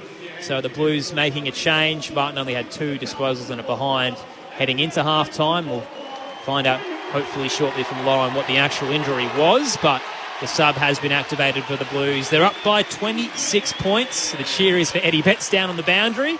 9-6-60 to 5-4-34. Lauren is downstairs. What can you tell us? Yeah, so you're exactly spot on. The substitute has been activated and Cottrell's in. Jack Martin went down with calf tightness actually at the end of that second term, so we didn't see a lot of him on the bench, but it's calf tightness that'll keep him out the rest of the match. So disappointing news for the former Sun, who was starting to build into a little bit of form, Jack Martin. Unfortunately now out of the game, the 27-year-old in the third year of his 5-year deal after coming over from the Suns. I'm not sure it does much, Boomer or Sully, to actually change the landscape of this game, though. No, I don't think. I mean, a fresh player is always good, but a player of Jack Martin's calibre is always hard to replace as well. So I don't think it'll have a huge bearing on the result of this game, no. So 26-point lead to the Blues. Can you see that changing at all? They went on a big run in the second quarter, but it felt pretty even in the opening term. I mean, it gives us some indication of where the Blues are at in terms of if they can keep this intensity up for the 4 quarters or for the remaining half, then it sort of puts them in good stead for games going forward. You just don't want to see them drop off, or that lapse in concentration, lapse in intensity and effort if they do some damage this year. There was 6-3 in that second quarter, and they had majority to play. The stat that everybody's big on now, and certainly the coaches and the coaching staff, is time in forward half, and Carlton would have had that in abundance that quarter. I reckon it probably would have been 65-35 Carlton's way. So I'd love to see the Crows take that game on a little bit more. Those handball receives, as we spoke about. The Blues 9-6-60, Adelaide 5-4-34. The second half underway on Grandstand AFL. Here's Andrew Mays. Have had a few lapses, the Blues, so Adelaide will take a bit of confidence in terms of their second halves, although they win the opening clearance in this one. Kennedy forward to Cottrell, into the game already. From 50 on the boundary, puts it back to the hot spot. Good mark going back with the flight by Hinge. Hinge looking for a way out, butts is short. Duday's a little longer. He goes longer than that. Himmelberg will be the target. 3 deep. Young spoiled towards the boundary line. Out of bounds. Ball to be thrown in. 70 from the Blues goal. Had a text earlier from Mark in Adelaide who said, what's the crowd estimate? You'd know better than I would, Maisie. What are you thinking? It'd be mid to high 20s, I reckon, this afternoon. Toss back in. O'Brien in front position, beat De Koning, slapped it down to Chase Jones, handball off to Laird. Adelaide head up the dockside wing to Himmelberg. Front position, marks in front of Young, gives it off to Haitley. He'll head towards the left forward pocket. McAdam, the height mismatch against Williams, who rose up and spoiled it away from him. Rolls over to the boundary line. He tossed back into play on the paint of 50, just between left half forward, left forward pocket. The Crows kicking to the Lockett end, the left of your radio dial. In this third term. That was a good play by the Crows. I like that handball. Give it to Haitley. Get it in. McAdam one-on-one. Didn't come off the way they would have liked, but still got the one-on-one. O'Brien out the back of this stoppage. Good tap, Laird. Hand pass to Dawson, who got around Walsh. Can enter 50. Goes deep with a long kick. Newman up. No mark taken by Himmelberg. Had a few goes at it. Now a chance for Sard. He's on hands and knees. Adelaide able to lock him up over the top. McAdam. And a gang tackle there with Murphy. And the ball up 20 metres out directly in front for the Crows. Big opportunity here. Rochelle running through the stoppage. Ball spurts out the side. Laird almost got onto it. Good smother. Keys, his flying shot at goal is straight up and down, almost landed on the spot. Good mark in the end by Williams. Now going to ground was his direct opponent there. I'm not quite sure if that should have been a free kick or not, but McAdam gets up holding his head, and it's going to be 50 as well. I assume that's a stand call. And Doherty, who took the mark from Williams' kick, is going to be marched all the way to centre-half back. Plays on quickly. He'll kick out towards the city side wing. Uses O'Brien up to left half forward for Carlton. Finds Fisher on the chest. Too far out to score. Plays on around Hinge. Into the left forward pocket. Mackay sliding in. Can't claim it. Off hands. It'll roll over the boundary line to be tossed back into play. 25 out from goal. Left forward pocket for the Blues. Up by 26 points. Aaron Bryans, Andrew Mays, Brett Harvey, Brad Sewell with you. Lauren Borden on the boundary. The Blues making their sub. Jack Martin out. Eddie Cottrell on.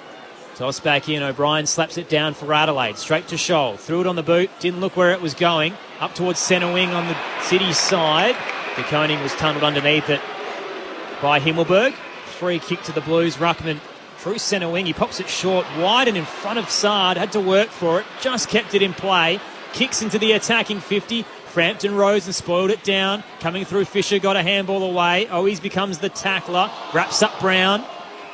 35 out from goal. Slight angle to the left for the Blues. Will get a ball up. No goal as of yet. No score as of yet through the opening 3.5 minutes in this third term. Cripps assumes the ruck position against O'Brien. O'Brien slaps it down towards Keys. Has a fumble. Just sockers it out of there. Straight to O'Brien of the Blues, though. Off one step towards goal and just misses. To the right-hand side. One behind. 9-7-61 the Blues. 5-4-34 the Crows after 3.5 minutes. Big torpedo up the middle. Come on. Not quite. Drop punt to the pocket, silly. Frampton going short there. Nice commentary, though. Maybe in your future, Silver. Popped it short to Brown. Called to play on. He's actually outside the field of play, but allowed to take his kick as he heads up towards right half back. De Koning at the back. Nearly beat O'Brien in the contest. Gathered off the bounce. A handball errantly forward looking for O'Brien. Laird was all over him. Boundary throw in to come. Left half forward for the Blues. 27 points their lead. We've travelled 4.5 minutes into the third term. Lockie O'Brien, of course, for the Blues. Riley O'Brien in the ruck for the Crows. He wins it down on this occasion. Hand pass the way of Scholl. Hand pass then sold Schellenberg into trouble. Big tackle on Dawson. He was almost chicken winged by Nunes as he was falling to the ground, and the ball up it'll be. True centre half forward for the Blues. Margin 27 points. Cripps Sharks the tap. Hand pass to Cherrett. Now a hand pass out wider to Walsh, and now to Fisher on his left from half forward towards goal. It's across the face, one behind. A couple of chances go begging for the Blues. Margin 28 points. The Crows can win a couple of stoppages. They're getting one-on-ones ahead of the ball, which you don't see very often. So win the stoppage, get the ball, give yourself every chance. Hinge goes short to Laird, marks in defensive 50, then Duday called to play on. Just skies it up towards right half back. Spoiled by De Koning towards the paint of 50 again. Walsh becomes the tackler, wraps up Brown, spun into ground, didn't have any prior. Ball up to come on the paint of 50, close to the left forward pocket. Blues kicking to the Coventry end. Tossed up again. Free kick in the ruck contest for a hold. It's going to Tom De Koning against Riley O'Brien. O'Brien stands on the paint of 50 as the umpire comes in to move Cripps and Lockie O'Brien out of the way. Frees up De Koning to kick into the left forward pocket. Beat the pack. Oh, he's lost it in the flight. Could have taken it. And Curnow tries to basketball it back to himself. Can't dribble it and knocks it over the line. Boundary throw in to come. When there's a free kick played in the ruck contest, does everybody look because they don't know which way it's going to go, or is that just me? No, everyone has no idea most of the time. Mackay from the ruck took it out himself. Snap towards goal, hits the post. Gathered it beautifully again at ground level. Kicked a great banana in the opening term. Was trying to add to his tally. 9-9-63 the Blues. 5-4-34 the Crows. Long kick, Nunes pushed off it by Dawson, who wins that one-on-one from the kick in to Jones, and he rifles it in short. Schellenberg takes the mark, left half back. No one's on the mark. He doesn't play on. Instead, chips it short, closer to the boundary line to Jones. Finding a home in defensive 50, Chase Jones. Career high 14 disposals per game. Got some dash off half back, hasn't he? He can create. Gave it to Laird, down the line to Keys. Hands it to Hinge, then Schomburg. The chain smothered. Schomburg was the last person with it. Kicked it straight into Sard. Under pressure, paddled it straight back to Chase Jones. Barreled it into the 50. It beats Taylor Walker. Zach Williams at the back for the Blues. Wheels around. In the left back pocket. Kicks across the face to Young. He marks in the right back pocket. Lewis Young called to play on. Heads long. Tumbler up towards the dockside wing. Silvani brought it down straight towards Haitley. Quick kick for the Crows. Bounced in front of Newman. Got a handball over his head back to Owies. Now De Koning. Wheels through the square. Kicks out towards centre wing in front of the benches and hits Curnow. Short down the line to Silvani. Just behind right half forward. On the 45. Spots a target close at half forward. Hits Walsh. Still too far out to score, but the Blues moving the ball cleanly. Cripps running on the outside, doesn't receive it. Walsh instead heads into the forward pocket because all alone, Matthew Kennedy's got a run at it. No one followed him and takes the mark. Tightest of angles, 35 out. Defensively, Adelaide were just worried about the man in front of them. One-on-one football, which allowed Kennedy plenty of time and space to run through unchecked. 2 goals, 3 for the year. Matthew Kennedy. This will make him work. The 25-year-old starts on the fence, kicks just outside the paint. Doesn't matter because he snuck it through. Glorious finish. Matthew Kennedy gets his first. Carlton push it out to a 35-point advantage in the third term. 10-9-69. Adelaide 5-4-34. This is where the Crows got to be really, really careful now, because if they don't hang in there, this 30-point margin goes straight away to 50. Before you know it's nearly at 10 goals, and you start looking a little bit silly. So they've got to hang in here. They've got to not only score the next goal, but they've just got to stop Carlton kicking the next couple as well. But you're right, Sully. They were more worried about the one-on-one contest and not playing it where they could have that open stance and worry about another opponent as well and come off and help a teammate. Super important in today's football. Back in the middle. Umpire bounces it. O'Brien over the back. Straight to Kennedy, though. Hand pass to De Koning. Snap out of the middle to the point of the centre square. Tracking it back. Running onto it was Scholl. Taken immediately by Silvani. Again held to him. Ball going nowhere. De Koning's been good. I think his ruck work's been superb. He's had 10 or 11 touches now. Really getting into the game. Left half forward for the Blues. De Koning to do battle against O'Brien again. Outside, Cripps just burst through a tackle. Hand pass to Kennedy. Inside 50, he goes over the head of Curnow. And at the back, Frampton plays it well enough. He wanted the boundary line. Curnow wrapped him up. He just got there. He was in a bit of trouble if he hadn't found it. Throw in to take place 15 metres around from the behind post. Right forward pocket for Carlton. 3 goals each to Curnow and Mackay in the opening half. Yet to fire in this third, but they're peppering. Toss back in. O'Brien tapped it down, looking for Haitley. Spilled through his hands. Durden becomes the tackler, and Brown will try again as the ball carries over the boundary line in the right forward pocket for the Blues. 10-9-69, plays 5-4-34. Approaching the 11-minute mark. Carlton by 35. Toss back in. O'Brien wins against Mackay. Straight down to Carroll, though. Spun in the tackle, got a handball away. Was up and down to Keys. He turned it over. Back to Carroll. Then Fisher. Snap from 30. Carlton are running away with it at the Docklands. They push it out to a 41-point advantage. 11-9-75, plays 5-4-34. The Blues are up and about.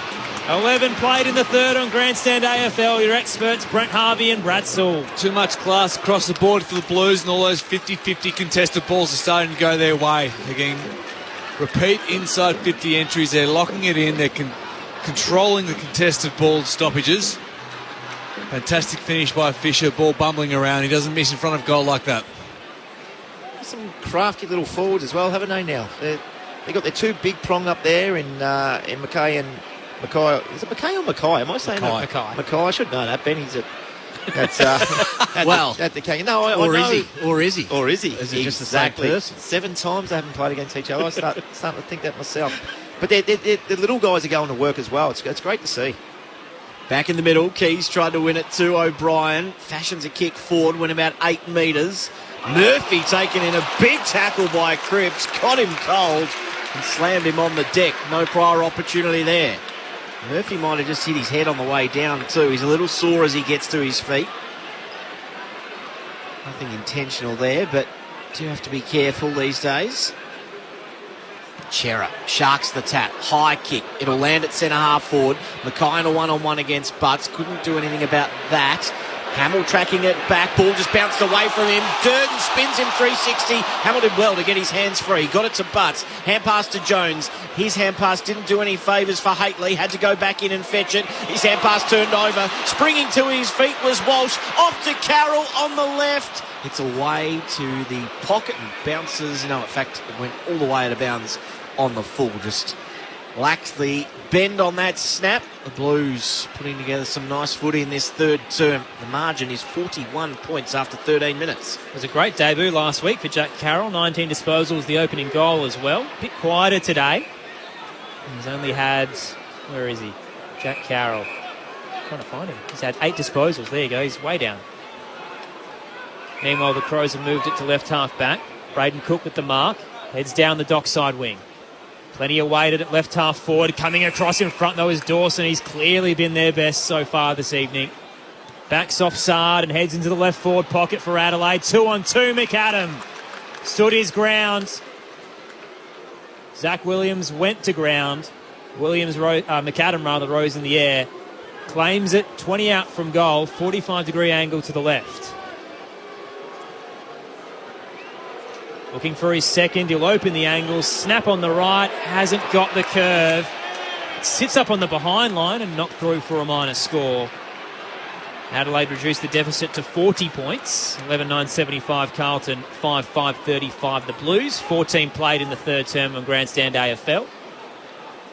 Doherty receives the kick in, goes long, straight up the middle, very aggressive kick. Fisher gets on the end of it, taps at the advantage of Cottrell, goes inside 50, kick not quite had the penetration, Into the forward pocket. Mackay has to backtrack. Hand pass to Curnow in the goal square. He's under pressure. Hand pass to Nunes. Tried to squeeze a kick out of there. It's smothered. Gets back to him. Nunes snaps. Misses. Couldn't bend that back with the left foot. An aggressive approach from the Blues. Not quite paying dividends. 11-10-76. Adelaide 5-5-35 after 14 minutes in the third quarter, rather. Well defended by Crows in the end. They're under the pump from the very first kick-in. Gee, the aggression from Matthew Nix continues on the text line. Matthew Nix couldn't coach a mini-league side, says one listener. Adelaide tried a clear defensive 50, spoiled down by Nunes, gathered by Doherty, pushed as he kicked it out of bounds on the full. Free kick to Adelaide in the left-back pocket. Derek also says, can we drop Riley O'Brien yet? Kieran Strawn needs to be in. He had 56 hit-outs in the Sandful on the weekend alongside 19 disposals. Lauren Borden on the boundary. If he did end up coming off the ground after took a while to get back up from the middle of the ground, so he came back off the field with his haunched over, so he might be struggling a little bit having a breather on the bench. And the Blues have made their sub, Jack Martin out for Matty Cottrell, a calf issue.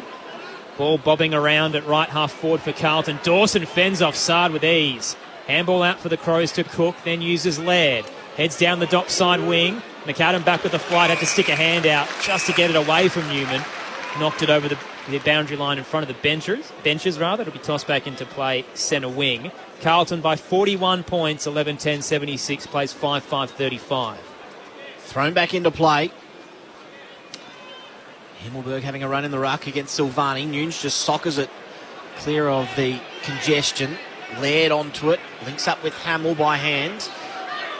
Now short kick is okay from Berry, although spilling it right at the last moment was Rochelle. Boyd onto it. Long hand pass to Carroll. Now through centre wing, the Blues go through Kennedy, who received the hand pass.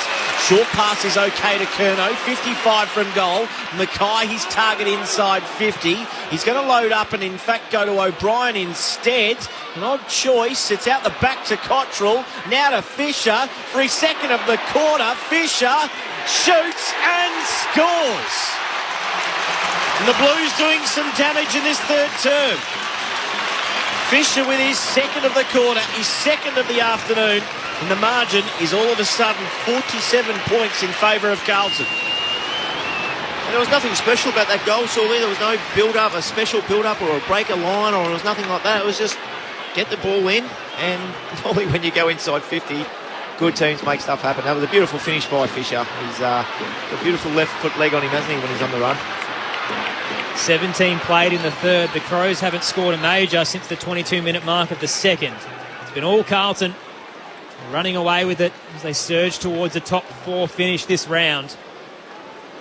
Patrick Cripps has 19 and 2 goals. Chera 19 as well. Doherty with 18. The best for the Crows. Dawson with 20. Laird with 18 alongside the stand-in skipper Ben Keys. In the middle, Elliot Himmelberg's gone to the ruck for the Crows against DeConing. Wins it down, but straight towards Carroll, who was tackled. Dropped it, may have just caught his boot. Play on the call. Gathered by Chera, gave it to Kennedy. Now Sard on the logo dock side. Handballs over the top to Chera. There's just triangle working it around. Kennedy sells some candy around Keys, gets some space, and can finally kick it towards the 50 for the Blues. Spoiled down by Hinge, spilled to the back. Brown tackled, may have been legged. Whistle and paid against Owies. Free kick to Adelaide in defensive 50, down by 47. Brown, left back pocket. Just pauses on his kick for a moment. He has Berry short, that's where he heads. Finds him. Another short pass is okay to Laird. Outside of defensive 50 here, the Crows. So what can they muster across half back? Laird careful with his kick back to Berry, who kept on running. Berry still at left half back, goes wider still, a couple of metres inside the boundary. Mark taken by Frampton. Frampton thinking about going short again. He's going to go long to a contest. Walker with the fly, was up early, couldn't take it. He then might have got Wiedering high. No, he didn't. Wiedering slammed it on his boot. This might be deliberate. No. Out of bounds in front of the benches. Dare say at the Adelaide Oval, that might have been deliberate. Free kick count has been a bit lopsided the last few weeks, especially Friday night between the Power and the Dogs. Toss back in. DeConing in front position, won it down on the bounce. Berry trying to gather but lost it. Chera rips it out instead. A handball sold Walsh into trouble. He's spun a full 360 by Dawson. Lost it to Haitley. Adelaide now up to left half forward. Sard in the hole, cuts it off. Takes the intercept mark, right half back. Whistle coming back. Free kick going the way to Taylor Walker, who was held out of that contest. So Tex, left half forward. Piercing kick into the 50, was looking for a Shelley. Had to paddle it down in the contest. Spilled to Walsh for Carlton. They mop it up, the Blues. Kennedy now takes a bounce close to the boundary line and again sells the dummy, breaks the ankles of Rochelle. Kennedy down the line, dockside. Curnow outnumbered but wins it. On the bounce gathered. Central kick hits Cottrell. True centre half forward. To complete the switch out to left half forward. Finds O'Brien. Wheels around. Into the left forward pocket. Silvani in space takes the mark. Outstanding ball movement from the Blues. 10 out from goal. Tight angle on the left. Jack Silvani has a shot. Wheels around. Beautiful finish. Carlton fans on their feet. What a run this has been. 4 unanswered goals in the third term. They're up by 53 points. 13-10-88, plays 5-5-35. Silvani's on the board, and it came at the 20-minute mark of the third on Grandstand AFL. Good footy by the Blues. It begun from Kennedy at half-back, selling some candy, stepping inside, opening up the entire ground, and again, Curnow pushing up, and just composed too by the Blues, and they build up around just outside the 50-metre arc. They didn't blaze away. They knew they had an extra number 4. It took them a little bit longer just to isolate and find that spare, which ended up being Silvani. And terrific finish from him, as we see so often players snapping around from that position. Well, they've kicked the last 6 goals now, the Blues. 4 in this quarter, and they kicked 2 just before half-time. So, Crows, a big next 15 minutes. Cripps with the clearance, got it forward, holding the ball. The Crows came off half-back, but Jones couldn't get rid of it. Cottrell grabbed him. Free kick for Cottrell. He'll drive Carlton inside 50 again. Silvani almost didn't bring it to ground. And then goes in over the top as well.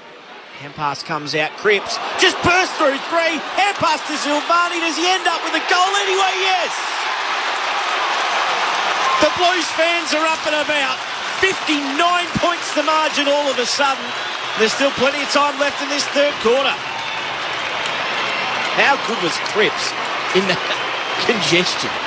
The strength to get through 2 or 3 tackles. He just goes, doesn't he? He's such a big unit. They try to tackle him, he fends off, he's got a good step on him. Brings other players into the game right around him, and what a finish by Silvani. In the end, it was a very, very, very high banana from 25 out on a nasty angle. Great finish. The Blues with the last 7 goals either side of half-time. Adelaide haven't converted a major since the 22-minute mark of the second. On the text line, Robin Montmorency says, it's easy to blame Adelaide's coach when the players aren't good enough and don't put in the effort. They certainly did in the opening half. I'm not sure about this third term.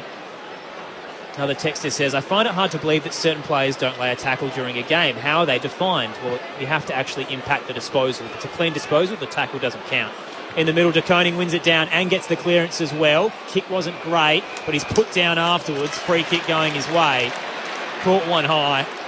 Free kick to the Blues in the centre square. Up by 59, a game high. Kicks it out towards the city side wing. Desard marks uncontested. Flat kick down the line to Fisher. He takes it. Central kick now. Hits up Doherty. Has a runner. Gives it to Williams. Long ball towards the top of the square. At the back is Curnow. Pushed away from his man and takes the mark. Charlie can go back for number 4. Slight angle to the left. About 10 out.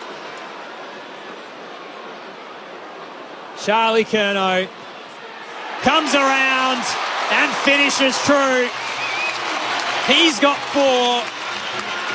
Carlton up by 65 out of nowhere. They have completely taken over in the third quarter. Last week they kicked 7 to North Melbourne's 2. They have 6 to Adelaide's none so far.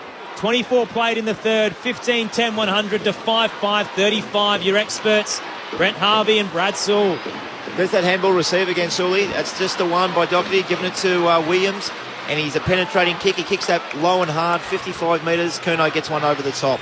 It sounds simple football, but I still believe teams need to continue to take this game on. It's easy to do when you're 10 goals up, Sully. It's can you do it when you're 3 or 4 goals up, or the opposition are charging at you? Can you continue to stick to it? Blues on fire in this third term to Koning, down to Cripps, off to Chera by hand. Chera with a left foot kick, high entry inside 50. Curnow again! Got to the drop of the ball, used his strength, and Curnow will line up for goal number 5. The Blues fans are enjoying this, aren't they? This is the man they've been waiting for. Charlie Curnow will kick from just inside 50. Slide angle to the left. He's got 4. And he hooks it badly. Anti-climax for the Blues supporters. 15-11, 101 to Adelaide 5-5-35. 25 played third term. Outstanding performance from the Blues in this third term. Adelaide lost. Frampton goes short in the right back pocket to Dawson. Marks and then exits the 50 to Duday. Just outside the paint. Heads along the boundary line on the City side. Nice mark by Haitley. Outnumbered, took it against Boyd. I'd say career on the line for Haitley as he's going through this month of football. Hasn't played a lot with the Crows, and they're certainly hoping to see a bit from him. Kick beats the pack. Before the ball, Newman can gather for the Blues. Handball inside to Carroll, uses Cripps. Back to Newman. Nice little chain. Cottrell to Walsh. Handball over the top to O'Brien. Cottrell keeps going. Brushes off the Gallant tackle, but his handball isn't great. Cut off by Haitley, but there's a whistle for a hold, and it's coming back. Everything's coming up Carlton. Cottrell with the free kick in the centre circle. Pops it up to half forward. Hits Kennedy. Too far out to score. Played on. Thought about going right. Ends up going left. Into the pocket. Curnow flies. Can't bring it down. Mackay, the tackler, may have been high. And his free kick to the Adelaide Crows in defensive 50 to Rory Laird. This will be disposal number 21 for him. Laird had Brown across the face of goal. Ignored him. Instead went to Frampton, who went long, looking for Himmelberg through a couple of sets of hands. Now Boyd tried to keep it in. It bounced the way of Gallant, who gets a hand pass inboard. It's okay, links up with Keys. Now further hand pass to Haitley. Haitley further forward to Rochelle. Chance from 35 out, slide angle to the right, and he misses. A rare foray forward for the Crows in this third quarter. 5-6-36. Carlton 15-11, 101 after 27 minutes. 65-point deficit to the Crows. They're only down by 26 at the half and 7 at the opening break. The Blues, meanwhile, out to the dockside wing.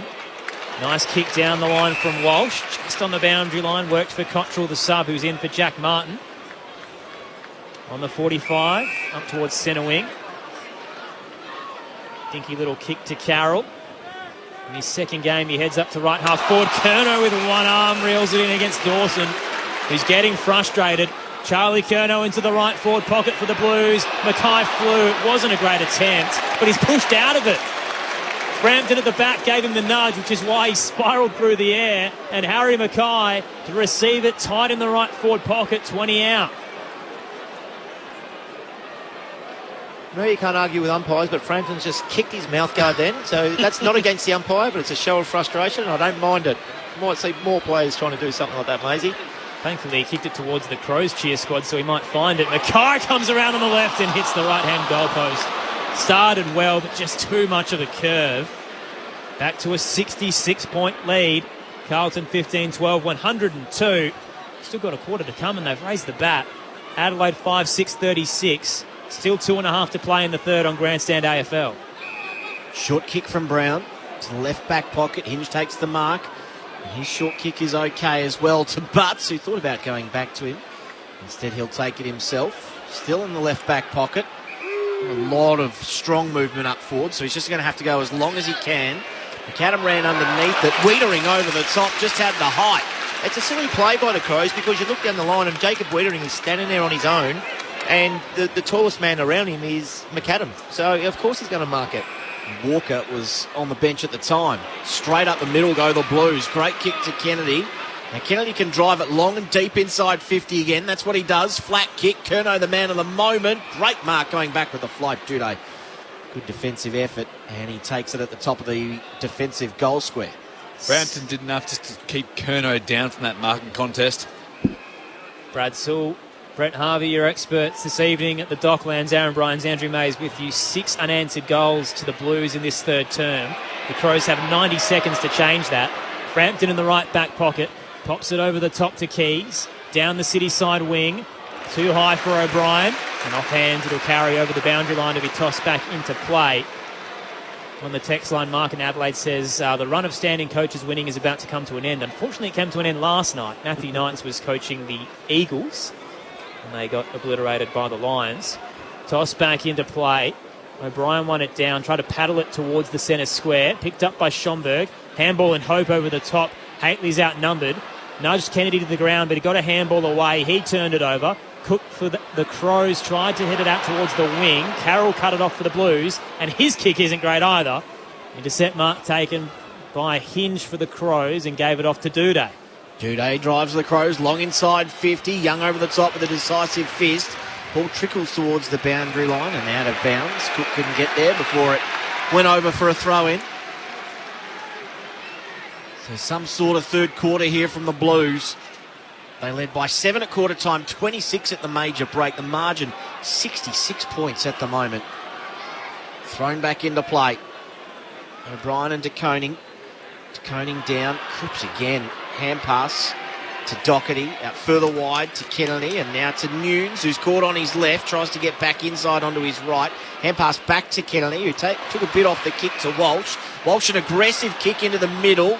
Carroll couldn't take the mark, spoiled away from him.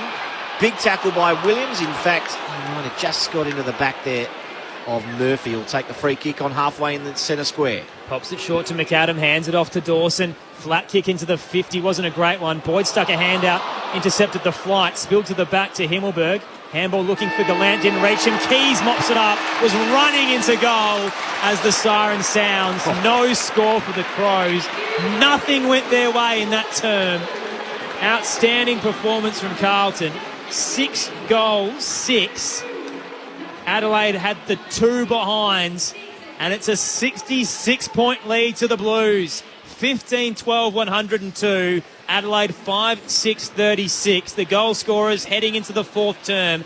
Curnow has 4. Mackay with 3. 2 to Fisher, Silvani and Cripps. Singles to Nunes and Kennedy. For the Crows, 2 to Walker, singles to McAdam, Dawson and Rochelle. It's getting ugly at the Docklands, but it's great to have your company. On ABC Radio and Sport Digital, this is Grandstand AFL. The election. It's easy to get lost amongst the polls, policies and pledges. If only there was a way you could make more sense of it. Bridget Brennan from ABC News has an election hack, a way to find out how your views compare to the major parties. Go online to Vote Compass, answer a few quick questions. You may be surprised where you stand on the political spectrum. Vote Compass, exclusive to the ABC. Go to abc.net.au/Australia Votes. The 2022 AFL Premiership season. Grandstand AFL. On ABC Radio and ABC Sport Digital. Toss back in, O'Brien wins against Mackay. Direct down to Carroll though, spun in the tackle, got a handball away. It's up and down to Keys, he turned it over, back to Carroll, then Fisher, snap from 30! Carlton are running away with it at the Docklands. Out the back to Cottrell, now to Fisher, for his second of the quarter. Fisher shoots and scores. The Blues doing some damage in this third term. Fisher with his second of the quarter, his second of the afternoon, finds O'Brien, wheels around, into the left forward pocket. Silvani in space takes the mark. 10 out from goal, tight angle on the left. Jack Silvani has a shot, wheels around, beautiful finish. Carlton fans on their feet. What a run this has been. 4 unanswered goals in the third term. Free kick for Cottrell, who'll drive Carlton inside 50 again. Silvani almost bring it to ground. Pass comes out, Cripps just burst through 3. Hand pass to Silvani. Does he end up with a goal anyway? Yes. The Blues fans are up and about. Doherty As a runner, gives it to Williams. Long ball towards the top of the square. At the back is Curnow. Pushed away from his man and takes the mark. Charlie can go back for number 4. Comes around and finishes true. He's got 4. This is the 2022 AFL Premiership season. On ABC Radio and ABC Sport Digital. The Blues with a Mother's Day gift for their home supporters, up by 66 points at three-quarter time. 15-12, 102. Adelaide 5-6, 36. Only 2 games today, and the early one will end up being the closest. Melbourne defeating St Kilda by 38 points, 14-9-93 to 8-7-55. Carlton by 66 at the moment. Adelaide need to show some fight because they didn't kick a goal in that third term, 6-0. After Carlton led by 7 at quarter time and 26 at the half. Aaron Bryans, Andrew Mays, Brent Harvey, Brad Sewell, Lauren Borden with you. The conclusion to round 8 on Grandstand AFL. The text line 0437 774 774. James has messaged us saying the Blues are too good for the Crows, but once again an interstate side that's lower on the ladder than their opponents gets crucified by umpiring early.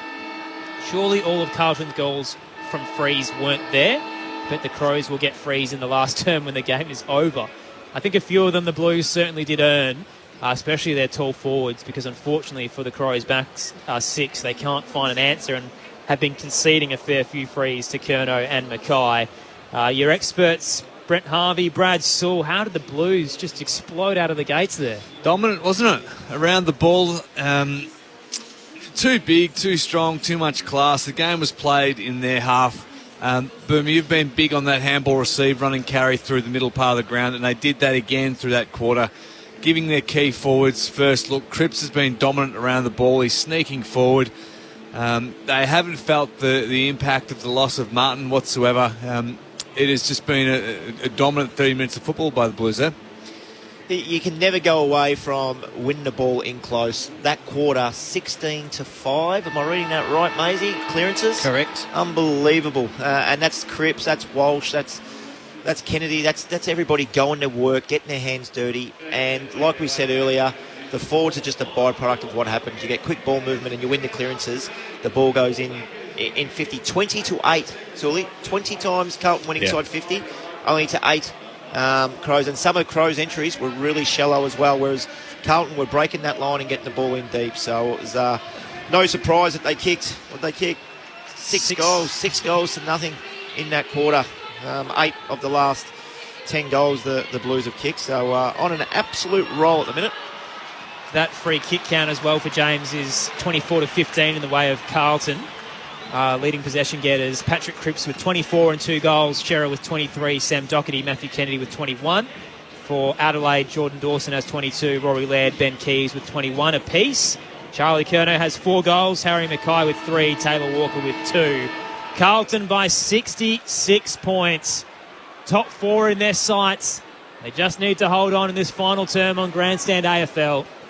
Nice bounce in the middle. De Koning wins it down. Straight to Ben Keys, though, the skipper for Adelaide today. Hands it to Rochelle.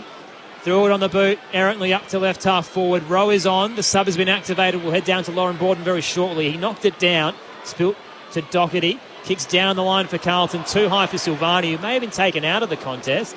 No whistle. Ball stays in the field of play. Dawson takes it centre wing, looks for Rowe. Cripps was in front of him, took the mark for the Blues, hands it off to Carroll, then back to Cripps. Unnecessary pressure at the moment, tries to soccer off the deck. Rowe beats him out, diving onto the footy, got it out for Adelaide. Laird to Keys, then Berry, handball in front of Rochelle, 40 out from goal, paddles it in front, he's under pressure from Doherty. Williams came in as well, ball trickles out, Himmelberg can't free it up, goes to ground. 35 out from goal, straight in front for Adelaide, trailing by 66. Looks like Lockie Murphy is the man who's been subbed out of the game for Adelaide. So chance here early for the Crows. Walker must have heard a voice behind. Fortunately went straight to Boyd of the Blues. Chance now for the Crows though. His clearing kick didn't go too far. Keys onto it. Hand pass to Dawson. Dawson dragged off his kick. Hinge off one step to the pocket. It's going to float out of bounds on the full. Which just about sums up the Crows' afternoon so far. Young with a free kick goes short to Williams, left back pocket. He'll continue the switch out towards Fisher. closer towards left half back, still just inside defensive 50. Fisher calls for some targets and then kicks into space because no one really came to him. Brown nearly takes it back with the flight, did enough to gather on the bounce. Hands it back to Butts. Adelaide going towards the 50 again. The kick around the body wasn't great. It was in hope. Doherty sitting back, intercepts for the Blues. Central kick to Walsh. He marks closer to the square. Disposal number 20 coming up for him. Called to play on. He'll kick closer to the boundary line to Doherty, who marks uncontested. On the text line, Anthony Ararat says, Nick Rewalt said the Lions should postpone playing West Coast. Wonder what they would say about the rest of Adelaide's season. I don't think they're as bad as they've been playing the past fortnight, but the Blues have certainly capitalised as Cripps hands it off to Chera into the 50. Great delivery again to Curnow. Tom Doedee is infuriated. He's been beaten all evening. Charlie Curnow, slight angle to the left, man on the mark, 40 out. He's looking for 5. He's done it 3 times in his career, Charlie Curnow. Crosses the paint of 50, starting right, and it's not coming back. Minus score to the right-hand side. First score of the final quarter comes 3 minutes in. Carlton up by 67 points, 15-13, 103 to 5-6-36. Curnow, 4 goals, 3 for the afternoon. Dawson with the kick in, runs into the back pocket, ran himself into a bit of trouble. His outlet kick is no good too. Young takes the mark. Hand pass over the top to Carroll. Tried to shrug the tackle, couldn't. Forced to kick it on the boot quickly. Cottrell bursting through the pack, had a fumble at the last moment. Owies might have been taken to ground, and by Waves play on Hinge. Very good tackle. Although Silvani burst away from it. Burst away from the contest, rather. Spilt the footy. Laird in there. Hand pass to Butts. He's looking for a way out. Long hand pass is okay. Berry takes it on his left. Turnover ball that's coming back. Boyd has it for the Blues. Been outstanding in his 4th game for the club. It was a late inclusion yesterday for Lockie Plowman. Heads into the 50s, looking for Mackay. Flew early, beat him. The back of the Pat Jones' handball wasn't great. Silvani can mop it up for the Blues. Gives it to Fisher. Walsh wheels around from 30. It sits up in the goal square. Adelaide have numbers. Hinge got it out to Doedee, then Jones. Dinky pass up to Rowe, left back pocket. Heads towards the paint of 50 to Scholl. Scholl, short kick around the boundary is okay to Rochelle. It's come a long way from goal. Rochelle darts it in. McAdam dropped the chest mark. It bounced to Keys. He turns it over by hand. Carroll to Boyd, to Walsh, to Cripps, and now to Fisher, all by hand. Fisher gets to centre half forward, was looking for Owies on the lead. Always going to be outmarked by Hinge, who paddled it to the advantage of Laird. Laird out wider still to Brown. Brown a long kick. Williams in a one-on-one. Kick did Himmelberg no favours. He throws his head back in frustration. Williams' short pass is okay along the wing, and he finds Cottrell. No one on the mark, so Cottrell can go. Heads long into the 50. High ball that sits up. Fly from Mackay. Spoiled it in the end and then gathers off the bounce. Lost it in the tackle. O'Brien paddles it towards the boundary line. Haitley's happy to see it over. And Sam Walsh was chasing it. Boundary throw in to come. Left forward pocket. Lauren Borden on the boundary. So it's a neck injury, which is the reason Lockie Murphy's been subbed out for when he went down a little earlier in the match. James Rowe was probably the only Adelaide player with a bit of energy at 3/4 time. The rest were quite flat. Thrown into play. O'Brien with a double fist. Comes the way of Fisher, though, of the Blues. Snap to the top of the square. Curnow no mark. Well roved by Butts. Hand pass to Doedee.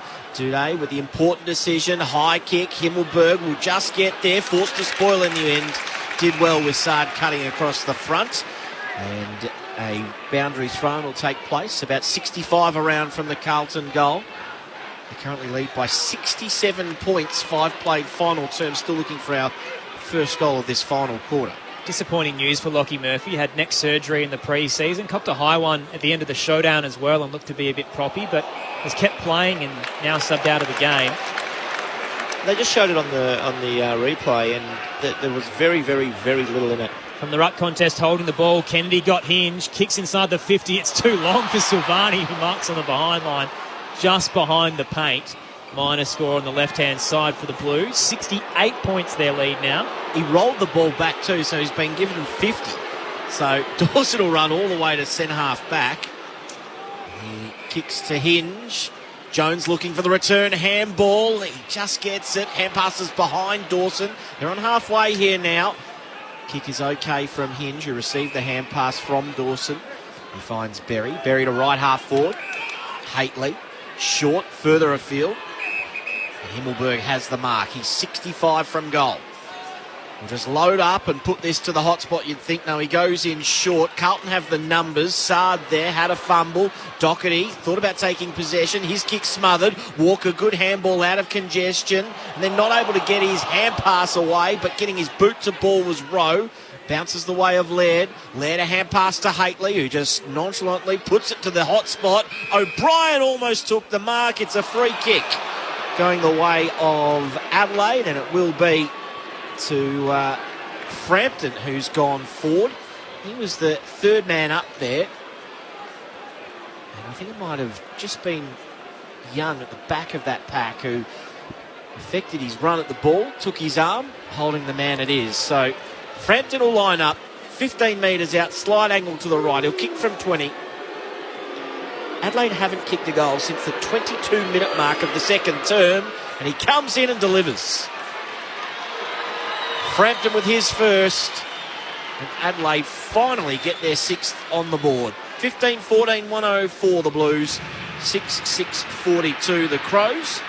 We've played a tad over 8 minutes in this final turn. Just thinking during that passage, it's been a while since we've seen Tex Walker. He started the game exceptionally well, faded out, but to be fair, he hasn't had the opportunity. The ball has been played in Carlton's half for the last quarter and a half, so I mean, his start to the season has just been terrific, hasn't it? It has been. For a guy who missed a fair bit of football as well, to come back and slot straight into the way he has, it's a credit to him. I love watching him play. I think he has a good crack. He wears his heart on his sleeve. I think he's a fantastic player. That stopped 8 goals in a row, I think it was, for the Blues. So Crows keep taking the game on. Got nothing else to lose. Carlton by 62. The bounce favoured De Koning. Put it in front of Kennedy. Paddled it towards Cripps, who becomes the tackler on Berry. Kennedy tries to wrench it out.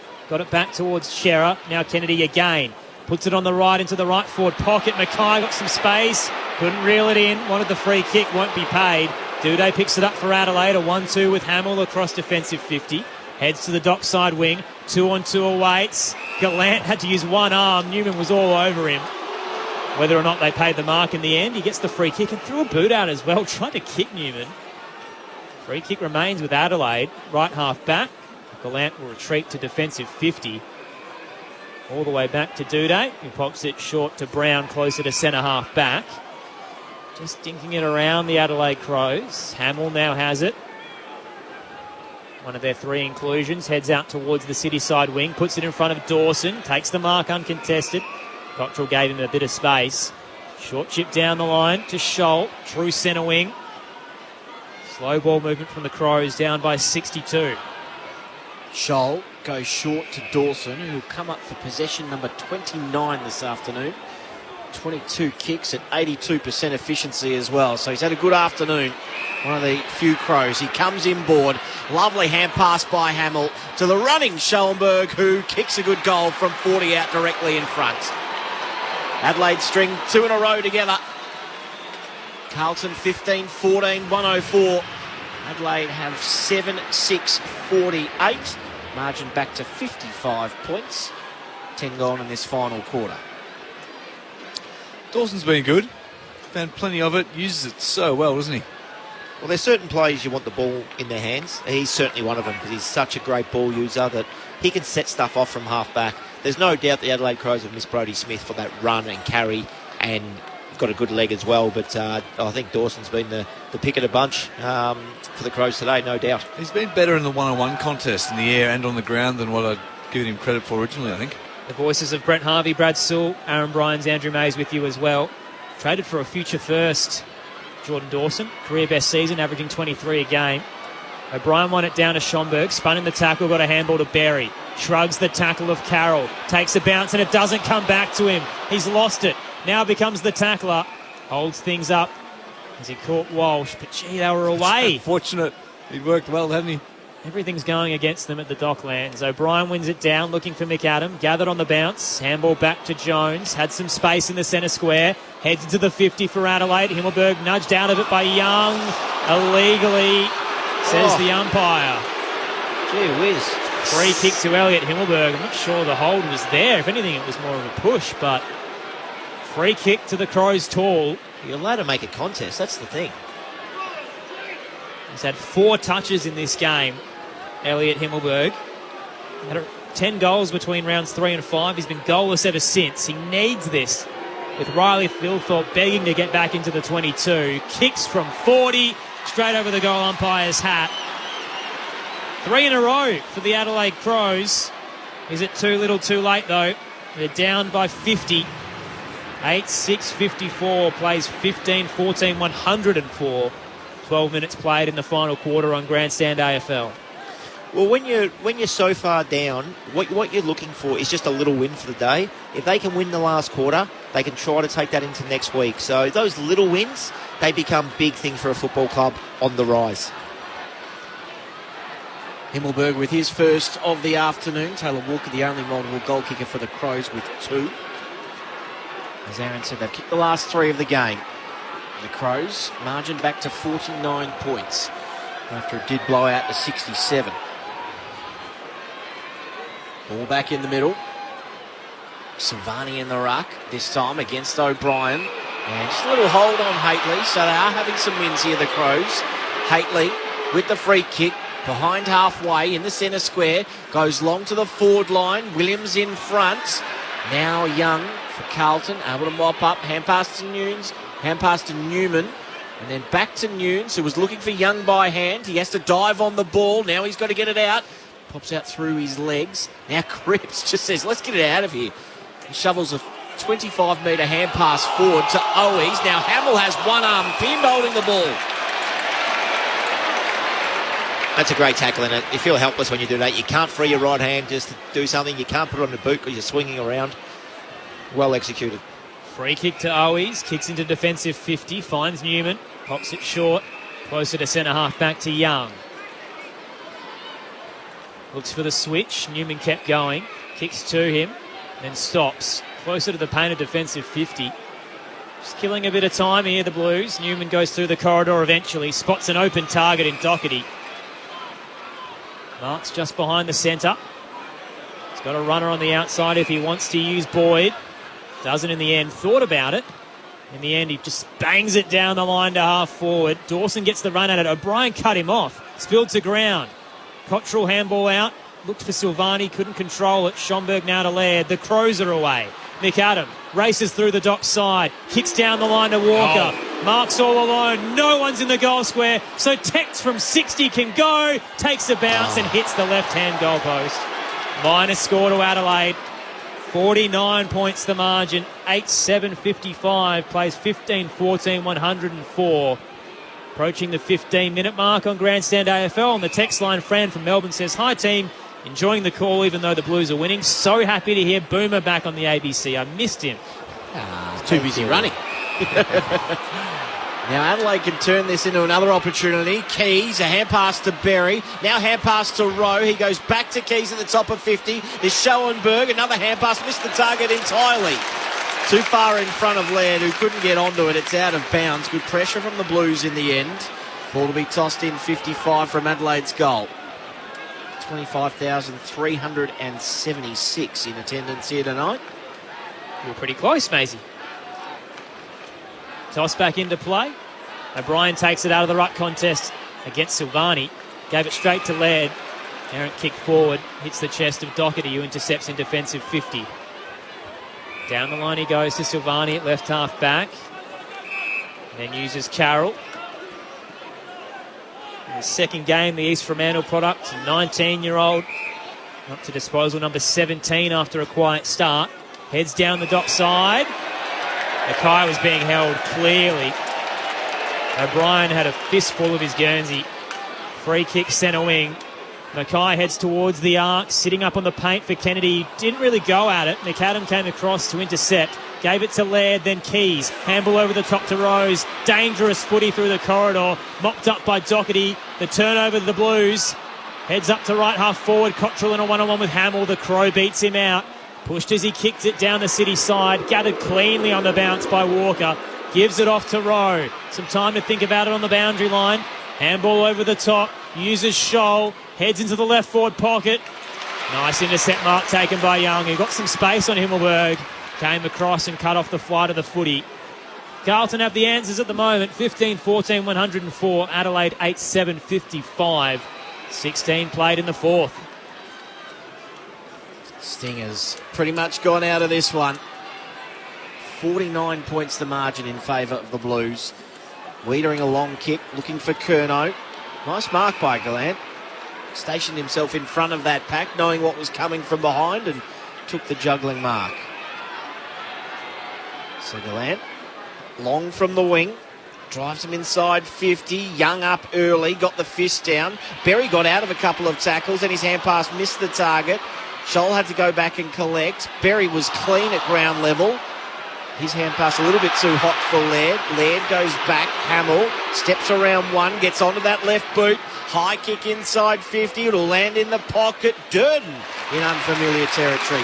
Takes the mark. Right back pocket for Carlton. Has been quiet so far. This will be disposal number 7, which is maybe why Michael Voss has sent him back.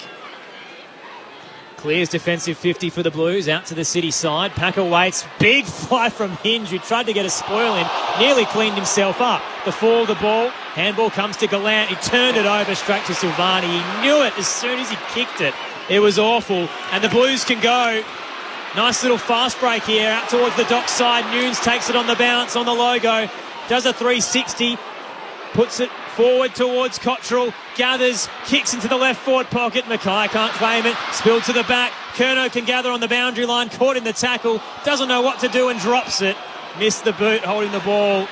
The tackle wasn't strong enough to move him, but he just couldn't get the footy down towards his feet. Free kick to Adelaide, defensive 50, down by 49. Hinge ends up with it, flares it out wide to Scholl, further afield, nice pass finds Hamill. Hamill keeps it low. Walker v Young. Newman in, third man over the top of that contest. Fist just makes it to the boundary line. And Keys kicks it away as well from the boundary umpire. I reckon this might be a free kick for the Blues. Similar to what happened to Silvani when he rolled it after a behind had been scored. So Doherty will receive it right half back. When it's not your day, it's not your day. He rifles it in short. Mark taken by Walsh, still at right half back. He knew straight away too, because he went and chased the ball to get it. I was just, bad luck, mate, too late. Walsh called to play on, heads down the City side, up to right half forward. Mackay in front position, was held again, wanted the free kick and is finally paid. The non-controlling umpire saw it. They receive it just behind right half forward. Blues fans really enjoying this spectacle, if you can call it that. 15 goals, 14, 104 to 8-7, 55. Mackay called to play on. Heads into the right forward pocket for Carlton. Kennedy caught behind and Hamill intercepts in front position. Juggling Mark Pay. I've liked Hamill today. He's got some moves. He's very elusive when he gets the football. He's got a great sidestep and obviously some courage with a good mark there. First game of the season after 17 last year. The Crows with the switch. Rochelle moves it out to Gallant at right half back. Not much down the line, so he'll centre his kick to Hinge.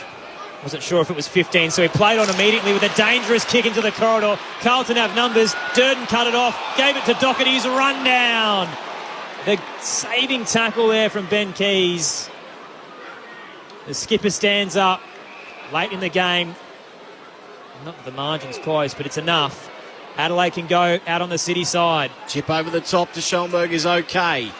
He's 60 from goal. He gave it back to Scholl, who drives it towards McGowan, and what a mark! Yes. How about some hang time under the roof? He jumped way too early, mate. It's right about the hang time. He jumped way too early, but just hovered there for a little bit. Well, he can do that sort of thing, Shane McAdam. A great leap. And then brought it down, as you said, Boomer. He hung there forever after jumping way too early. Deserves a goal. From 15 out, directly in front, he kicks it. And they have the last 4, Adelaide. Carlton have not kicked a goal in almost a quarter of football. The Blues' last goal coming at the 23-minute mark of the third quarter. We've now ticked over almost 22 minutes in the final term. McAdam adds to the tally. 43 points the margin in favour of Carlton. And therein lies the challenge for a side like Carlton. The gap between their best and their worst is far too great. And we see Michael Voss down on the bench chatting to his players. That's possibly something he's recognised as well. Well, good teams put sides like this away. Yeah. And that'll be a concern in finals. If they take their foot off the gas at any point, better teams will get over them. But only not even halfway through the year, so they have some time to learn. It's the first year under Michael Voss. 6-6-6 warning in the middle. And now a ball up to Koning. Gets the early rise, but O'Brien wins it down. Went straight to Cripps. Tackled, but got a handball away. Laird cut it off for Adelaide. Tumbler up towards the 50. Trickles on the paint up towards right half forward. And Sard bursting through. Grabs it and goes. Races through 3 Crows players. Takes 2 bounces. Kicks up to half forward. Hamill stuck a hand out to cut it off. Becomes the tackler. Carroll got a handball away to Durden. Now Cripps directing traffic while he holds the footy in one arm. Gives it to Sard. Central kick too high for Cottrell. There's a whistle anyway. It's going against the Blues. Hinge to receive it in defensive 50. But gee, the skipper looks good. He's in Brownlow contention, Patrick Cripps. 31 touches, 2 goals this evening. Kick from the Crows comes the way of Schoenberg, who chips over the top. Brown takes the mark. Looking for a way out. Right half back, still inside defensive 50. High kick towards the wing. Wiedering there. And he went up almost uncontested in the end. Takes the mark, centre wing. Spins the ball in his hand a couple of times. Himmelberg's got to be a lot better there too. He's playing on Patrick Cripps, a really big guy. And he just got pushed out the contest and didn't even make a contest in the end of that. Wiedering chips over the top to Cripps. And Cripps off a couple of steps. Drives Carlton inside 50. Silvani arrived late with the fist. And then the ball comes down towards Haitley. He's ripped off it. Straight to Sard. 60 from goal. Goes long towards the goal square. Curnow. No mark taken. He roves. He snaps. He goals. He now has 5, Charlie Curnow.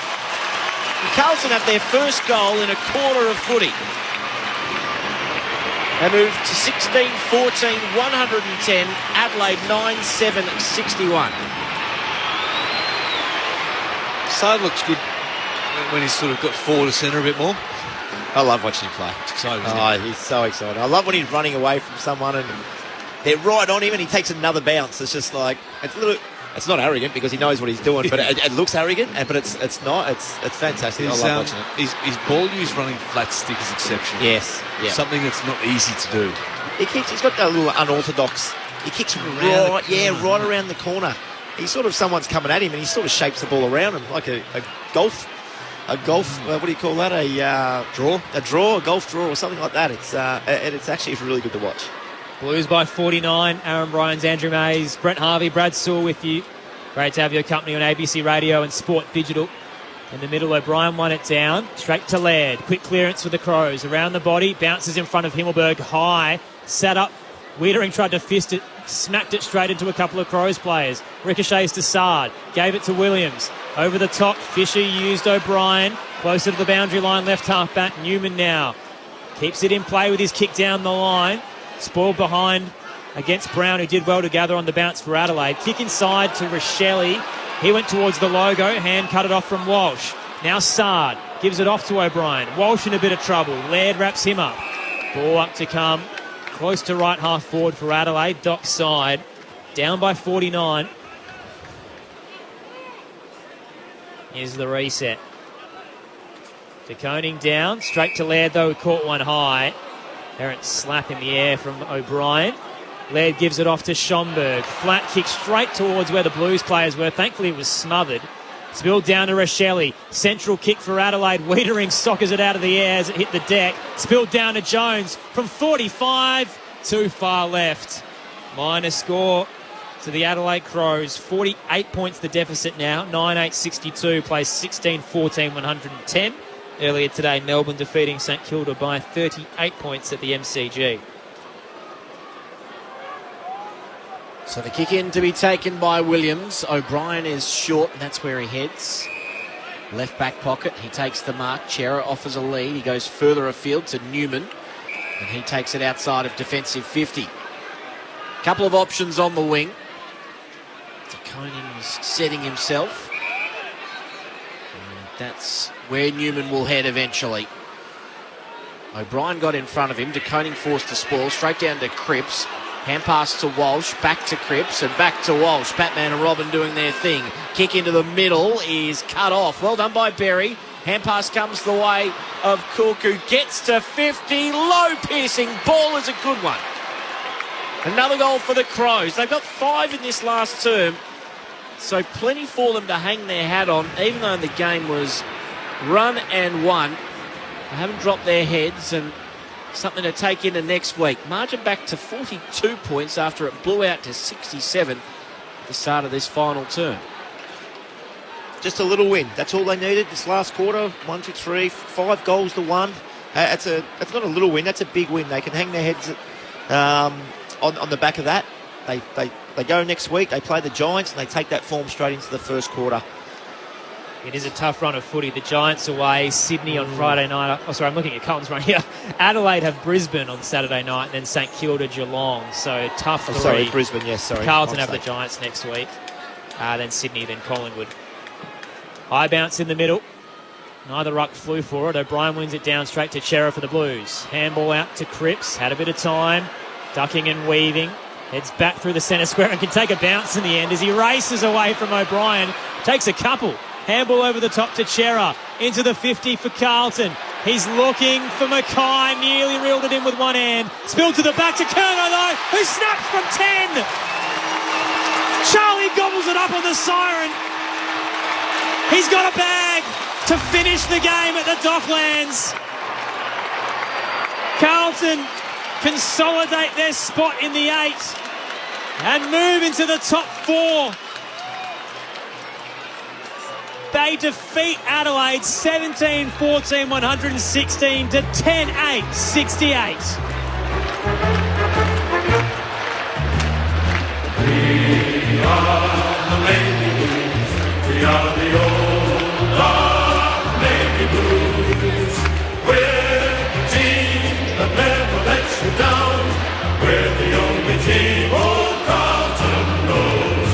With all the champions they like to send up, we'll keep our end up, and they will know that they've been playing against the famous old dark Blues. The Blues start a season 6-2 for the first time since 1996. They're inside the top 4. It looked like it was going to be close after quarter time. They led by 7. They pushed it out to 26 after a 6-2 second term. Got as high as 68 points just after three-quarter time. And they hang on to finish 48-point winners. Charlie Kerno had 6. Harry Mackay with 3. Cripps Silvani, Fisher with 2. Singles to Kennedy and Nunes. Carlton, winners at the Docklands. We are the Navy Blues. We are the old dark Navy Blues. We're the team that never lets you down. We're the only team old Carlton knows. With all the champions they like to send up, we'll keep our end up, and they will know that they've been playing against the famous old dark Blues. With you for the next 43 minutes on Grandstand AFL, so we'll definitely head into the Carlton rooms. We'll try catch up with the Crows as well. The Blues winners by 48 points. They looked impressive for a large majority of that contest and took their foot off the gas at the end, but gee, their tall forwards stood up. 6 goals to Kerno, 3 to Mackay. Adelaide just couldn't find an answer once they got rolling in that second term. Aaron Bryans, Andrew Mays, Brent Harvey, Brad Sewell to wrap it all up. And if you'd like to get in touch, the text line 0437 774 774. Boomer, you had your doubts about the Blues in the pre-game. Did they answer any of them this evening? No, I didn't have my doubts. I just didn't know they were the top 4 team at the minute. And they certainly look like it today. Now, I'm not sure how the opposition stood up and made them fight super hard, but They're going well, the Blues. I tell you what helps. I tell you what helps when you have your captain having 35 touches and kicking a couple of goals. One of your key forwards having 9 shots on goal, 6 goals, 3. Your ex-skipper running off half-back having 30 touches. Your other two, Chera and Walsh, 27 and 26. And it helps when you get your hands on the ball, you win the clearances and you get it going forward. They're a team that is coming together very, very nicely with a lot of players contributing now. Sully, you as impressed? Yeah, for me, we know that their top end is good enough, but it's bridging that gap, and we saw that in two quarters of football today, where they took their foot completely off the pedal. The game was on, it was over. They'd done some impressive work in that third quarter, but we're happy just then to roll over and let Adelaide, save the scoreboard effectively. So that's the next stage of development for a side like Carlton, to really put a side to the sword. They had the opportunity to do that, and they're not quite there just yet. So as you mentioned, Boomer, Patrick Cripps, 35 touches, 2 goals. Sam Doherty, the next best with 30. Adam Chera, 27. Sam Walsh, 26. Charlie Curnow had 21 and 6 goals. Outstanding performance, 15 score involvements. For the Crows, Rory Laird had 33 in the end. Jordan Dawson with 30. Ben Keys, 29. Harry Schomburg, 22. Carlton advancing to 6 and 2. Adelaide, 3 and 5. The conclusion of round 4, the Crows will find themselves stuck in 14th, just ahead of the bottom 4. Carlton inside the top 4, with a game clear of 5th, which is Geelong, Sydney and St Kilda. So the Blues eyeing off September for sure. It's been 9 years in the making, and they might just be headed there now at 6 and 2. We'll talk about Patrick Cripps a little bit more, but just to put it in perspective, he could be on 17 or 18 Brownlow votes already. So he's had 30 and 3 against the Tigers, 35 and 2 against the Dogs, 31 and 1 against Hawthorn, played a quarter against the Gold Coast, missed the next week.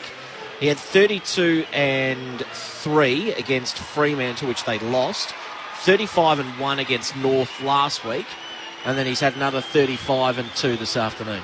16 votes.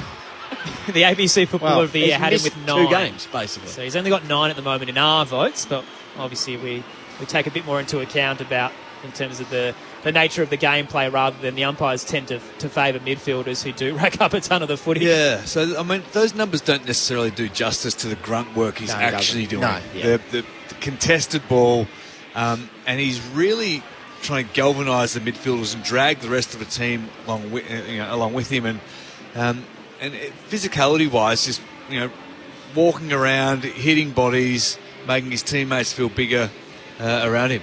I'll tell you what else too. He got tagged today. He got tagged by Jackson Hately in the first 3 quarters. Now, they dropped the tag when the game was done and dusted, probably halfway through the third. But he got genuinely run with, and Jackson was trying to put some body pressure on him, and he just went, like Sully's spot on, he went to work. His hands were filthy after the game. He got them dirty and gave everybody else an opportunity to hit the scoreboard.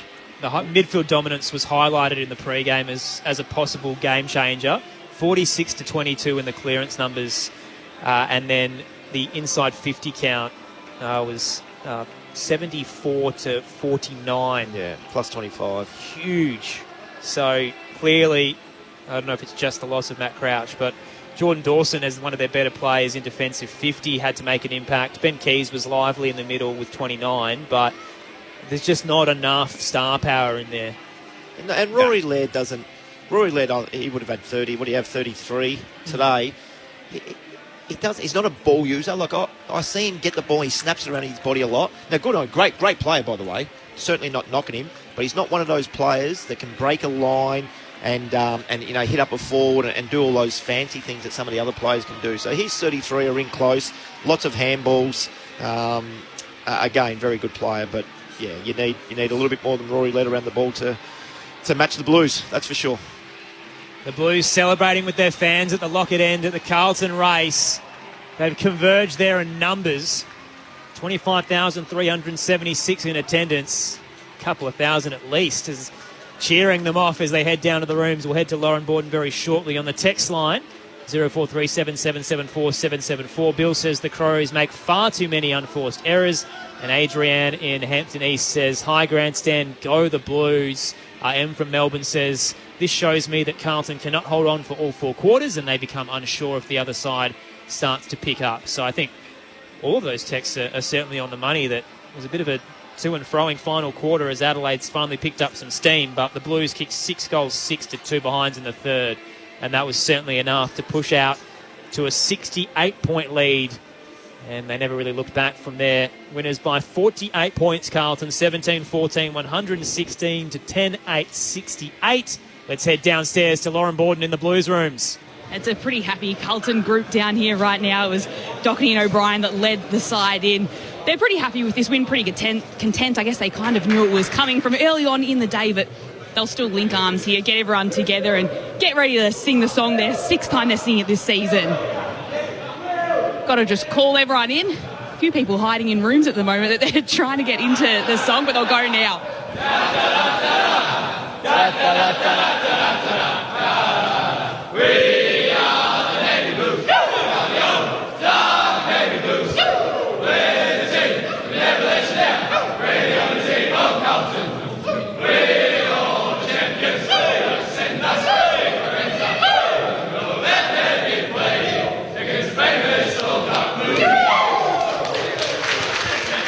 Carlton winners by 48 points. We'll head back downstairs shortly for an interview.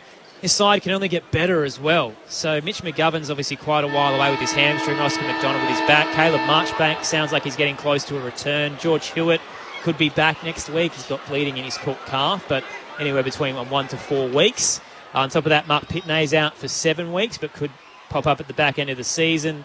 You've also got Liam Stocker, who was suspended this week, but could come back in shortly with a shoulder injury. So the Blues have depth, and they're just going to keep cruising. A decent month of footy ahead for them. The Giants next Sunday, Sydney to come on a Friday night, Collingwood, and then the bye. Well, it feels like Carlton have got the stock. Feels like they've got the cattle. It's just a matter of now building on their game, building in that consistency. Because I guess they're coming off a pretty low base as well, aren't they, from where they've come from. New coach. So it's going to take them a while to sort of find their groove in that respect. Let's head back downstairs. Lauren Borden's with Sam Doherty. I am, Aaron. It feels like a bit of a regulation win with the mood in the rooms at the moment, but they are the ones that you really need to get. How pleasing was it with the way that you ran out the game today?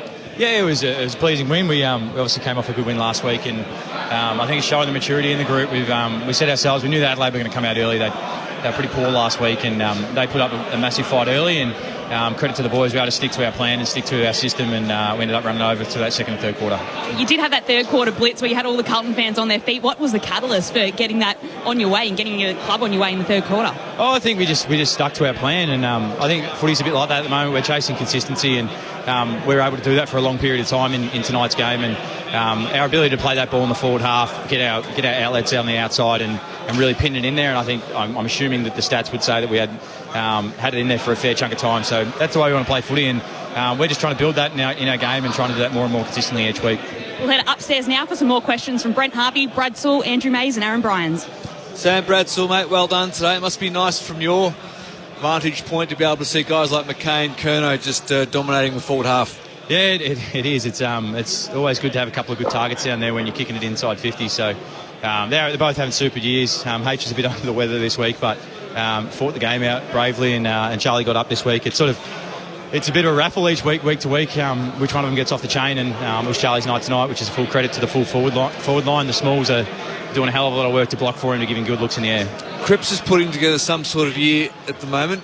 Can you tell us anything we don't know about him in terms of preparation, the way he's building on his game? He's just a brute out there. Some of his contested ball is exceptional.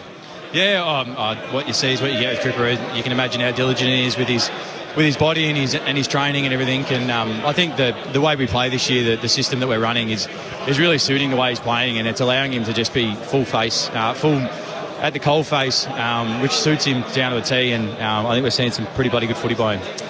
Doc, Boomer up here, congratulations collectively, but individually a fantastic game for you as well today. Mate, your midfield, we speak about Cripps and we speak about Walsh, and these type of guys. But the depth that you guys have got through then now with adding Cherrod to it, Kennedy's come on in leaps and bounds over the last 24 months.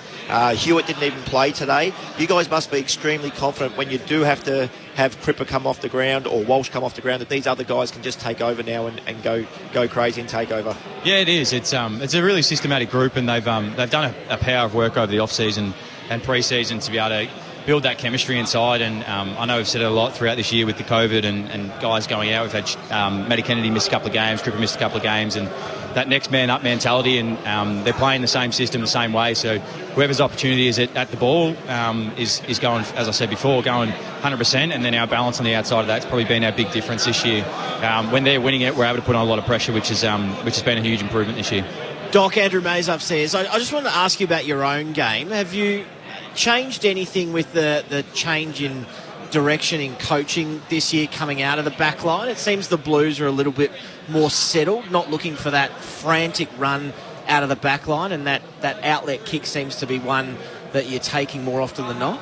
Yeah, we want a balanced approach out of the back line. There's times that we're going to have to go fast, and there's times we're going to have to slow the game down. And the AFL footy is a pretty fatiguing game, and being able to play all modes is hugely important. I think in today's footy, every team prides themselves on that forward pressure, and being able to get that relieving mark and getting the decision with the ball in hand out of that pressure situation is just such a massive thing in today's game. And it's something we've been working on the whole year, and it's starting to come out in the last few weeks. I know all footy clubs aim for a level of calmness every Monday when you turn up to work or recovery or whatever the Monday takes place. Tell us about the feeling around the club at the moment. Obviously in a pretty strong position after the opening 8 rounds. Can you sense a level of excitement around the place? I think there's sorry, I just got punched in the guts by Weeders.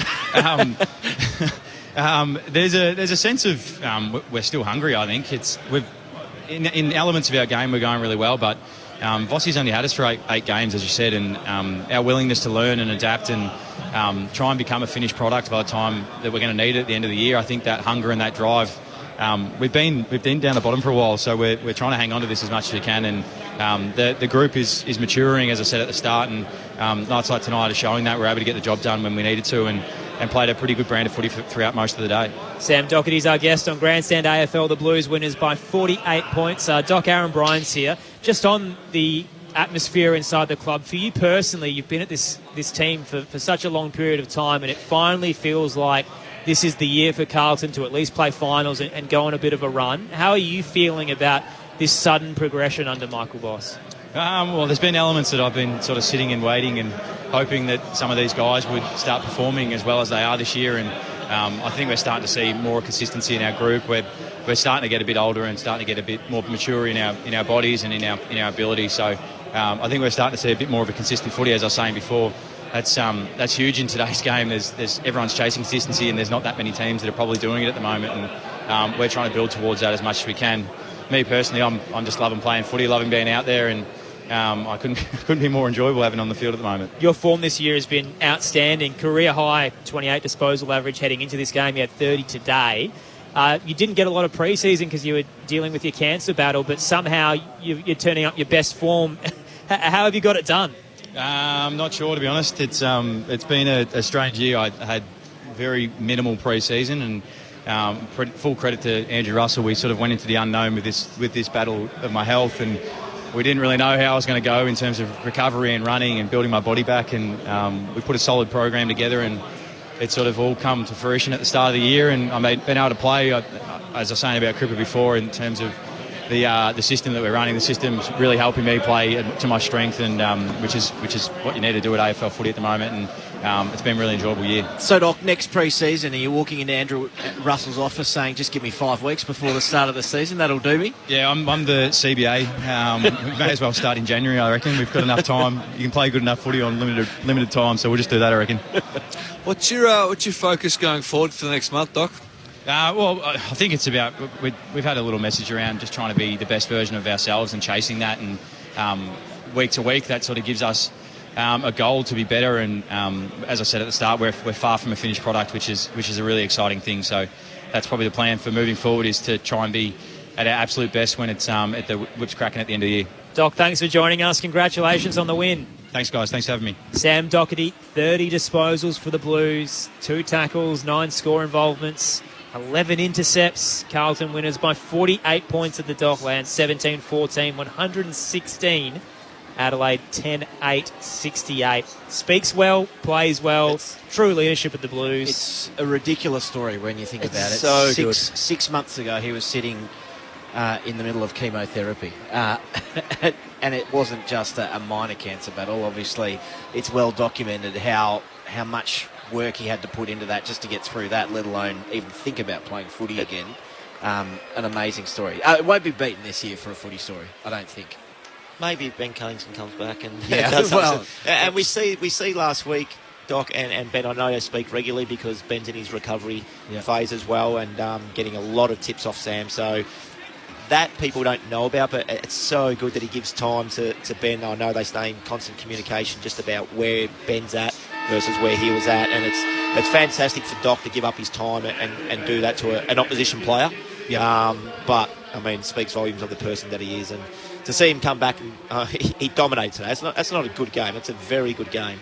To play like the way he does off half-back. And they had a bit more of the ball than the opposition, so it might have been a little bit easier, but you're right. It's a bloody great story. Yeah, he's putting together an amazing season just without the context of the cancer battle he's putting together. Can you argue all-Australian half-back? He's possibly not far off it, I don't think. Why wouldn't you? Absolutely. We're only 8 games in, or is it 8 or 9? Round 9 this week? Round 8 this week? Yep. He's had 4 or 5 really, really good games. So the consistency is part of All-Australian selection, no doubt, and he's certainly got that. Boomer, you'd have more pre-seasons than anyone under your belt. What's it like at the latter stages of your career when you're missing out, I guess, on a large chunk of it and you're trying to build towards some good form? Yeah, I never really missed. I dislocated my elbow, but that was in season. So I was about continuity. Even when I was older and they say, you should be just having this one off or that one off, I was there. I was at training. I wanted to train with the boys and be part of it every single session. So everybody's different. I do understand that. So for Sam's going to be slightly different to the other bloke because of what he's just gone through as well. So he might need a little bit of time off, but it shows that pre-seasons might be overrated, eh? Absolutely. Don't say that too loud. Aaron Bryans, Andrew Mays, Brent Harvey, Brad Sewell with you. The text line 0437 774 774. Mikey from Bendigo says, hi guys, we're only 8 rounds in, but could the Brownlow go down to either Cripps or Neil? I think Oliver and Petrarca will be in there, but they might take some votes off each other, which could come down to those two. No, we always say they take votes off each other, but I mean the Brisbane teams, they had 3 Brownlow medalists in there, didn't they? The issue is Melbourne's won every game. Yeah, that's right. So they get the 3 or 2 pretty much every week. It's Petrarca or Oliver. Yeah, it is. And they, I think Petrarca might have had one game where he might not poll, but the rest of them he's going to get the 3. If he doesn't get the 3, he gets the 2 or the 1. So. Interesting, yeah. It's going to be a good count, that's for sure. And we're talking about it in round 9, which is amazing. Forgetting about Andrew Brayshaw as well. So Fremantle sitting in second. He's clearly been their best in most of their wins as well. So there's plenty of opportunity to make it an interesting count this year. And what will be Gillen's final one as well? Yes. Farewell. Wonder if there'll be more dramatic pauses. I'm not a big fan of his opening speech on the nights. They usually drag on quite a little bit, but it'll be. Yeah, more emotional this year to see him go after the run that he's had. Here at the Docklands, Carlton defeating Adelaide by 48 points, 17-14, 116 to 10-8, 68. Charlie Curnow kicked 6. Harry Mackay had 3, 2 to Silvani, Cripps and Fisher. Singles to Nunes and Kennedy, the goal scorers for the Crows, 2 to McAdam, Walker. Singles to Rochelle, Dawson, Cook, Frampton, Himmelberg and Schomburg. So we've dissected a lot of the Blues. Where do the Crows sit in the scheme of things now? Because they had a really tough start to the year where they had a lot of close games, won a couple, lost a couple. They pushed Fremantle. They beat the Western Bulldogs. It felt like a side that had improved. The past fortnight has really undone a lot of the hard work that they've put forward in the start of the year. Yeah, I guess that's what I was talking about with that inconsistency. We see the start of the game, they kick the first 2, then they let Carlton back into it. The third quarter, they kick 2 points to Carlton, 6 goals, and in the last quarter they come out and kick 5 goals to 2, and that's that inconsistency in games that I'm talking about, and it really, really hurt you. I mean, their next 4 weeks before the bye is Brisbane, St Kilda, Geelong. There's 3 really hard games, and then they've got the Eagles before the bye, so it's going to be really, really tough for them. But the inconsistency in games is probably what I was leaning to before the game, and it showed a little bit tonight, the way they went about it. Yeah, clearly they're in for a long year, and they need to identify who they want to take forward to be part of this next wave to regenerate and rejuvenate the club, and that's sort of the process they appear to be going through at the moment. Well, they only have three. They had three players tonight who've played over 75 games. Is that all? Who are they? Walker? So Walker, Brown, and Laird. So they were the only three who played over 75 games. How has O'Brien played? Extremely. Riley O'Brien has played 64. Is that all? Yeah. So, I mean, really, when you put it into context, Carlton had 8 who'd played over 100 games. So far more experience. It probably just tells you between the two clubs where one sits in terms of the rebuild. It does take years, and you grew through this, Sully, as well with the Hawks. It takes a long time to pump 3 full seasons into hopefully enough draft picks over a number of years that can take you through to what you eventually got to. You talked about knowing certain periods where you became a side that put sides away. For Adelaide, what do they aim for from here on in for the rest of the season? Like, what's the one thing that Matthew Nicks will want to take out of this season? Say where you were, perhaps. I know it was a bit odd because obviously Hawthorn had won in 2008, but building up to that, the stories you heard about where the Hawks were actually at, where they and what Clarko would aim for in those sort of seasons. So you're almost putting the scoreboard aside.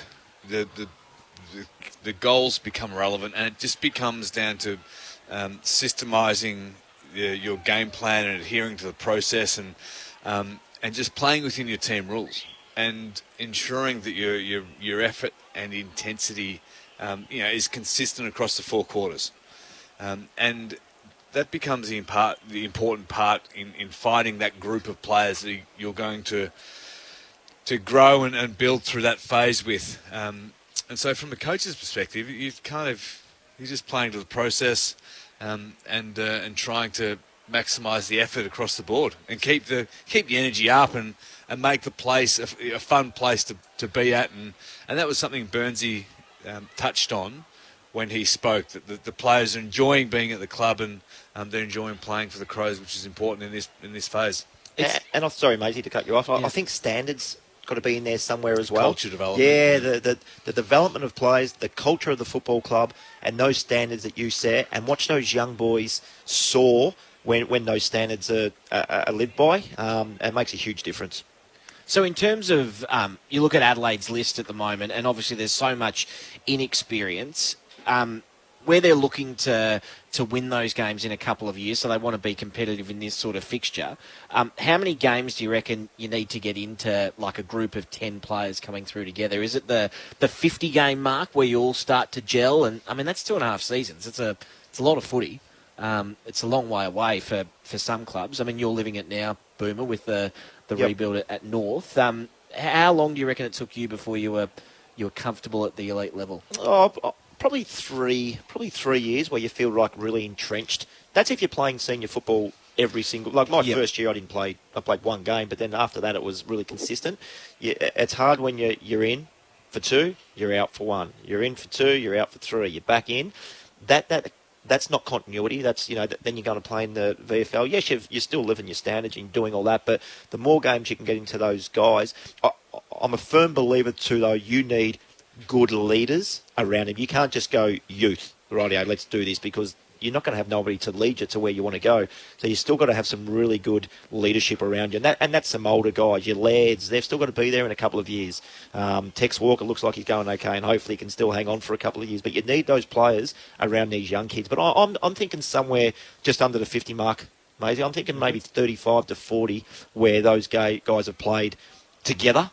And it can't be 35 from him from 2 years ago. Now he's got his 35. They've all got to play similar roles together, and that's when you start clicking and gelling. The leadership group at the Crows, in the absence of Rory Sloane, the possibilities for an acting skipper like we saw from Ben Keys today included the likes of Brodie Smith, who was out with concussion, Riley O'Brien, who didn't really have a great game this afternoon, and Tom Doedee. So realistically, Keys is shouldering the load this evening.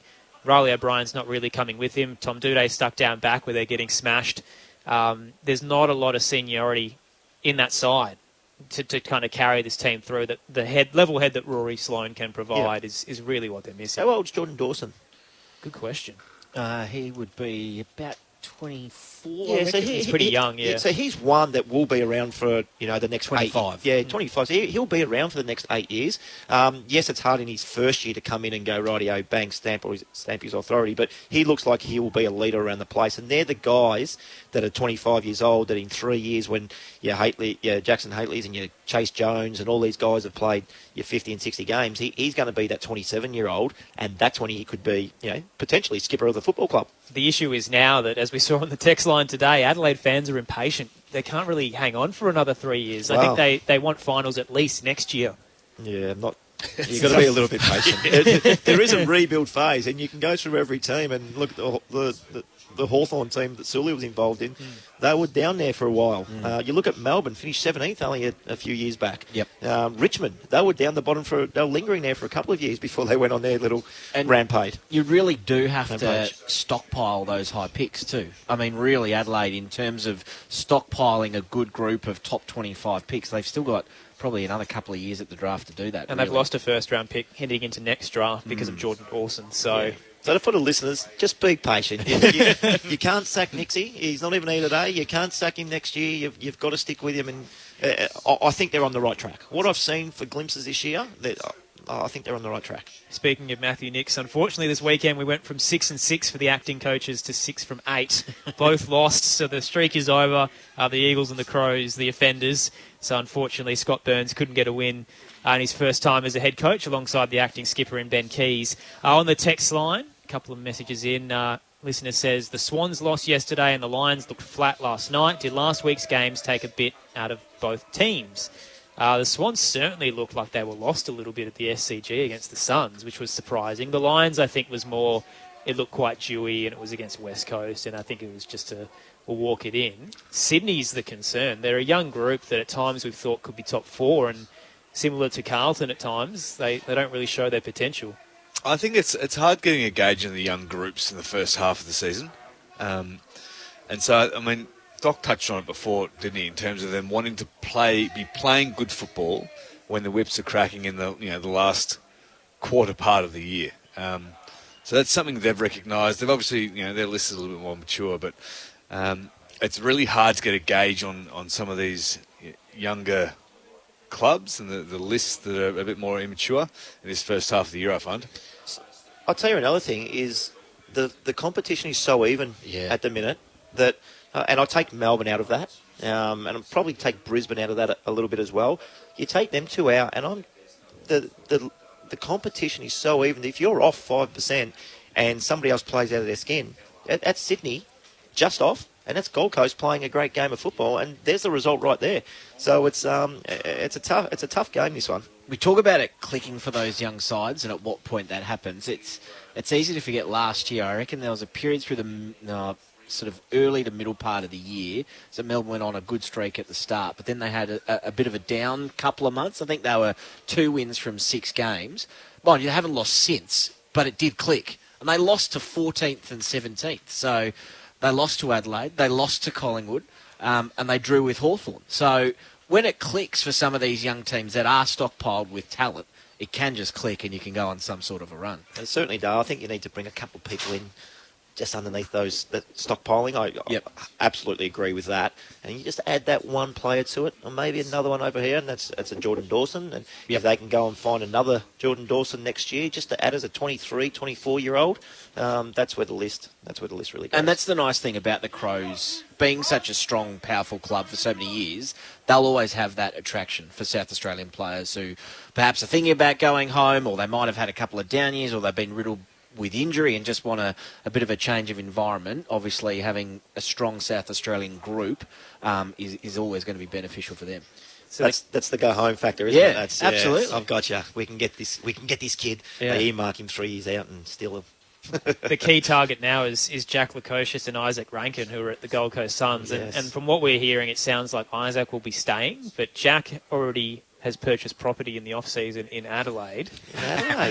Did hear that a couple of months ago. That's some good journalism near right there. Near West Lakes as well, where the Crows are situated. Many fans were quick to let me know that Port Adelaide is just as close to West Lakes, but I know the Crows will be targeting him for sure. He's a player that obviously was a Crows fan growing up. He's out of contract.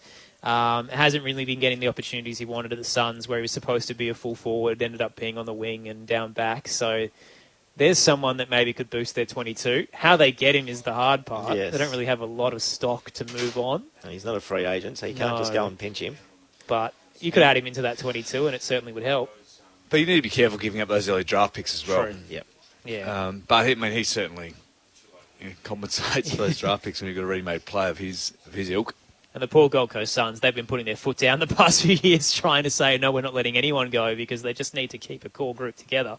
But I was hoping, or at least thinking last year, that a first-round pick for the 2 might get it done, but it's looking less and less likely now, considering the Suns' asking price. Just speaking of the lists, we had 2 subs today. So Lockie Murphy out was subbed late with a neck injury, which is a bit concerning considering he had neck surgery in the pre-season and has been a bit proppy on it when he's copped a couple of high hits. Jack Martin out with the calf as well. We didn't get the chance to ask Sam Doherty about it because he had to rush off. But Jack Martin out, that's probably not a huge blow, but enough that it's, it changes their forward line. Yeah, it does. Yeah, I mean, one thing that's been, I think, a little bit underrated this year with Carlton's forwards, obviously we hear, you touched on it, Boomer, the plaudits for Curnow and Mackay, but Durden and Owies had 4 and 3 kicks, respectively, this afternoon, but they had 9 tackles between them. And I think Owies is actually leading the AFL at tackles inside, attacking 50. So they're role players? Correct. Right, so they're role players. No one expects... And it will happen this year. One of them will come out and kick 3 or maybe even a 4, but that's not expected from them every week. Their role is to get their hands dirty and tackle. And then, Curnow and Mackay, they'll get the accolades for kicking the goals. But on the Monday, that's what I was talking about earlier, on the Monday, the review, I guarantee some of their stuff tonight will be shown on the review on Monday. They're the role players that you absolutely need. Zach Fisher's the other one. He popped up today, a couple of nice things. Kicked 2, I think, in that third quarter. But as a neutral, Jack Martin's the type of guy you want to see get a good run at it. He's got the skill. He's hard. He's the type of guy you want to see play some good footy. Yeah. Unfortunately, he hasn't been able to string it together, has he?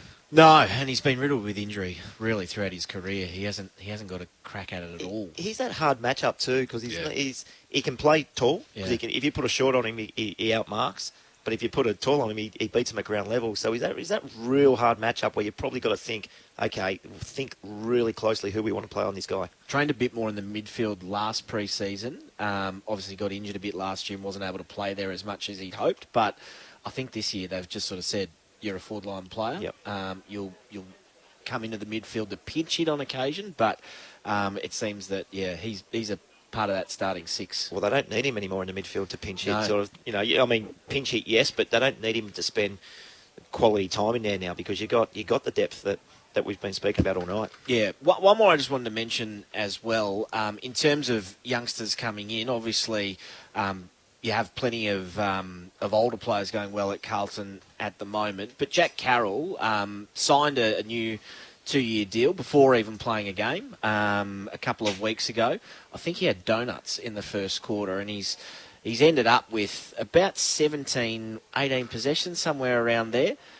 He's sort of another that can rotate now through that midfield. So all of a sudden, competition for spots. You could walk into the Carlton midfield for the last 5 or 6 years because there were 2 players. And Hewitt didn't play tonight. Yeah. Like you've got some depth there. Well, that's the tough ask is who comes out of this side? Is it simply Matt Cottrell stays the sub and it's Martin for Hewitt, even though they're different types of players? Can they afford to bring in another mid-defender for a mid-forward? Or does someone lose their spot? That could depend on the team they're playing. That often happens at selection. You debate 1 or 2 players who should be in who, and then it comes down to matchups. So that could literally depend on the matchup of who they're playing. So one question, they've got GWS next week. Giants next week, yeah. Who are you playing on Toby Green? Yes. He's a good player. Oh, I love watching him play. So do I. One of my favourites to watch. Who are you playing on Toby Green? I think does Plowman normally get... I know he didn't play tonight. Does Plowman normally get him? Because Toby's the same as Jack Martin. He's not as tall, but he's a good mark for his size. So they sort of try to put a semi-tall on him. Yeah. He's the... How long's he out for? He just had the flu this week, so he could be a back in and you're on him, knock him over. Yeah. If not, it's a great question. I'd almost play Wiedering on him. Yeah, right. Yep. On the ground? Yeah, that's the only problem, on the ground. Yeah. But, yeah, he's just so good in the air, Toby. Again, it comes back to that midfield battle. Yeah. And the pressure on the ball going forward. Aaron Bryans, Andrew Mays, Brent Harvey, Brad Saul with you for the next couple of minutes. Gents, you're 3-2-1 in the ABC Footballer of the Year. You pointed at me, Sully. Good That was a handball. quick point. Good handball. I saw you writing notes down. I was like, yeah, thank you. Just in case, because normally I get stuck and Mark McClure or someone just goes, you can do it. And I'm like, what? I haven't even looked at it. So I have put some stats down. I think the one I'm going to give it to our interviewee. Is that what you say? Yep. Sam Doherty. I thought he was fantastic. 30 disposals, 10 marks. Nothing to do with the story, Maisie, which is unbelievable, but I just thought it was fantastic. I toss a coin for these two, so you can actually. I'll tell you these two, and you can pick the 3 and the 2. Right? Okay. Patrick Cripps, obviously, as the skipper, was unbelievable. 35 disposals, 2 goals. He's got that ability just to float forward when someone's tagging him. I absolutely love it. 19 contested possession. And 7 tackles. So talk about get your hands dirty. He was the dirtiest player on the field tonight. He was fantastic. And Charlie Curnow, obviously, 9 shots on goal, 6 goals, 3. He had 21 touches as well. He had 21 touches. Yeah. Quick question before Sully makes that call. How many goals is... if you kick a goal, how many touches is that worth? 5. 5? Okay, yeah. well, he's had 50... He's had 53 possessions tonight, Charlie Curnow. So, he had a couple of goosies out the back. He had 10 marks and he also had 7 inside 50. Yeah, so he's getting up the ground a bit. So he was choose a huge. 3 and a 2. He was huge. But no, Cripps for mine, 3, and Curnow 2. There you go. So 3 to Cripps, 2 to Charlie Curnow, 1 to Sam Doherty. Carlton winners by 48 points at the Docklands. 17-14, 116 to 10-8, 68 rather. Sully, thanks for your company this evening. No, thank you. Boomer, good to have you back. Yes, great to be keep back. working you in around North Melbourne's schedule. Yeah. Hopefully it lifts for you after the last couple of weeks. I love working here, boys. Maisie, great calling as always. Good fun. Thanks to Lauren down on the boundary, to our tech Julian McKenzie as well, and to Luke back in the studio. Carlton moved to 6-2. Adelaide down to 3-5. The ladder at the end of the round 8 rather looks like this. Melbourne undefeated, top spot, 32 points. Fremantle in second, just ahead of Brisbane by 2%, who are in third. Carlton in fourth, a game clear of Geelong, Sydney, St Kilda, who are 5, 6 and 7. Richmond rounds out the 8. They're sitting with 16 points, just ahead of Collingwood. They're 12% ahead. Collingwood in 9th. The Western Bulldogs in 10th. Port Adelaide, Hawthorn, Gold Coast, Adelaide alongside them, all with the same amount of wins. And the bottom 4 has the Giants, Essendon, North Melbourne and the West Coast Eagles sitting right at the bottom on 52% after a 75-point loss to the Brisbane Lions. Round 9 coming your way very shortly on Grandstand AFL. It begins on Friday night. Collingwood up against the Western Bulldogs at the Docklands. That'll be a tantalising affair. Saturday, there's plenty of games. Hawthorn and Richmond, North Melbourne and Port Adelaide, St Kilda and Geelong, Sydney and Essendon, Adelaide and Brisbane. And then Sunday, you've got 3 to close out round 9. Gold Coast up against Fremantle at Carrara. The Giants host Carlton at Giants Stadium. And then at Perth Stadium, West Coast host Melbourne. Oh, no, that looks dangerous. We'll see what's to come there. Just for those Hoops fans around the country as well, the Sydney Kings winning Game 2 of the NBL Grand Final Series, 90-86. Also in the A-League, MacArthur and Western Sydney Wanderers drew 1 each. Adelaide United leading Western United 2-1 at the 78-minute mark. Here at the Docklands, though, Carlton winners by 48 points. Let's hear how it went down. De Koning got the tap down, straight towards Carroll, who gives it back to him. The Blues run towards the top of the goal square. Curnow, arms chopped, free kick. Carlton will get another shot on goal. Kicks from 30 and delivers. Straight over the goal umpire's hat. Charlie Curnow has 2. The Blues have 3. The opening 4 goals in this second quarter. Durden kept going, receives it through the logo on the dot side into the 50. Curnow has acres on Frampton and takes the mark in front. Charlie Curnow starts in the square. Shorter run up. He'll head out to the right side. It's curling towards goal and he's done enough. Charlie's got 3. Toss back in. O'Brien wins against Mackay. threat. Down to Carroll, though. Spun in the tackle, got a handball away. Was up and down to Keys. He turned it over. Back to Carroll. Then Fisher. Snap from 30. Carlton are running away with it at the Docklands. Out the back to Cottrell. Now to Fisher. 3 seconds of the quarter. Fisher shoots and scores. The Blues doing some damage in this third term. Fisher with his second of the quarter, his second of the afternoon. Free kick for Cottrell, who'll drive Carlton inside 50 against Silvani. Almost. Bring it to ground. Pass comes out. Cripps just burst through 3. Hand pass to Silvani. Does he end up with a goal anyway? Yes. The Blues fans are up and about. Gives it to Williams. Long ball towards the top of the square. At the back is Curnow. Pushed away from his man and takes the mark. Charlie can go back for number 4. Comes around and finishes true.